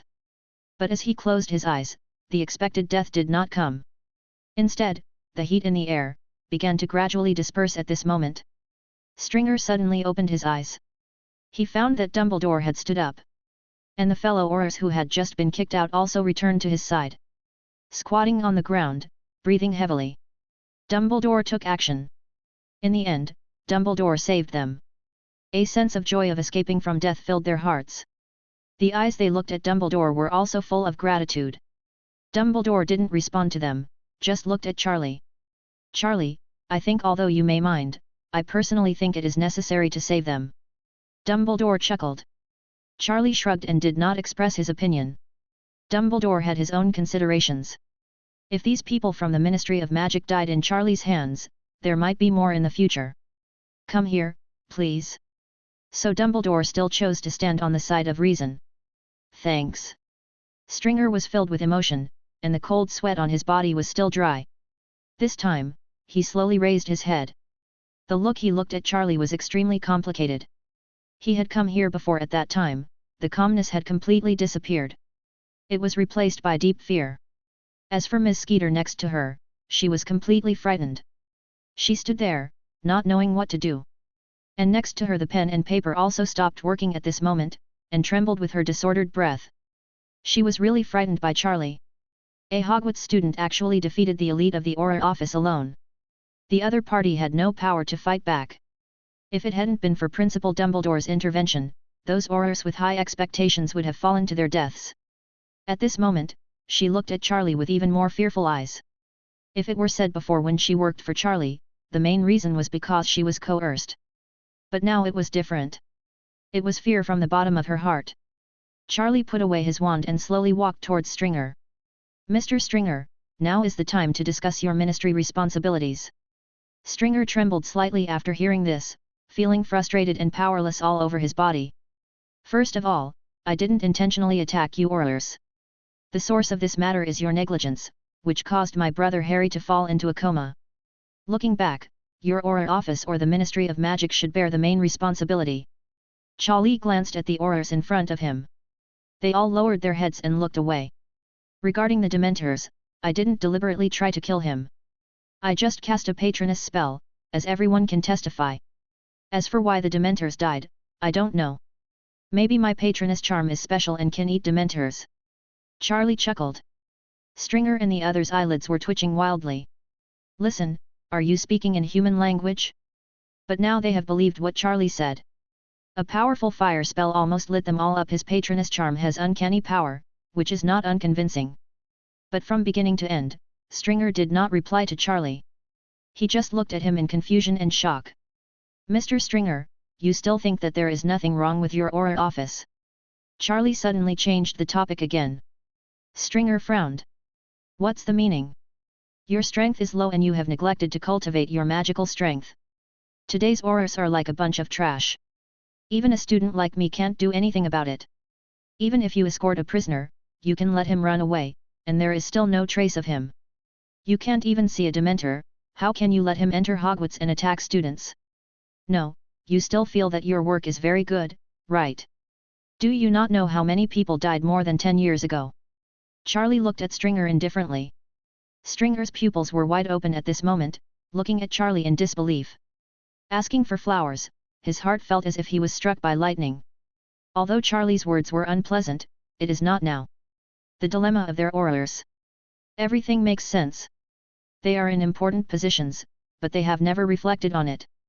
The responsibility of the Aurors of the Ministry of Magic is to maintain the order and safety of the magical world. But what about the facts, have they done it? I stopped talking about it a few years ago. In the matter in front of them, their omission caused the student to fall into a coma. Instead of thinking about how to save it, they came to investigate a student in the name of attacking an Auror. Mr. Stringer, I think Charlie is right. You have indeed disappointed people from all walks of life in the wizarding world. Dumbledore also slowly spoke at this moment. Mr. Stringer, you and Fudge are not the same kind of people, you and I know that very well. I think you still have to reflect on your Auror responsibilities, and don't let comfort and honor blind you. Dumbledore said with meaning. But Stringer's heart was already stirred up. After being forcibly suppressed by Charlie, he calmed down a lot. His arrogance also subsided. Reflect on Charlie's words carefully. Every sentence makes sense. The other Aurors also lowered their heads one by one at this moment. Indeed, their consciousness seems to have been improved long ago. Apart from anything else, have you Aurors studied and practiced the magic body tempering and other cultivation rules I wrote before? With your little strength, even I can't beat you, so how can you talk about maintaining order? Charlie shook his head. Stringer finally lowered his head. Indeed, although they know that those studies are good things, many people in the entire Auror office are just doing it. There is no systematic learning and practice. They are all working from 9 to 5, just fooling around. He couldn't deny this at all. Charlie saw their level at a glance and was very disappointed. This feeling of tearing off their face and trampling on it makes them very ashamed. If you still have a sense of responsibility, you should investigate quickly and find out the absconding person. I won't beat around the bush with you, I'm also tracking him down. Although there are not many clues now, there is a high probability that this matter has something to do with Voldemort. Charlie finished speaking. Stringer suddenly raised his head. His face was full of horror. Skeeter exclaimed, a little scared. Impossible, he's dead. Stringer still didn't want to believe it. That's up to you, that's all I say. Charlie shook his head, looking at Stringer's eyes, full of disappointment. Stringer immediately looked at Dumbledore. But he found that Dumbledore did not make a negative gesture. Stringer's heart thumped. For a moment, a bad feeling arises spontaneously. Although he has many different ideas from Dumbledore, one thing is the same. That is, he is determined to stand opposite Voldemort. This is his principle and belief. For a long time, he stood up slowly. He took a deep breath. He seemed to have figured something out. Mr. Charlie, if what you said is true, I think our Auror office should really reflect on. As for what happened before, I sincerely apologize to you. Next, I will personally supervise this case, try my best to track down the fugitive, sort everything out, and give you an explanation. Thank you and Mr. Dumbledore for staying today. Stringer glanced at Charlie and Dumbledore complicatedly. If I don't have anything else to do, I'll leave first. Stringer said in a low voice. I want to see your public apology to me and Harry in the Daily Prophet in a few days. Also, the Ministry of Magic must apologize, and I need to see your sincerity. Charlie spoke out and looked at Stringer calmly. Stringer was slightly startled and struggled a little, but finally nodded. Some things are indeed unavoidable. If they hadn't held back today, he might have just left with the loneliness in his heart. Then, Stringer didn't even tidy up his demeanor, opened the door of the office, and walked straight out. He reflected a lot, and now that he heard about Voldemort, he realized seriousness. The other Aurors looked at each other and followed suit. As soon as the door opened, Stringer saw the panicked look of the Weasley brothers. Just before the door opened, they had their ears pressed against the door, eavesdropping intently. The sudden opening of the door startled them all. Stringer's face also changed slightly and turned red. But he quickly returned to normal and left directly. The Aurors followed suit. Only the eager students were left, whispering in front of the office door. At this time, Ron rushed over with Snape and Professor McGonagall. The Weasley twins, then he gave a thumbs up to Charlie. The heroic words Charlie had just reprimanded Stringer made the Weasley twins feel excited. Their admiration for Charlie was beyond words. Snape and my Professor G.E. looked at the big hole in Dumbledore's office and was a little stunned. Chapter 121. Snape looked anxious. The same goes for Professor McGonagall. They were all in the office dealing with academic affairs. Suddenly, I was disturbed by Ron's loud voice. Before they could ask, Ron pulled them away without any courtesy. While running, I had time to explain the situation to them. As soon as he heard that the biggest person in charge of the Auror office, Stringer came for Charlie. Snape and McGonagall quickened their pace in an instant. Stringer may not be known to others, but Snape knew something about him. Stringer's reputation had already been established when Snape was still the Death Eater Two-Face. No mercy on Death Eaters. Throughout Azkaban, there were a bunch of prisoners he sent there. He has always been vigorous and resolute in dealing with other criminals. No sloppiness at all. Now that they came to find Charlie, Snape and McGonagall naturally guessed what was going on. But when they hurried back, the crucial performance appears to be over. All I saw was that Dumbledore's office was in a mess. The office, which was originally not very bright, is now flooded with sunlight. Full of freedom. Mag was full of doubts, and there was just a question mark on his wrinkled face. Snape turned to look at Stringer. Stringer also turned around at this moment. The two looked at each other, and Sippo's eyes were full of warning. Stringer didn't seem to care. Looking thoughtfully at the scene in the office. Then he quickened his pace of departure. Inside Dumbledore's office, Dumbledore seemed a little heartbroken and was still casting repair spells to repair the wreckage. Charlie sat down and closed his eyes to rest. The battle just now left him with a lot of room for understanding and improvement. Gentleman Weasley, please tell me what is going on here. Snape was a little helpless and could only ask the Weasley twins 110. Ron was also full of curiosity. Aha, does our great Snake Academy dean not know the strength of his favorite disciple? George made a face. It wasn't until Snape's face turned cold that George shivered and restrained his posture. Classmate Charlie seems to have taken action with the Aurors. Fred said slowly. Snape's expression changed, and Professor McGonagall immediately looked over. Both of them have a trace of worry in their eyes. But when Sterling came out just now, his face was not very good. I think maybe they didn't get any benefit from Charlie. Under the warning gazes of the two professors, Fred did not dare to be naughty anymore. He directly expressed his inner thoughts. Hermione and Cassandra nodded aside. Charlie. Snape was shocked. That was Stringer. He also brought a group of Auror Masters here, but he was defeated in the hands of Charlie. Charlie, this kid, hasn't paid attention to him for a while, why did he become so bad again? It became even more unpredictable. Charlie didn't seem to hear it. At this moment, he was still deducing the flaws and optimization steps of the actual use of the fire spell just now. SHH. Dumbledore repaired some ruins and looked back. Charlie may need some quiet time now. I know what you want to ask. It's what you think in your heart. Dumbledore shrugged, with a hint of helplessness in his tone. From the corner of his eye, he glanced at the large hole that had not yet been repaired, with a look of distress on his face. Professor McGonagall looked at the hole strangely. Albus, Charlie did it. Dumbledore nodded. McGonagall took a deep breath and her expression became complicated. Dumbledore's office is blessed with a magic barrier. It doesn't mean that it can be blasted open if you want. According to McGonagall's estimate, ordinary Aurors definitely do not have this ability. Alas, this repair work is probably going to give me a headache for a while. I wonder if there are any remaining materials that can be improved. Dumbledore looked slightly troubled. Looking at Charlie's eyes, he was very pleased. He didn't mean to blame at all. Charlie suddenly opened his eyes. In the fight with the Aurors just now, although he was clean and neat, there is a lot of room for improvement. After some deductions now, Charlie is confident that he will be able to perform better next time. Miss Skeeter, why are you here too? Suddenly, Snape's voice sounded. Only then did everyone notice that there was a woman in green clothes hiding next to a table corner in the office. Haha, what a surprise, Professor Snape. Dedicated journalists will never miss the real scene no matter how dangerous it is. Skeeter combed his makeup and said seriously. But Snape and McGonagall didn't believe it at all.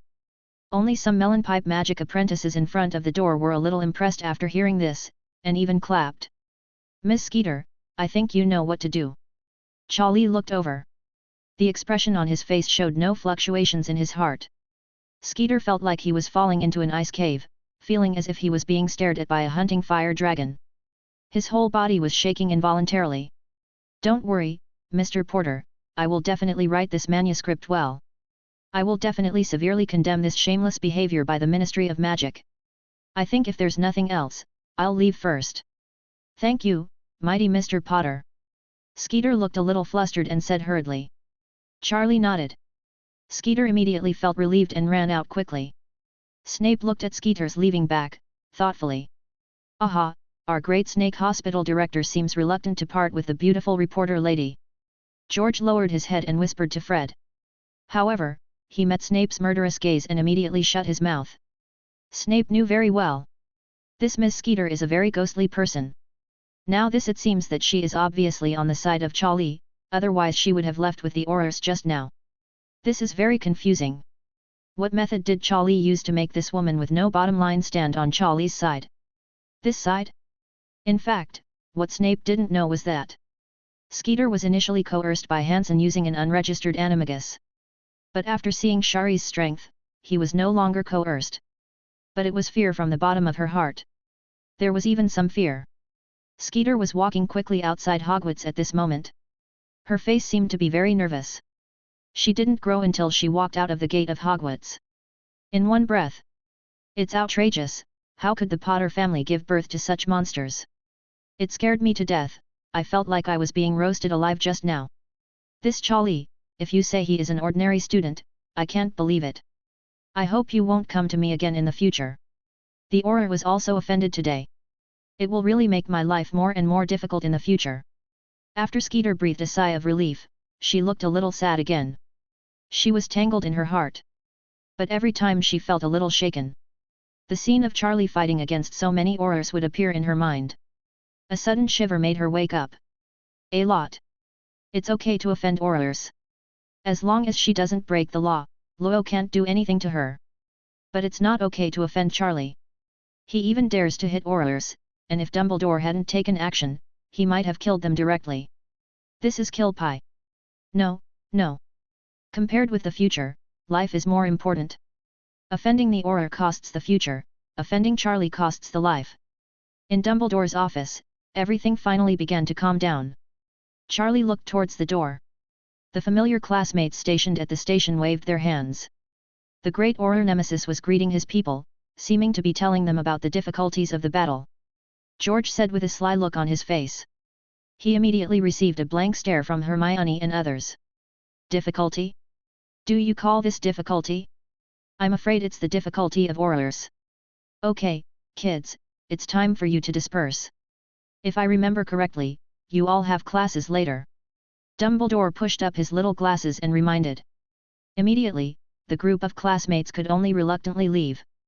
But they also knew that Dumbledore had already issued an expulsion order. Then they would not be allowed to stay here any longer. Thinking of this, the Weasley twins glanced at Charlie with some envy. Whenever this happens, the difference between Charlie and them is revealed. Dumbledore and other professors no longer regard Charlie as students. The students are just them, not Charlie. After a long time, calm finally returned to Dumbledore's office. Those children all left. In Dumbledore's office, Snape, McGonagall, and Charlie they all took their seats. Dumbledore waved his hand, and a magical ban was imposed. The entire office became airtight. No outsiders could hear the slightest bit of conversation inside. Charlie, I think I should confess something. Dumbledore looked serious. He had reflected a lot before. He always implemented his own ideas, and the consequences were beyond his control. Now that he has treated Charlie as an equal, it is time to tell him some things. Are you finally willing to say it? The great headmaster Dumbledore. Charlie looked at Dumbledore, with a hint of smile in his eyes. Dumbledore blushed. He glanced at Snape and McGonagall. Snape was expressionless, and McGonagall was also a little confused. Okay, Charlie. You are a smart person. At least I have lived for more than 100 years and I have never seen anyone as smart as you. Dumbledore poured a cup of tea for everyone. The Ministry of Magic may still be thinking about you in the future, but I think it's okay, Stringer. He is actually a principled person, especially when facing that guy. But Fudge, the current Minister of Magic, is an interesting guy. Maybe he won't be so friendly to you. Dumbledore spoke to Charlie somewhat implicitly. If you are really unfriendly, then just replace the Minister of Magic with a friendly person. Charlie took a sip of tea. Dumbledore and Snap-Eman, his face jumped wildly. A different Minister of Magic? Only Charlie dares to speak like this. Well, Charlie, I hope you won't be impulsive. Now let's get down to business. Dumbledore glanced at everyone briefly. What happened to Harry is all my responsibility, and I'm sorry. However, I have also developed a method of treatment. I have discussed this with Professor Snape and we can try to brew a potion. Charlie was not too surprised and just nodded. He already had a certain idea of this method when he read Grindelwald's manuscript. Dumbledore also noticed Charlie's expression. That guy also gave you some direction? Dumbledore asked, while Snape and McGonagall looked confused. Yes, but I can also learn from your research. Thank you in advance. Let's talk about Tom. Charlie got straight to the point. When they heard about Tom, Snape and McGonagall couldn't help but twitch their expressions. Charlie really does. It seems that he knows a lot. He even knows Tom's name clearly. And he actually spoke so unscrupulously. Okay. Last time something happened on the Quidditch pitch, we were not there. You may be a little confused. It was a treasure guarding location, and there was movement, so I had to take a look. We have a lot of security in place, and I can feel movement inside Hogwarts. But after I got there, I discovered that someone had indeed slipped in, but it was unsuccessful. Charlie nodded. This treasure must be the magic stone.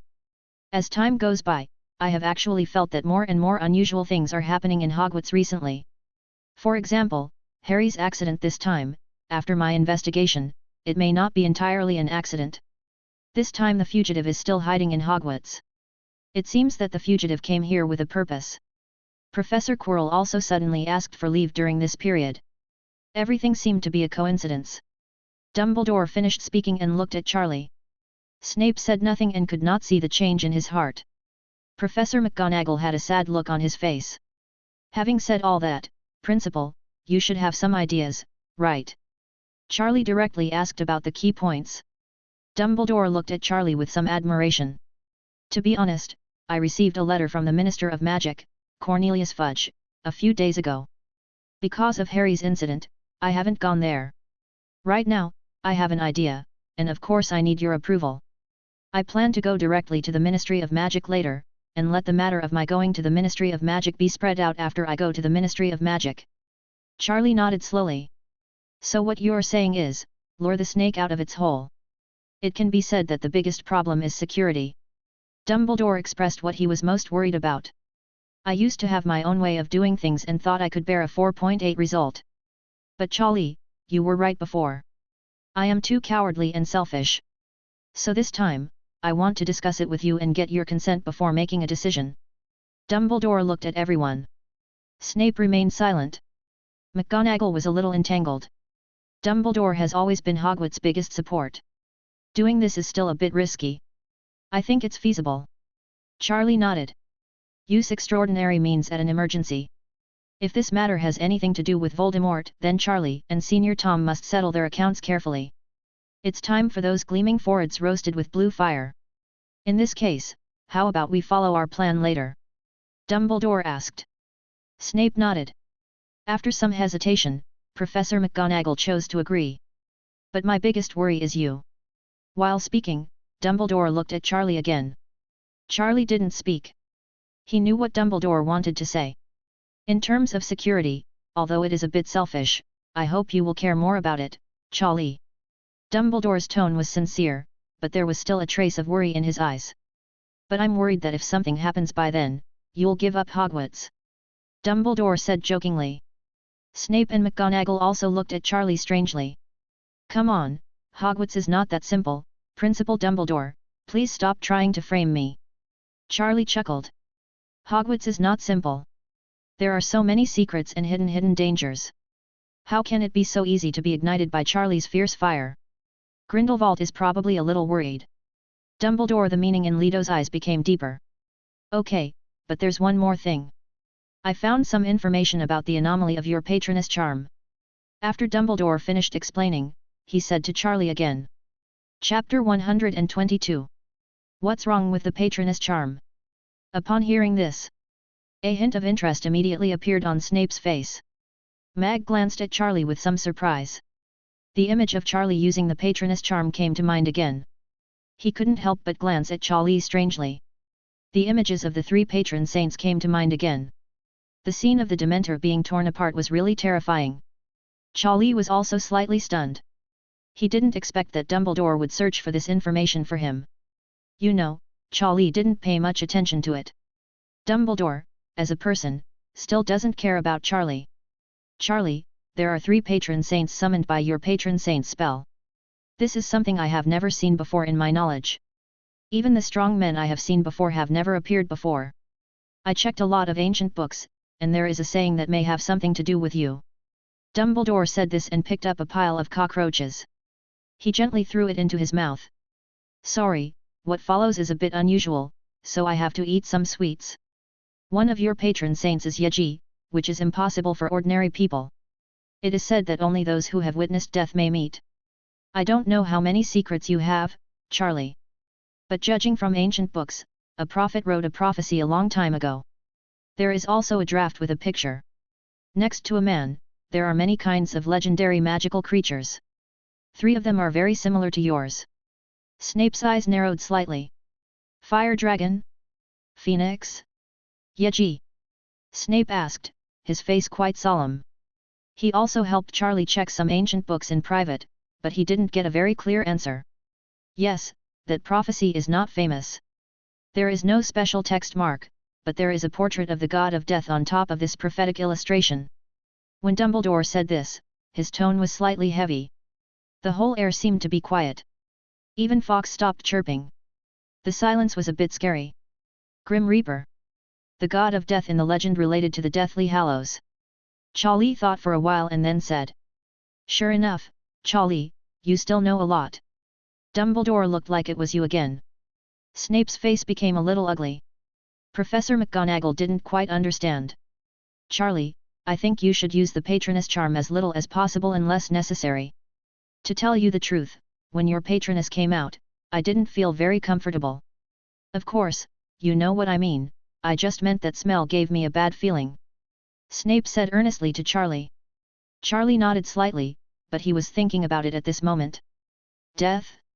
It didn't feel like it came out of nowhere. Charlie's patroness curse, after killing the Dementors, had been cast by Charlie. Clues were discovered. They can absorb the souls, or energy, of Dementors. Then, Shari's patron saint became more substantial. His abilities and breath were also improved to a certain extent. There must be some in it. Association. Charlie. While Charlie was thinking, Dumbledore shouted. Charlie came back to his senses. A piece of paper already appeared in front of him. I tore this piece of paper from an ancient book, but unfortunately, there is only this little information at the moment.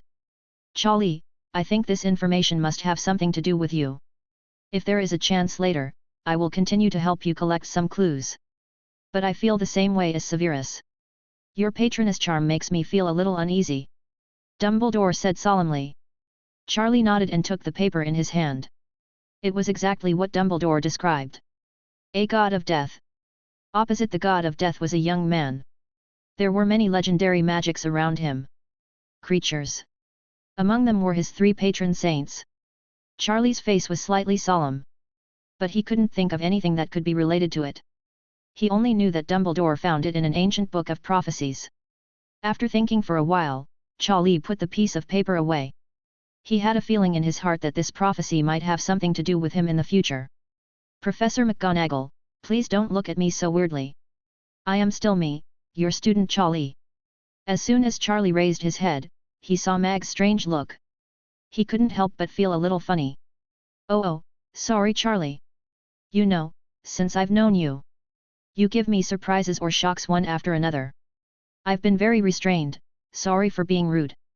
Professor McGonagall was a little embarrassed. Snape also rarely smiled.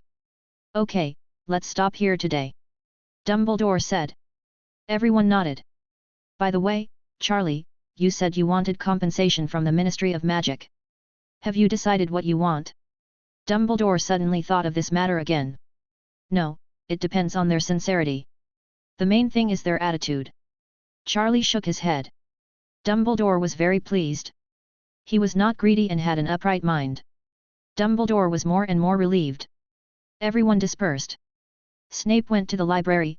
He wanted to search for help for Charlie, a book on potions to cure Harry. McGonagall, under Dumbledore's instructions, began to temporarily receive some important information about Hogwarts. Charlie went to his dormitory. He needed to prepare the medicine in the next time. Try the potion to treat Charlie. As long as it helps a little bit. When he just left, Snape also handed him a manuscript. This is the result of Snape's all-nighters in recent days. Snape's the potion ability should not be underestimated. Charlie also felt a little warm about it. But Snape just shook his cloak and left without saying a word. Time passes slowly. In the blink of an eye. Several days passed again. Charlie has been studying potions these past few days. There has been a small breakthrough in the original thinking. I also started brewing some test products, but the results were not very good. Not to mention giving it to Harry. This actually gave Charlie a headache. Currently, this is the most difficult problem Harry has encountered in his life. Harry's injury was a soul injury that could not be easily healed. Even the potion cannot be easily given to Harry without a lot of confidence. What Charlie didn't know at this time was, the magic world has begun a new round of excitement. Just yesterday, the Daily Prophet published several reports. The mistakes of the Aurors of the Ministry of Magic, the life and death of the prophecy child are uncertain. My name is Stringer and I publicly apologize to Charlie. Regarding the dereliction of duty of the Auror office, my sterling masterpiece follows a reflection almost this time on a large page. It's all about Aurors and Charlie. Under the various renderings that Skeeter adds to the story, the Auror office has become a department that is derelict, arrogant, and abuses its power. Charlie, on the other hand, is a hero who resists under power and awakens the conscience of the person in charge of Aurors. This is one set of rhetoric after another. Add that dynamic picture. The scene of Charlie taking on 10 Aurors alone filled the entire newspaper with a sense of anticipation. Let this issue of the Forecaster Daily sell out instantly. This made the editor-in-chief of the Daily Prophet both happy and surprised. Fortunately, the sales volume of this issue of the newspaper has exceeded the historical record. Surprisingly, he was worried that the Ministry of Magic would retaliate against them in the future. Originally, the editor-in-chief of the Daily Prophet did not agree with Skeeter's publication of this matter. However, the content is really exciting and can easily save their Daily Prophet's predicament. Outsiders may not know it yet. The Daily Prophet has been in dire straits and is almost unable to make ends meet. Only older die-hard fans order it. After so many years, there has been no major news that can save their sales. How could the experienced editor-in-chief of the Daily Prophet not know the popularity of these articles after they were published? It's just that because of the Ministry of Magic's reputation, he has never dared to agree. Very confused. But what he didn't understand even more. Skeeter seemed insistent. Suddenly he changed his style and started to stand on the side of justice. I was stunned to find the editor-in-chief several times for review, and the editor-in-chief was stunned for a while. Can we bow to power? If we don't dare to speak out, what future does the entire magical world have? Our newspapers enjoy all the glory, and I bear all the consequences alone. Live as a hero, die as a ghost. Skeeter was very passionate and generous. In the end, when there was no other way, the editor-in-chief of the Daily Prophet was also persuaded. Only then did he publish these contents in this issue of the newspaper. The so-called wealth can be found in danger. It is true. The sales of the Daily Prophet exploded. Skeeter secretly breathed a sigh of relief in her office. She was not the kind of person who would stand in front of justice and principles. But to say that, she was a complete no-nonsense person. A bottom-line media person. It's just that she is afraid. Afraid of Aurors and the Ministry of Magic, and even more afraid of that student at Hogwarts, Charlie. The student who almost set all the Aurors on fire with his blue fire. If the Daily Prophet does not publish these contents in a few days, Skeeter is afraid that he will not survive next week. If the key is dead, no one will dare to pay him. Not to mention that he can't beat Charlie. Even if he really can. However, who can go to Hogwarts and capture Charlie under Dumbledore? That day, Dumbledore's intention to protect him was almost written on his face. The entire magical world began to ignite a wave of hatred. The discussion between Charlie and the Aurors. Oh my god! Those arrogant Aurors at the Ministry of Magic would actually apologize publicly. It is said that an apology is required. This is simply a fantasy. Not long after this Charlie became famous last time, he made such a big fuss. God, he could actually defeat 10 with 1, and so many Aurors couldn't take him down. Tisk, tisk, tisk, that's too scary. If I had known earlier, I wouldn't have sent my child to Beauxbatons Academy of Witchcraft and Wizardry to study abroad. I wish I could have gone directly to Hogwarts. I wonder what Minister Fudge's expression is now. It was outrageous that he would allow such content to be published in the Daily Prophet. People from all walks of life in the magic world began to discuss after dinner. Their faces were full of curiosity and anticipation. Everyone was also more and more curious about Charlie's impression. What kind of student could actually overwhelm the Ministry of Magic? Or bows his head? Those people are all a group of arrogant people. Even people from other countries' magical circles have obtained the Daily Prophet from England. Some senior wizards looked at the familiar words in the newspaper. The color of fierce fire fell into deep thought. This British Hogwarts student named Charlie is not related to him, right? Some people thought of the being who once started a fire in Paris and almost burned down half of Paris. I can't help but tremble slightly inside. British Ministry of Magic. Office of the Minister for Magic. A slightly fat middle-aged man was sitting in front of his desk at the moment. His face was gloomy. Not a word was spoken. Beside him, several Ministry of Magic staff members lowered their heads. He seemed to have made a mistake and did not dare to speak. One of them was sitting directly in front of the desk. His face was calm, without any trace of guilt. Stringer. The largest person in charge of the Auror office. And where he was the office of the Minister of Magic. The person he was facing was none other than the Minister of Magic, Cornelius Fudge. Mr. Stringer, I think you should explain it to me. Fudge's face was very ugly. He had received greetings from many people, asking if anything big had happened in the Ministry of Magic recently. Why would the Daily Prophet publish such a news? Even the Ministry of Magic in other countries had call 770 to say hello. Fudge is in a state of distress. He likes face and power most. Now this daily prophet presses his face to the ground and rubs it, and he almost collapses. Nothing to explain. I speak from the bottom of my heart. Before I met Charlie, I was still confused. After meeting him, I realized that there are people outside the world, and there are people outside the world. We used to be stupid, narrow-minded, selfish, and arrogant. Now that I have thought about it for a long time, the content published by the Daily Prophet is slightly exaggerated, but it is not bad at all. Stringer looked directly at Fudge. There was no intention of admitting his mistake. Fudge's fat face couldn't help but tremble. He wanted to reprimand, but found that he didn't know how to speak. Stringer also had a bad temper. A very stubborn person. If you blame him rashly, in front of so many people, it is very likely that Fudge himself will not be able to step down. Mr. Stringer, it's really hard for me not to suspect that you were coerced by something. Did Dumbledore threaten you? If this is the case, I think Dumbledore needs to bear a heavy responsibility for this matter. Fudge took a deep breath. Without coercion, we are indeed not as good as that student called Lee. Stringer recalled the scene that day and smiled helplessly. Mr. Stringer. It's now, and you still haven't fully explained it. Do you know how much this incident has affected the reputation of the Ministry of Magic? For me. After all, Fudge couldn't hold it back and wanted to get angry. But Stringer didn't listen to his continued explanation. Stringer stood up. Somewhat pitifully, he forgot to glance at Fudge. Then he opened the office door. Secretary Fudge, you really need to get out more. We 10 Aurors are completely vulnerable to Charlie's hands. Nowadays, in comparison, the situation of our Ministry of Magic Aurors can indeed be said to be without combat effectiveness. I'm going to reorganize the Auror department, so I won't report much.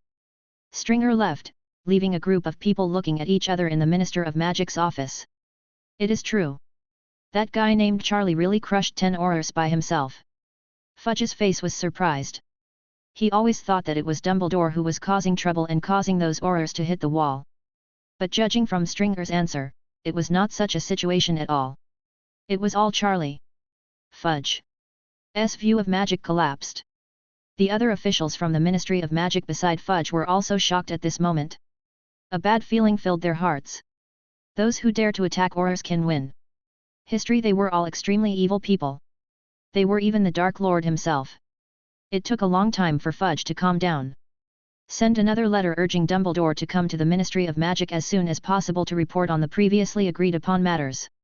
Chapter 123. Cornelius Fudge was angry. Angry as never before. His face was a little distorted at this moment.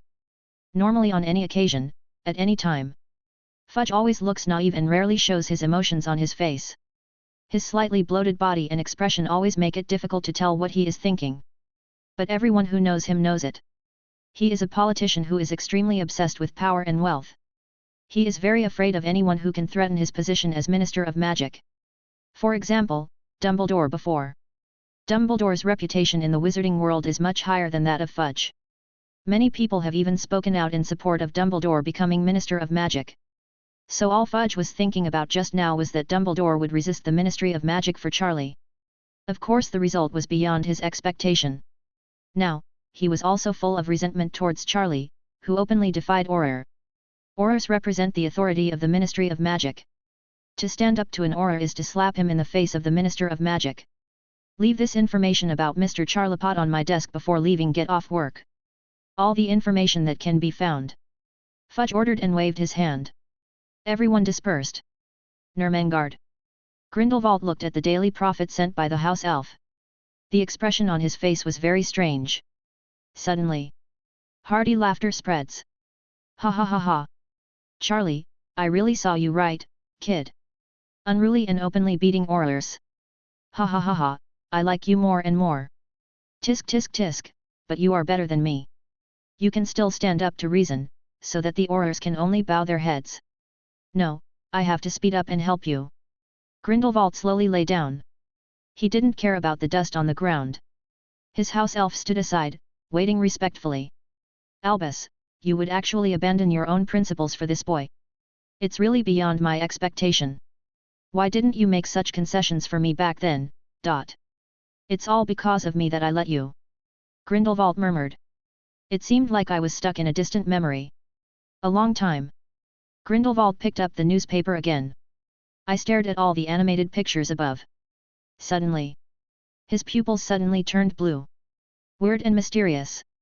Countless images were pulled out of the newspaper as if summoned. Then in front of Grindelwald, slowly played. Interesting, Charlie. Your talent makes me ashamed. I didn't expect you to understand the self-healing constitution. I didn't even deduce it back then. You really have potential that I've never seen before. Grindelwald was very pleased. The house elf lowered his head aside, but cold sweat broke out on his forehead. Ever since he served Grindelwald, he had never heard Grindelwald say such a thing. This is Grindelwald. A performer in the wizarding world. The man who almost set Paris on fire back then. Arrogant, powerful, and incomparable. He has never truly praised anyone. He has never truly praised Dumbledore like this. The house elf was full of curiosity and even admiration for this student named Charlie. The face with his head lowered was full of shock. Could it be that the master wanted Charlie to inherit his ambition? But he is just a student. Talent is great, but is it really possible? Suddenly. Grindelwald's cold eyes looked over. His house elf suddenly trembled. Little thing, don't use your stupid brain to speculate. Do you think I, your master, am a fool? Since I have taken a fancy to this little guy, I have naturally figured out his potential. Let me tell you this, even I am not as good as him. You act like an idiot and get ready to work. Grindelwald seemed to be able to see through the mind of the house elf. The elf suddenly shivered. Frightened. Shocked. He lay on the ground, not daring to move. But his heart was turned upside down. Even the master actually admitted that he was more talented than Charlie. Weak. How powerful is this Charlie? This fudge should be furious. It's really funny to think about this. These pedantic, cowardly, and dirty Ministry of Magic personnel should really go to hell as soon as possible. Grindelwald raised his head. Talking to oneself. Next time I have a chance, I have to add fuel to the fire between them and Charlie. Speaking of this, Grindelwald smiled. I'm going to send a letter, so bring over my book about pupil surgery. Grindelwald turned to the house elf and said. Yes, dear master. The elf crawled and retreated, but his expression changed drastically. A book about pupil magic? That book is a magic book written by Grindelwald himself for a long time.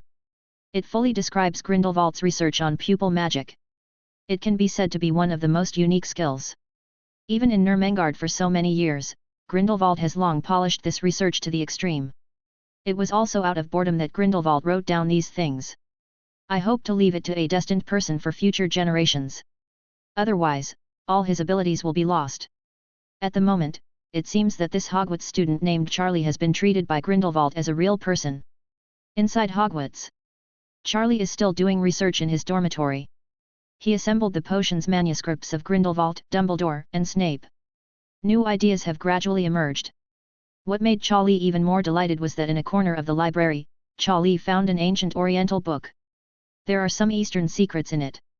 This gave Charlie a new breakthrough in his research. The entire Slytherin dormitory and common room were filled with the smell of potion brewing. This made Malfoy and the others very unhappy. But there is nothing to do. They dared to speak rudely to Harry, but they never dared to complain about Charlie. At least I don't dare to say so. Now they had learned that there was nothing the Aurors could do against Charlie. Hello no, it feels like the worldview has collapsed. Magical world, is there still a preface? Bang! Charlie walked out of his room. The Slytherin snakes who were looking at Charlie in the common room suddenly panicked. The smoke almost dispersed in a flash. Charlie ignored them. He walked straight out of the lounge.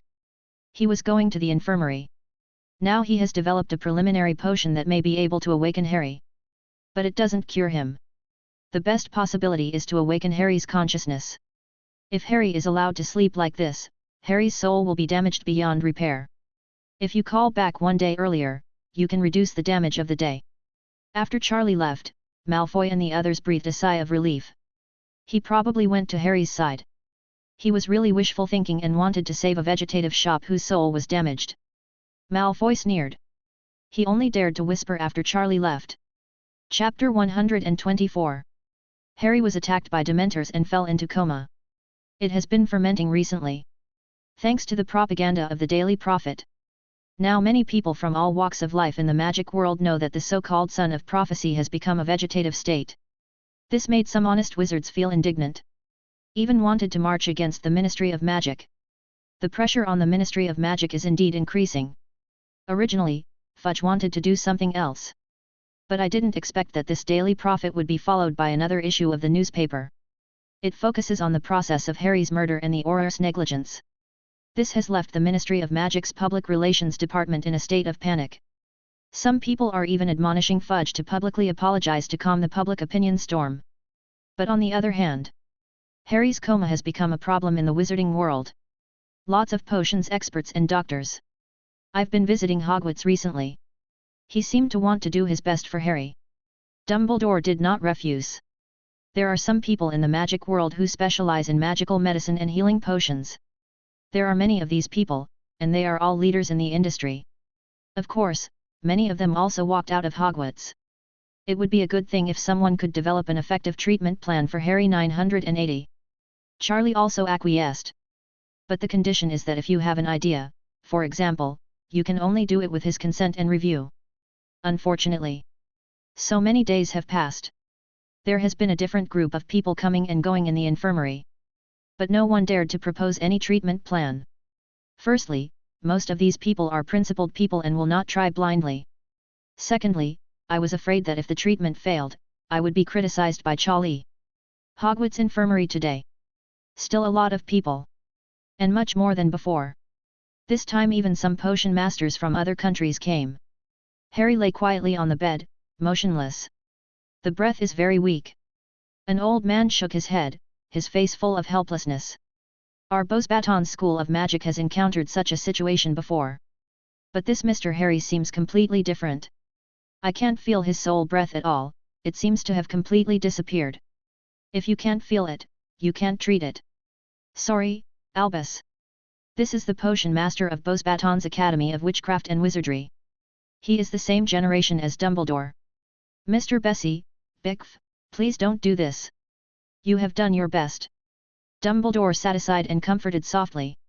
He had seen this scene too many times. Even he didn't have much hope now. Suddenly, the door of the infirmary was opened. Charlie's figure appeared. In front of everyone. Charlie, this is the potion master of Beauxbatons Academy of Witchcraft and Wizardry, Mr. Bessie. Dumbledore saw Charlie coming over and introduced him first. Thanks. Charlie nodded politely.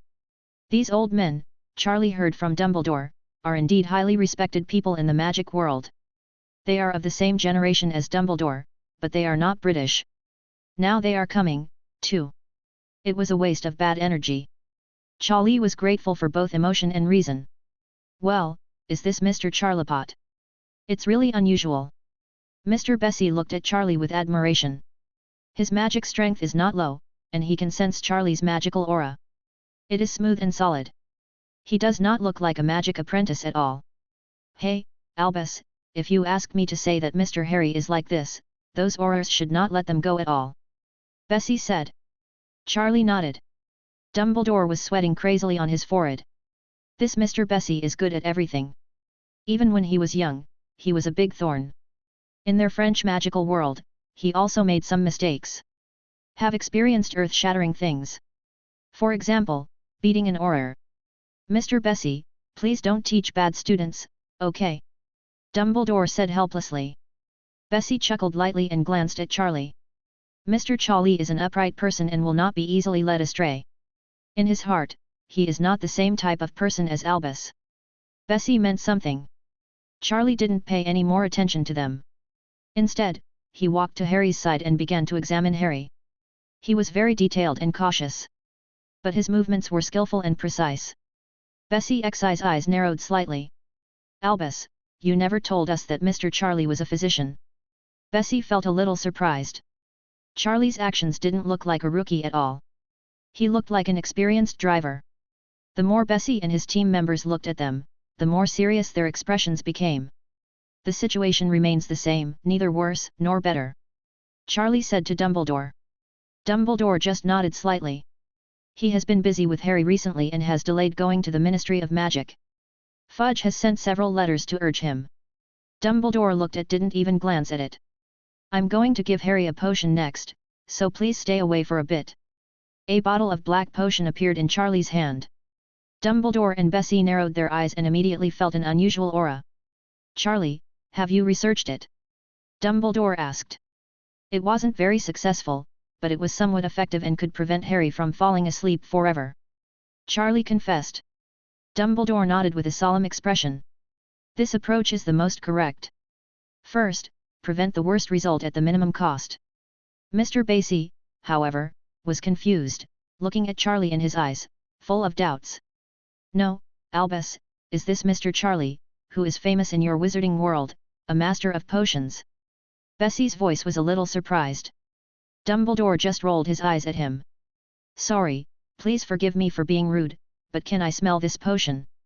Bessie's eyes sparkled, and she seemed to be very interested. Charlie gently opened the lid of the potion bottle, and a strange aura suddenly filled the entire infirmary. Hiss! Bessie gently waved her hand and smelled a little, and suddenly felt like her soul was being hit. Ambrosia, blackbird, a chromanchula venom. A lot of toxic materials, Mr. Charlie, you are so radical. Bessie is indeed a master of potions. She just waved her hand and smelled it and immediately discovered some ingredients. These are extraordinary times, as you know, Mr. Bessie. One day, my brother will be one day closer to death. Charlie didn't look back and responded calmly. Alas, but if you do this, it may not be effective. Bessie sighed before saying anything else. Charlie said nothing. With just a slight wave of his hand, the magic potion was like a small snake. All of them flew out and landed directly in Harry's mouth. With one tap, Harry swallowed the potion directly. Then Charlie stretched out his hands gently, and Harry's body slowly sat up. Under the control of Charlie, a clear trace of magic traveled through Harry's limbs. Bessie frowned slightly. The look in his eyes became more solemn. This is Chapter 125. Bessie's expression was not as relaxed as before. At this moment, his eyes were watching Charlie's technique motionlessly. The same goes for Dumbledore. Charlie has a backup plan. It turned out to be more than just a magic potion. I saw the magic power condensed on Charlie's hands, like fine needles, poured into Harry's body. At specific locations, the acupuncture points dissipate. The magic potion seems to have begun to work miraculously at this moment. Hot sweat had begun to ooze out of Harry's body. The breath all over his body also became more and more chaotic. The magic power started to become a little violent. The speed of Charlie's hand suddenly increased at this moment. A split second of effort. In front of Charlie, there were already hundreds of thin needles with condensed magic power. Charlie! Dumbledore still couldn't help but speak. Although he trusted Charlie, what he was doing now was beyond his understanding. Albus, don't be anxious. I didn't expect that at this moment. Mr. Bessie's voice preceded Charlie's. I've seen this method before. I have read in ancient books that this is a technique from the East. That ancient East did have such medical methods. Bessie's expression was solemn, but there was a flash of heat in his eyes. The medical experts beside him also took a breath at this moment. The eyes looking at Charlie also became complicated. That's right. This is Charlie's latest breakthrough. The Eastern secret technique uses magic power to condense and nourish the acupuncture points and meridians.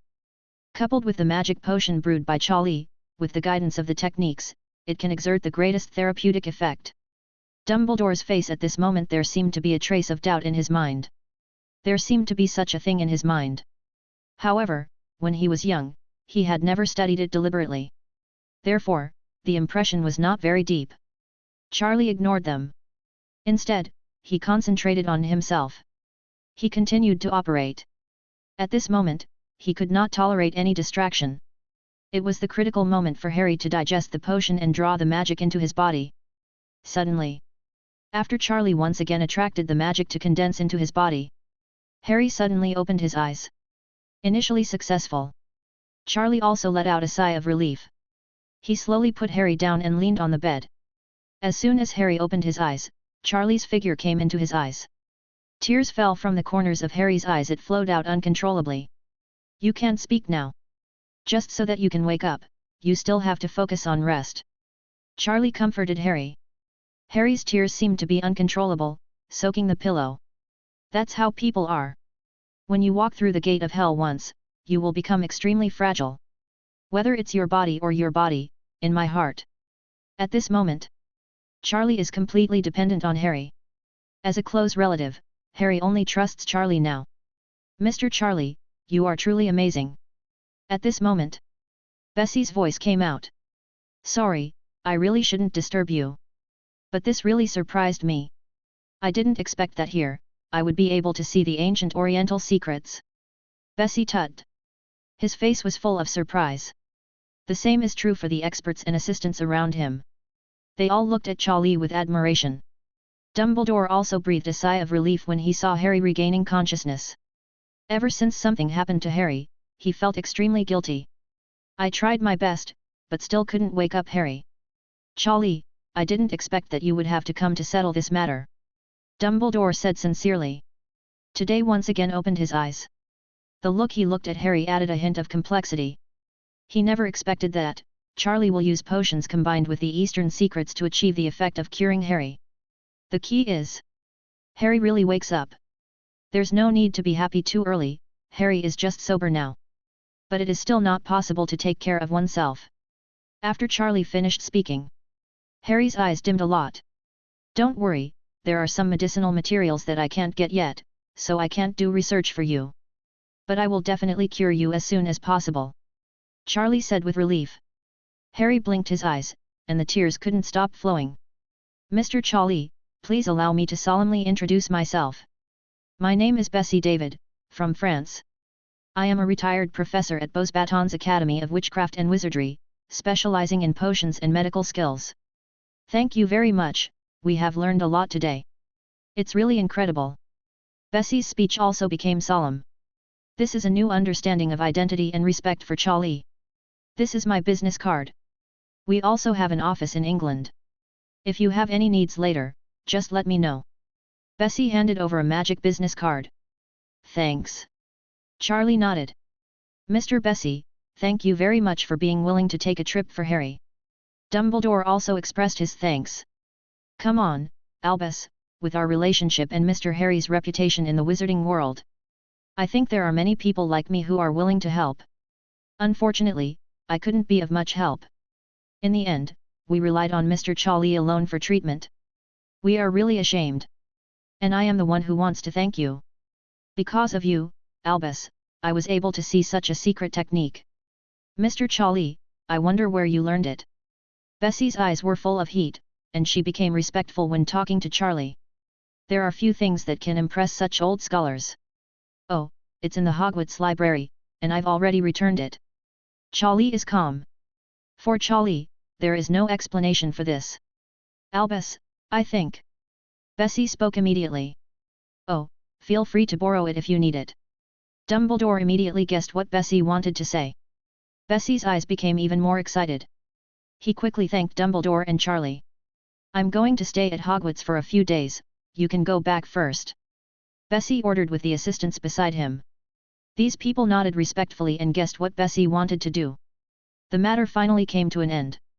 Oh, yes, Mr. Charlie, these little gifts are given to you to express my gratitude. Bessie seemed to have thought of something, and took out a bunch of things from the bag with the traceless stretching spell. There were various medicinal materials, books, and ready-made potions. I think this is not very appropriate, Charlie opened his mouth. Thank you, Mr. Bessie. Before Charlie could refuse, Dumbledore walked up to Charlie and collected all these things.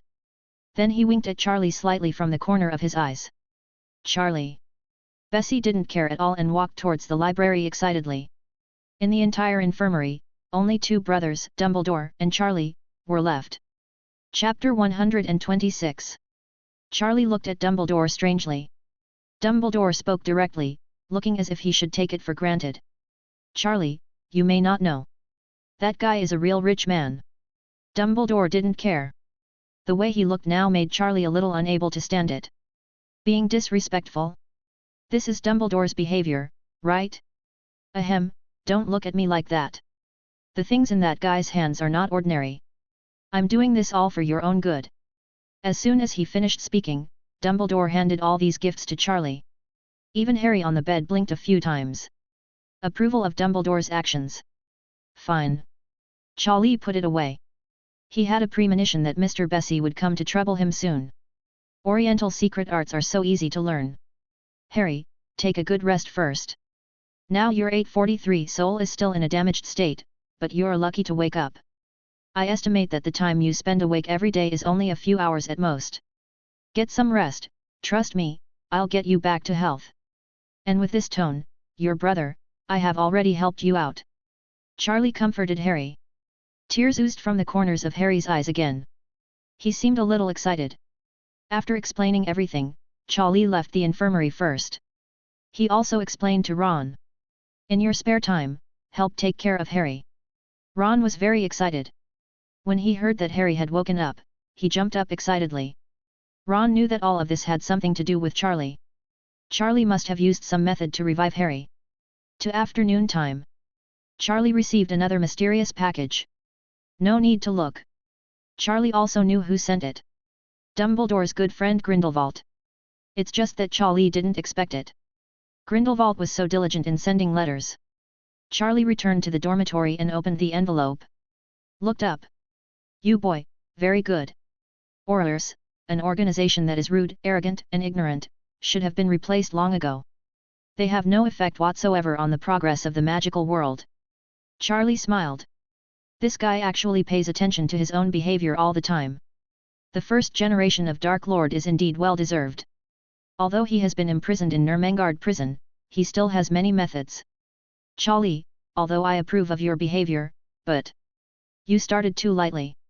That Stringer should just give him a killing curse. Tisk tisk tisk, if you do this, your name will be immediately known. The whole page of Grindelwald is instructing Charlie on how to deal with Aurors. Shari. Just when Charlie wanted to burn the letter directly, the last line brought him back to reason. Okay, let's get down to business. Charlie, do you want eye magic or not? Charlie's pupils shrank suddenly. Pupil magic is rare. At least Charlie has never seen anyone use it. But Charlie once knew some information. Once this pupil magic is practiced, it can perform many magics. Gaze through the pupils. Unknowingly, you can cast it silently. Under certain circumstances, it can have unexpected effects. For example, illusion magic. Charlie suddenly became interested. Who else wouldn't want this? Green Devo, damn you, you broke the chapter. I almost stopped reading. Charlie quickly sat down and entered a state of concentration. The following contents of this letter are all the key points of the magic of the eye. In addition, there is also a book, which is full of research and experiments on how to cast eye magic. These are Grindelwald's own research and summary over the years. When Grindelwald established the Wiccan Party organization, many people worshipped it. He joined because of his charisma. However, some people only recognized his idea after Grindelwald unknowingly used pupil magic to hypnotize him. It can be said that once this method of spell casting is learned, it can be used in a variety of applications. Charlie quickly became immersed in it. He devoted himself wholeheartedly to the process of learning this eye magic. At this moment, in the Hogwarts library, an old man is also studying tirelessly. But compared to Charlie, he looked extremely embarrassed. This person is none other than Bessie David, the retired professor from Beauxbatons Academy of Witchcraft and Wizardry. The old scholar gave Charlie a bunch of greeting gifts. He had arrived at the Hogwarts library early. From afternoon to night, I didn't step out of the library. The book Charlie mentioned is not difficult to find. Although the language is also mysteriously Oriental. But coincidentally, this Mr. Bessie understands Eastern languages. He has done some research on Eastern culture. Otherwise, one would not have recognized at a glance that Charlie's methods came from the East. At this time, he did not have much difficulty reading it. But his grey hair was already like a chicken coop. They were all caught by him. This thing. How is it possible to learn? What a joke. Why can't I learn? Why did Mr. Charlie learn it so quickly? Damn it. Are there such big differences between people? Bessie fell to the ground. His eyes were very blank. He had deep doubts about his abilities. You know, he has always been a genius since he started learning magic until he is now over 100 years old. Self-proclaimed. For him, there has never been a particularly difficult magic to learn. At least not yet. This is why he was so excited and interested when he saw Charlie perform Eastern secrets today. But now, he is confused. This Eastern the secret technique is too complicated. What are the acupuncture points and meridians? There are hundreds of points that need to be paid attention to when controlling the magic power. Even when performing it, there is no room for error. The magic power is condensed into fine needles, and the acupoints cannot be different in the slightest. It's too perverted. When Bessie thought of this, the figure of Charlie appeared in Bessie's mind. That look of leisurely contentment and assurance of victory. Bessie couldn't help but shake her head. No wonder Dumbledore has this attitude towards Charlie. This Charlie seems to be much more powerful and ridiculous than what I knew in 3.2. No wonder the British Aurors couldn't do anything to him. Bessie seemed to have figured out something. His face was horrified. His admiration for Charlie emerged spontaneously. No. I have to hurry up. I don't believe that I can't learn at all. If this is the case, then I will just being able to shamelessly ask Charlie for advice. Bessie didn't seem to give up. He squatted on the ground and immersed himself in it again. He was going to study this book and get some clues today. Soon. Daybreak. Charlie stayed up all night. I have been studying the envelopes and books sent by Grindelwald. Suddenly, a strange color appeared in Charlie's pupils. The magic power in the entire space fluctuated violently in an instant. Then it became quiet again for an instant. The pupil technique was successful. Chapter 127.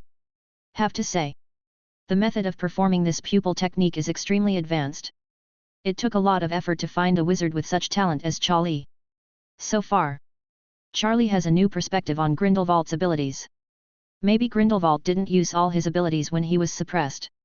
Just based on his research ability and innovation ability. In the magical world of the whole world, it can be said to be one of the best. There are very few people who can match it. He is an out-and-out genius. Politician.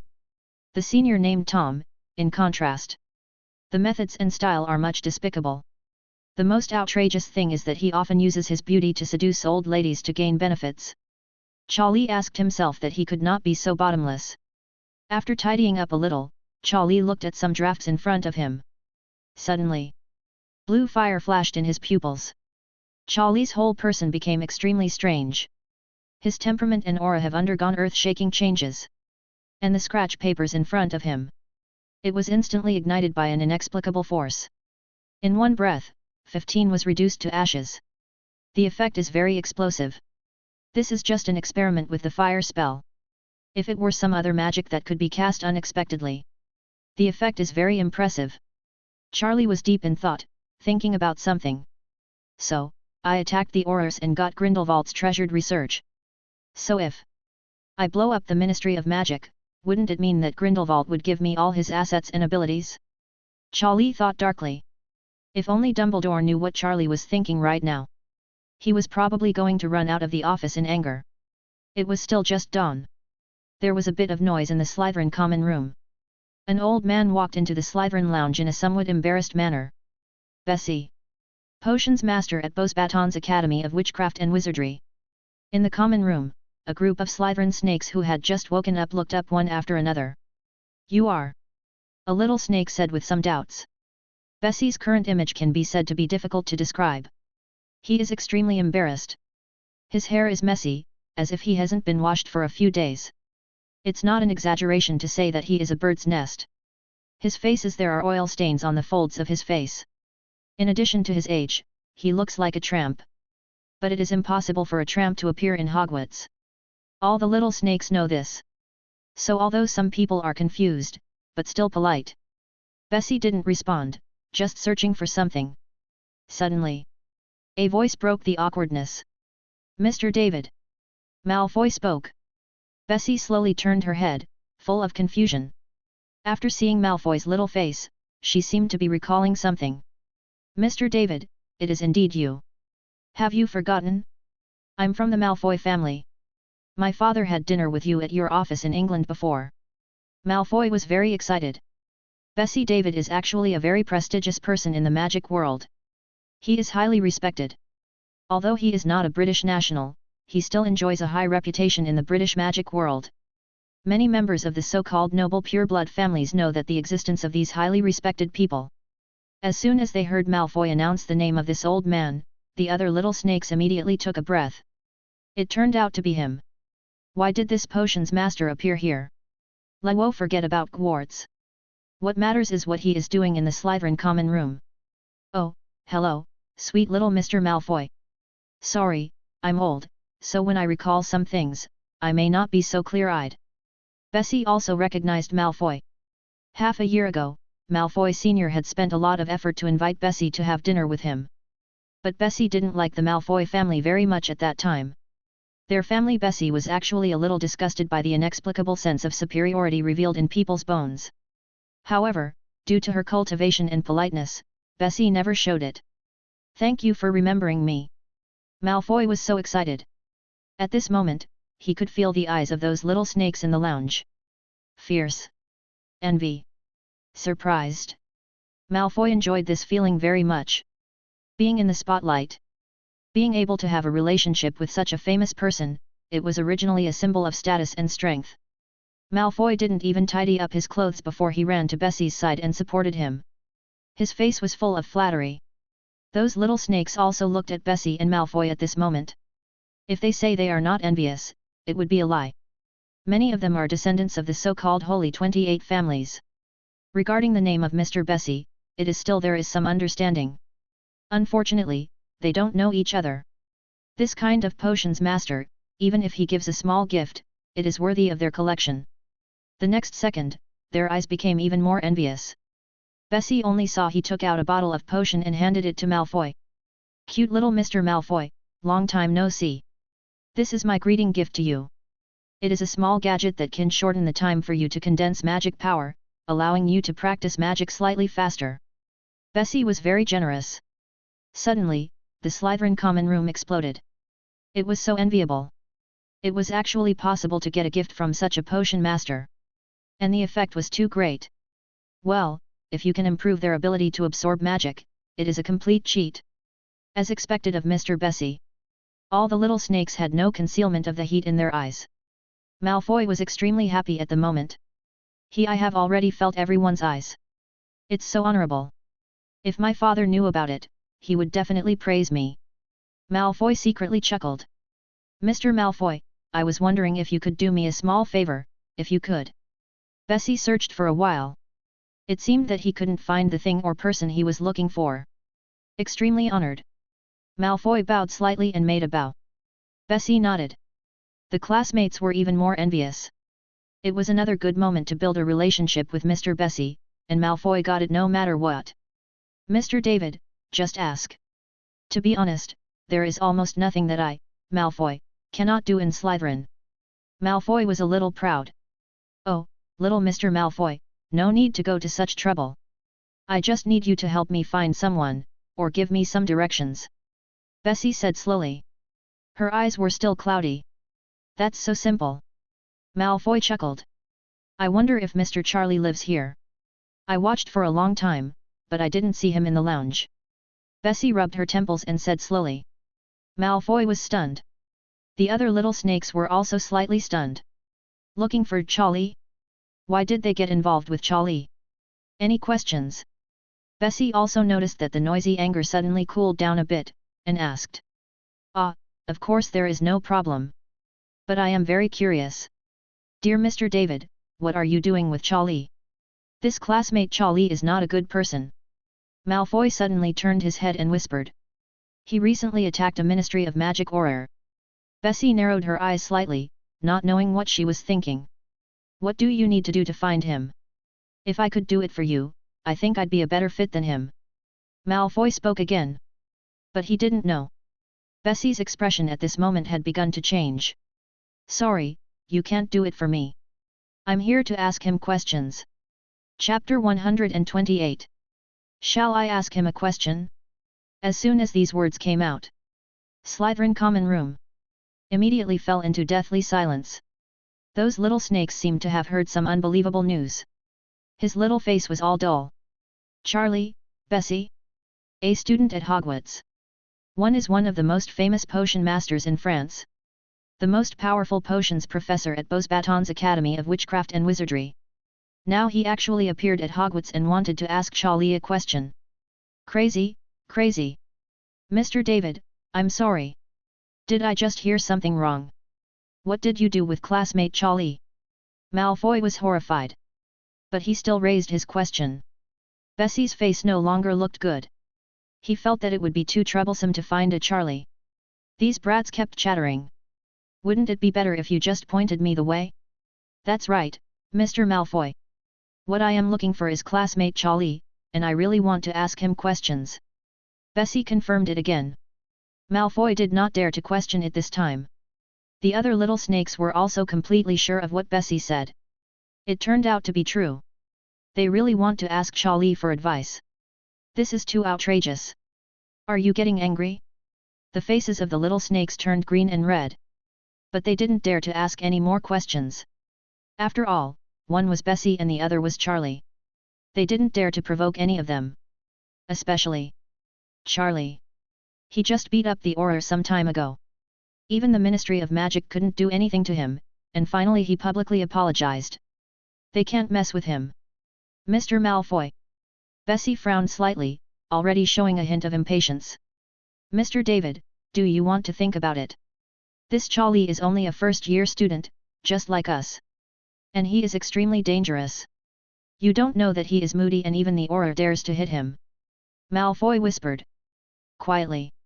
He seemed to be advising Bessie from the perspective of an acquaintance.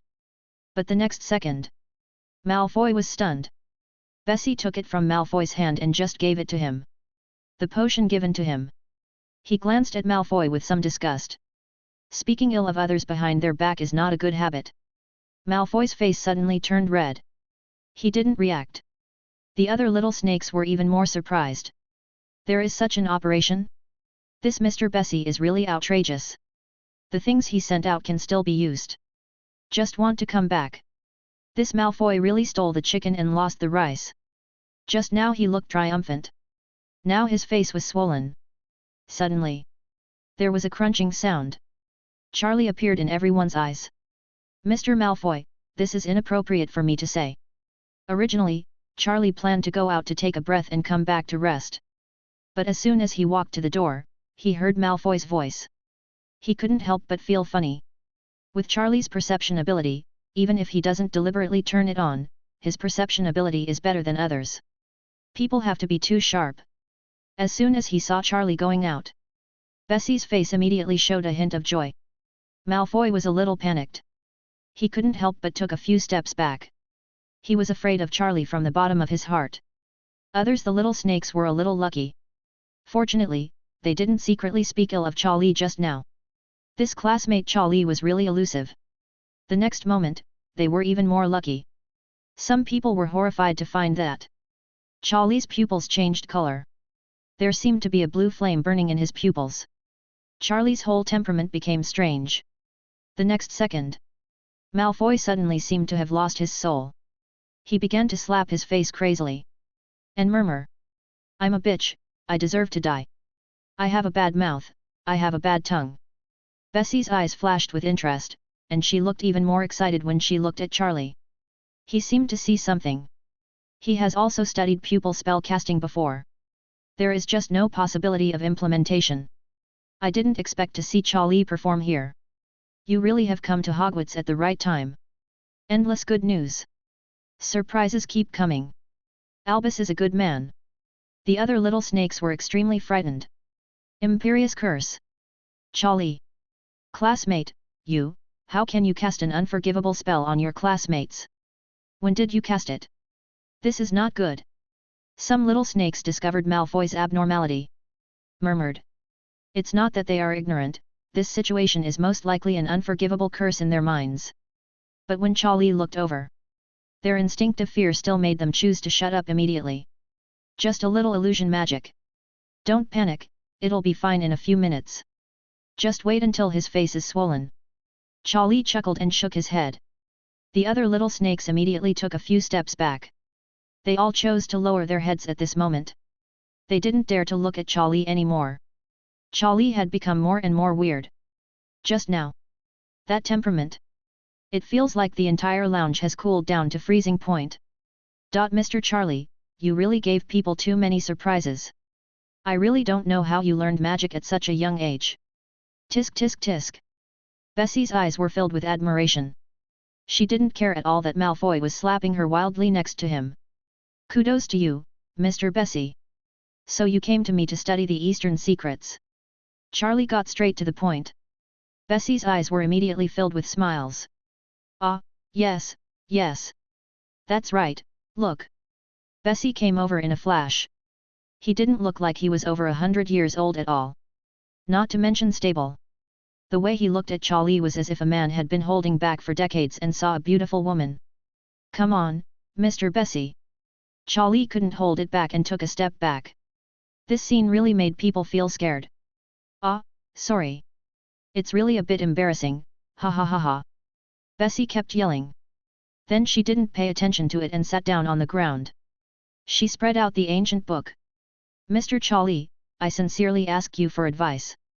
I really have too many doubts about this Eastern secret art. After speaking, he glanced around at the Slytherin snakes. The students immediately understood the meaning and helped Malfoy, who was swollen into a pig's head. He left in a hurry. Charlie nodded. Also sat down. He felt pretty good about Bessie overall, and she came here to treat Harry. He also gave me so many things. Charlie had long expected that such a day would come. Then Charlie opened the ancient book. Start explaining to Bessie. Bessie's face also became solemn, no longer that of an old naughty child. Time passed little by little. Bessie's expression became more serious, and the admiration in her eyes became more and more. Until noon. It was only broken by a voice. It's Ron, the diligent messenger boy. Brother Charlie, the Ministry of Magic has sent someone to send you compensation. From the looks of it, it seems that the standards are quite high, even reporters came. According to the reporter lady, in addition to gold galleons, there are also treasures. Chapter 129. The time is just right too. Charlie had just finished explaining some important points to Mr. Bessie. Just when he was about to breathe a sigh of relief, he heard Ron shouting. Ron was still as carefree as ever. They were all shouting while walking. I guess half of Hogwarts knew about it along the way. Bessie remained deep in thought. It wasn't until I heard Ron's voice that I calmed down. Mr. Charlie, do Aurors still come here to apologize to you? Bessie had some doubts in her eyes. Well, it doesn't count. It's just that since they did something wrong and affected me, they have to pay a price. Charlie did not deny it. Bessie looked at Charlie with a more complicated expression. It had just been a morning. Bessie was completely convinced. Charlie's ability to draw inferences and deductions made Bessie ashamed. Those mysteries, the complex Eastern secrets, suddenly became clear after Charlie dismantled them. You know, Bessie had been studying for a whole night. It can be said that there was no breakthrough at all. This was also what made him despair the most. If this were not the case, he would not have lowered his face and came to Charlie for advice. After all, he was already old. He was a little embarrassed to spread the news. It was not because he wanted to save face. 967. But in the end, his desire for magic knowledge defeated his reason. Bessie still chose to ask Charlie for advice. Of course, he gained a lot. He was very glad that he made this decision. He has become more and more impressed by Charlie's ability. Now he heard that the Aurors were coming to apologize publicly. Bessie felt that Charlie was even more mysterious. He was also a temperamental person, and he had offended many so-called administrative organizations in the magical world before. But never like Charlie, who could force the Ministry of Magic to come and apologize. Unheard of. Mr. Charlie, I have to say that it is an honor for Dumbledore and others to have students like you at Hogwarts. When I was young and still a professor, I had never seen a student like you. Bessie's tone was a little regretful. There was a feeling of emotion. If Charlie was a student of their Beauxbatons Academy of Magic, then Beauxbatons would be making too much money. In the future Goblet of Fire. In the Triwizard Tournament, Beauxbatons Academy of Magic will have to, if you win, it will be too easy. Let me also experience this scene. Bessie stood up and tidied herself up a little. Brother Charlie, shall we go there now? Ron was standing aside, his little face was full of excitement. This excited him so much. That was the Ministry of Magic. Ron often heard from his father that the people in the Ministry of Magic were all arrogant and arrogant. Senior. I have never heard of an aura office publicly apologizing to others. Let's go then. Charlie nodded. Ron cheered happily. Then the three of them set off from Slytherin's lounge. At this moment, a group of people had already appeared in Dumbledore's office. Stringer led several aurors were sitting upright, waiting for Charlie's arrival. Along with them, there was also Ms. Skeeter. They appeared in Dumbledore's office again. Except there were fewer aurors. See everything. They all looked so familiar. This made Stringer and the aurors a little embarrassed. The scene of the battle with Charlie came to mind again. Their faces were a little red. Skeeter was also a little unnatural. She was instinctively afraid of this place. But this time, it was Stringer who took the initiative to invite her. Before she could refuse, she was pushed out by the editor-in-chief of the Daily Prophet. Only Dumbledore seemed to be very leisurely. Returned to them each poured a glass of hot milk. Fawkes was arranging his feathers on the side, as if everything had nothing to do with it. Not long after, Charlie appeared in the office. At the door of the office, the Weasley twins had already prepared their clothes early.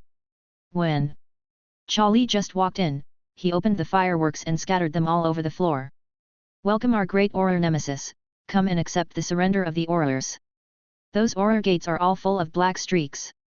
If Dumbledore and Charlie hadn't been sitting here, they would have rushed out and beat up the Weasley brothers. Wow, Jake, Mr. Stringer, long time no see. Bessie followed Charlie over, and was a little surprised to see Stringer. There was also a hint of surprise in Stringer's eyes. But it was quickly replaced by shame. He and Bessie had known each other for a long time. We must be old acquaintances. Originally, his character in front of Bessie had always been arrogant, powerful, and conceited. Now he didn't expect that he would actually want to in front of an acquaintance. He bowed his head and admitted his mistake to another person. This made him feel a little broken. Ahem. Long time no see, Mr. Bessie. Stringer coughed a few times. The smile in Bessie's eyes became even brighter. This time I came to Hogwarts, I really gained a lot. It was so interesting. Why you are here too? Stringer was a little depressed. He never imagined that he would meet Bessie here. That Beauxbatons potions master. Oh, I happened to be learning something from Mr. Charlie, so I came to watch it together. Bessie didn't care. There was more joking in her eyes. Seeing Stringer blushing, not to mention the joy in his heart. Stringer looked confused and looked at the check in disbelief. Lee. Then he suppressed his emotions forcibly. That's all. This is Charlie who singled out a group of us. I believe it no matter what you say. Let's get down to business quickly. Stringer urged, not wanting to be looked at weirdly by Bessie anymore. Skeeter also nodded immediately. She didn't want to stay in such a terrifying place for a moment. Miss Skeeter, you may begin. Mr. Charlie, please accept our Auror office's sincerest apology. We offer our most sincere apologies for your brother Harry's coma and for our failure to do so. Stringer stood up. The Aurors accompanying him also stood up one after another. Their faces turned red. Sorry. Sorry. Stringer and the Aurors bowed and lowered their heads. Skeeter was busy writing on the side. The Aurors of the Ministry of Magic offered their most sincere apologies to Mr. Charlie today. Charlie did not speak. Dumbledore was smiling. He was very happy at this moment. Maybe Charlie is on the right path? The way he used to be, he always seemed to do bad things. Mr. Charlie, this is the reparation from our Auror office to you. A total of 20,000 gold galleons. Skeeter and the others immediately raised their eyebrows.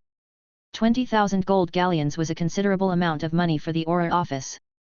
Under the current circumstances, it would be difficult for Fudge to agree to fund the project. I didn't expect that Stringer could still come up with such a skill. There is one more thing. After Stringer finished speaking, he took out another ancient box. This is a mysterious treasure obtained by our Auror office from previous law enforcement operations. I know there is indeed a bit of a shortage of cash. This thing has been identified by goblins from Gringotts, and the price was quoted at more than 50,000. I thought of sending it directly to you to make up for my previous mistakes. After speaking, Stringer opened the treasure chest. A feather-like thing appeared in everyone's eyes. Chapter 130. Charlie looked. This is a silvery white realm. The smell up there is very ancient. Charlie, take it. Dumbledore prompted. Then Charlie nodded. Stringer was relieved. This matter was finally over. Then Skeeter immediately took a photo of them and began to write furiously. She also wants this matter to end. These days, it is really painful for her. She is frightened every day. On the one hand, there is always good news in the office that newspaper sales have exploded again. On the other hand, the pressure in her heart also increased. After all, the more newspaper sales exploded, the higher the Ministry of Magic's hatred towards him. She was deeply afraid that one day after work, she would be suddenly attacked by an inexplicable magic and disappear from this world.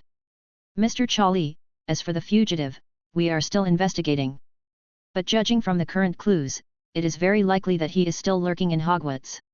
When we make some progress, I think the Aurors will come to Hogwarts to investigate. This, I hope can. After Stringer finished all this, he breathed a sigh of relief and said sincerely. This time he began to seek Charlie's opinion. The arrogance from before is completely gone. I'll tell you later, but if there are clues, I hope you can share them as soon as possible. Charlie said seriously.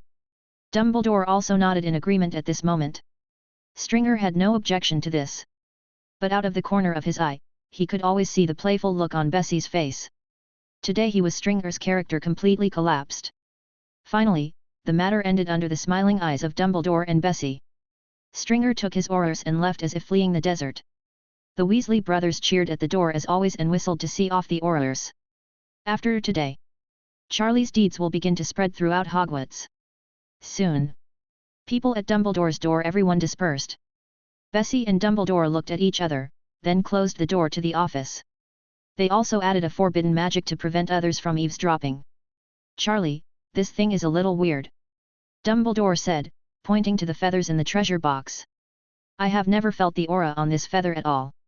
In other words, this creature is very mysterious, or ancient.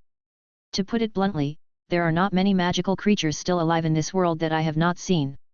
Dumbledore said solemnly. Bessie also nodded. His eyes were always fixed on this feather. I know, I noticed something unusual as soon as this thing came out. The magic power fluctuations on it are also very different from ordinary magic power fluctuations. Charlie also expressed his opinion. I seem to have seen records like this before. Bessie suddenly interrupted with a serious look on her face. It is a material book written in runes, and there seems to be such a record in it.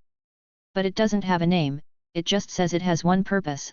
I don't know if it's the same. Charlie and Dumbledore both looked at Bessie.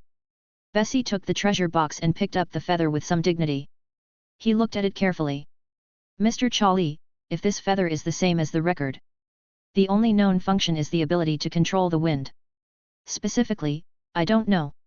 Bessie put down the feather again and handed it to Charlie. Give it a try, Charlie, we happen to be here. Dumbledore pushed up his glasses and prompted. The ability to control the wind? Charlie was also interested. Without being pretentious, he directly took Ling Yu. Suddenly, Ling Yu turned into a stream of light and poured into Charlie. The body of Dumbledore and Bessie changed drastically. They immediately took out their wands. Charlie, are you okay? Dumbledore asked anxiously. Charlie stretched out his hand slightly to indicate that he was okay. But at this moment, his perception had undergone earth-shaking changes. The feather also suddenly appeared on his arm. A few breaths later, on Charlie's arm, a silver feather-shaped tattoo suddenly appeared. With a thought, the tattoo disappeared and was not visible at all. But at this moment, Charlie sensed the magic power around him more carefully. It seemed that he could feel the surge and breath of the wind. All the feelings became subtle. With a thought, Charlie's whole body levitated. A trace of horror flashed in the eyes of Dumbledore and Bessie. Using the void to control the air? This is not an effect that flying can achieve at all. Principal Dumbledore, I need to trouble you to repair the office later. Charlie suddenly spoke. Dumbledore suddenly had a bad premonition in his heart. Then the window in the office suddenly broke. Charlie's body was like a broomstick. With a swish, he flew out, leaving behind a heartache. Dumbledore and Bessie with dull eyes. Albus, this thing really has such an effect. Is this the power to control the wind? Why did this feather flow into Charlie's body when it came into his hands? It has been in the hands of Aurors for so long and it has not been studied yet. Bessie nodded helplessly. The surprises Charlie gave him were countless. Bessie felt that he was just a pure and innocent person. He had been running with him all the time. Is there a possibility that this Lingyu chose Charlie? Instead of Aurors, they didn't study it. After all, the goblins of Gringotts also asked for more than 50,000 yuan. Dumbledore said angrily. He waved his wand and was repairing the window broken by Charlie. Just do the experiment, why did you destroy my office? Dumbledore whispered. Bessie was suddenly enlightened. I walked to the window and looked into the distance. At this moment, Charlie's figure had completely disappeared from his sight. Is this guy going to fall? Bessie is a bit shady. At this moment, Shari was already hovering in the sky above Hogwarts. Rao is his current character. There are also some ups and downs. So cool. All airflows are under his control. What a flying broomstick, flying with a sword. Compared with this feeling, it is inferior. There are no props. Charlie relied directly on the void to control the air. The entire sky seemed to be under Charlie's control. The castle of Hogwarts is getting smaller and smaller in the field of vision. This Lingyu is indeed a good thing. Totally exceeded Charlie's expectations. This Stringer. He seems to be a good person who knows his mistakes and can correct them. Suddenly, Charlie's eyes narrowed slightly. There seemed to be a hidden figure flashing across the tower of Hogwarts. If you enjoy the content of this channel, subscribe, like, and comment, to help this channel to grow.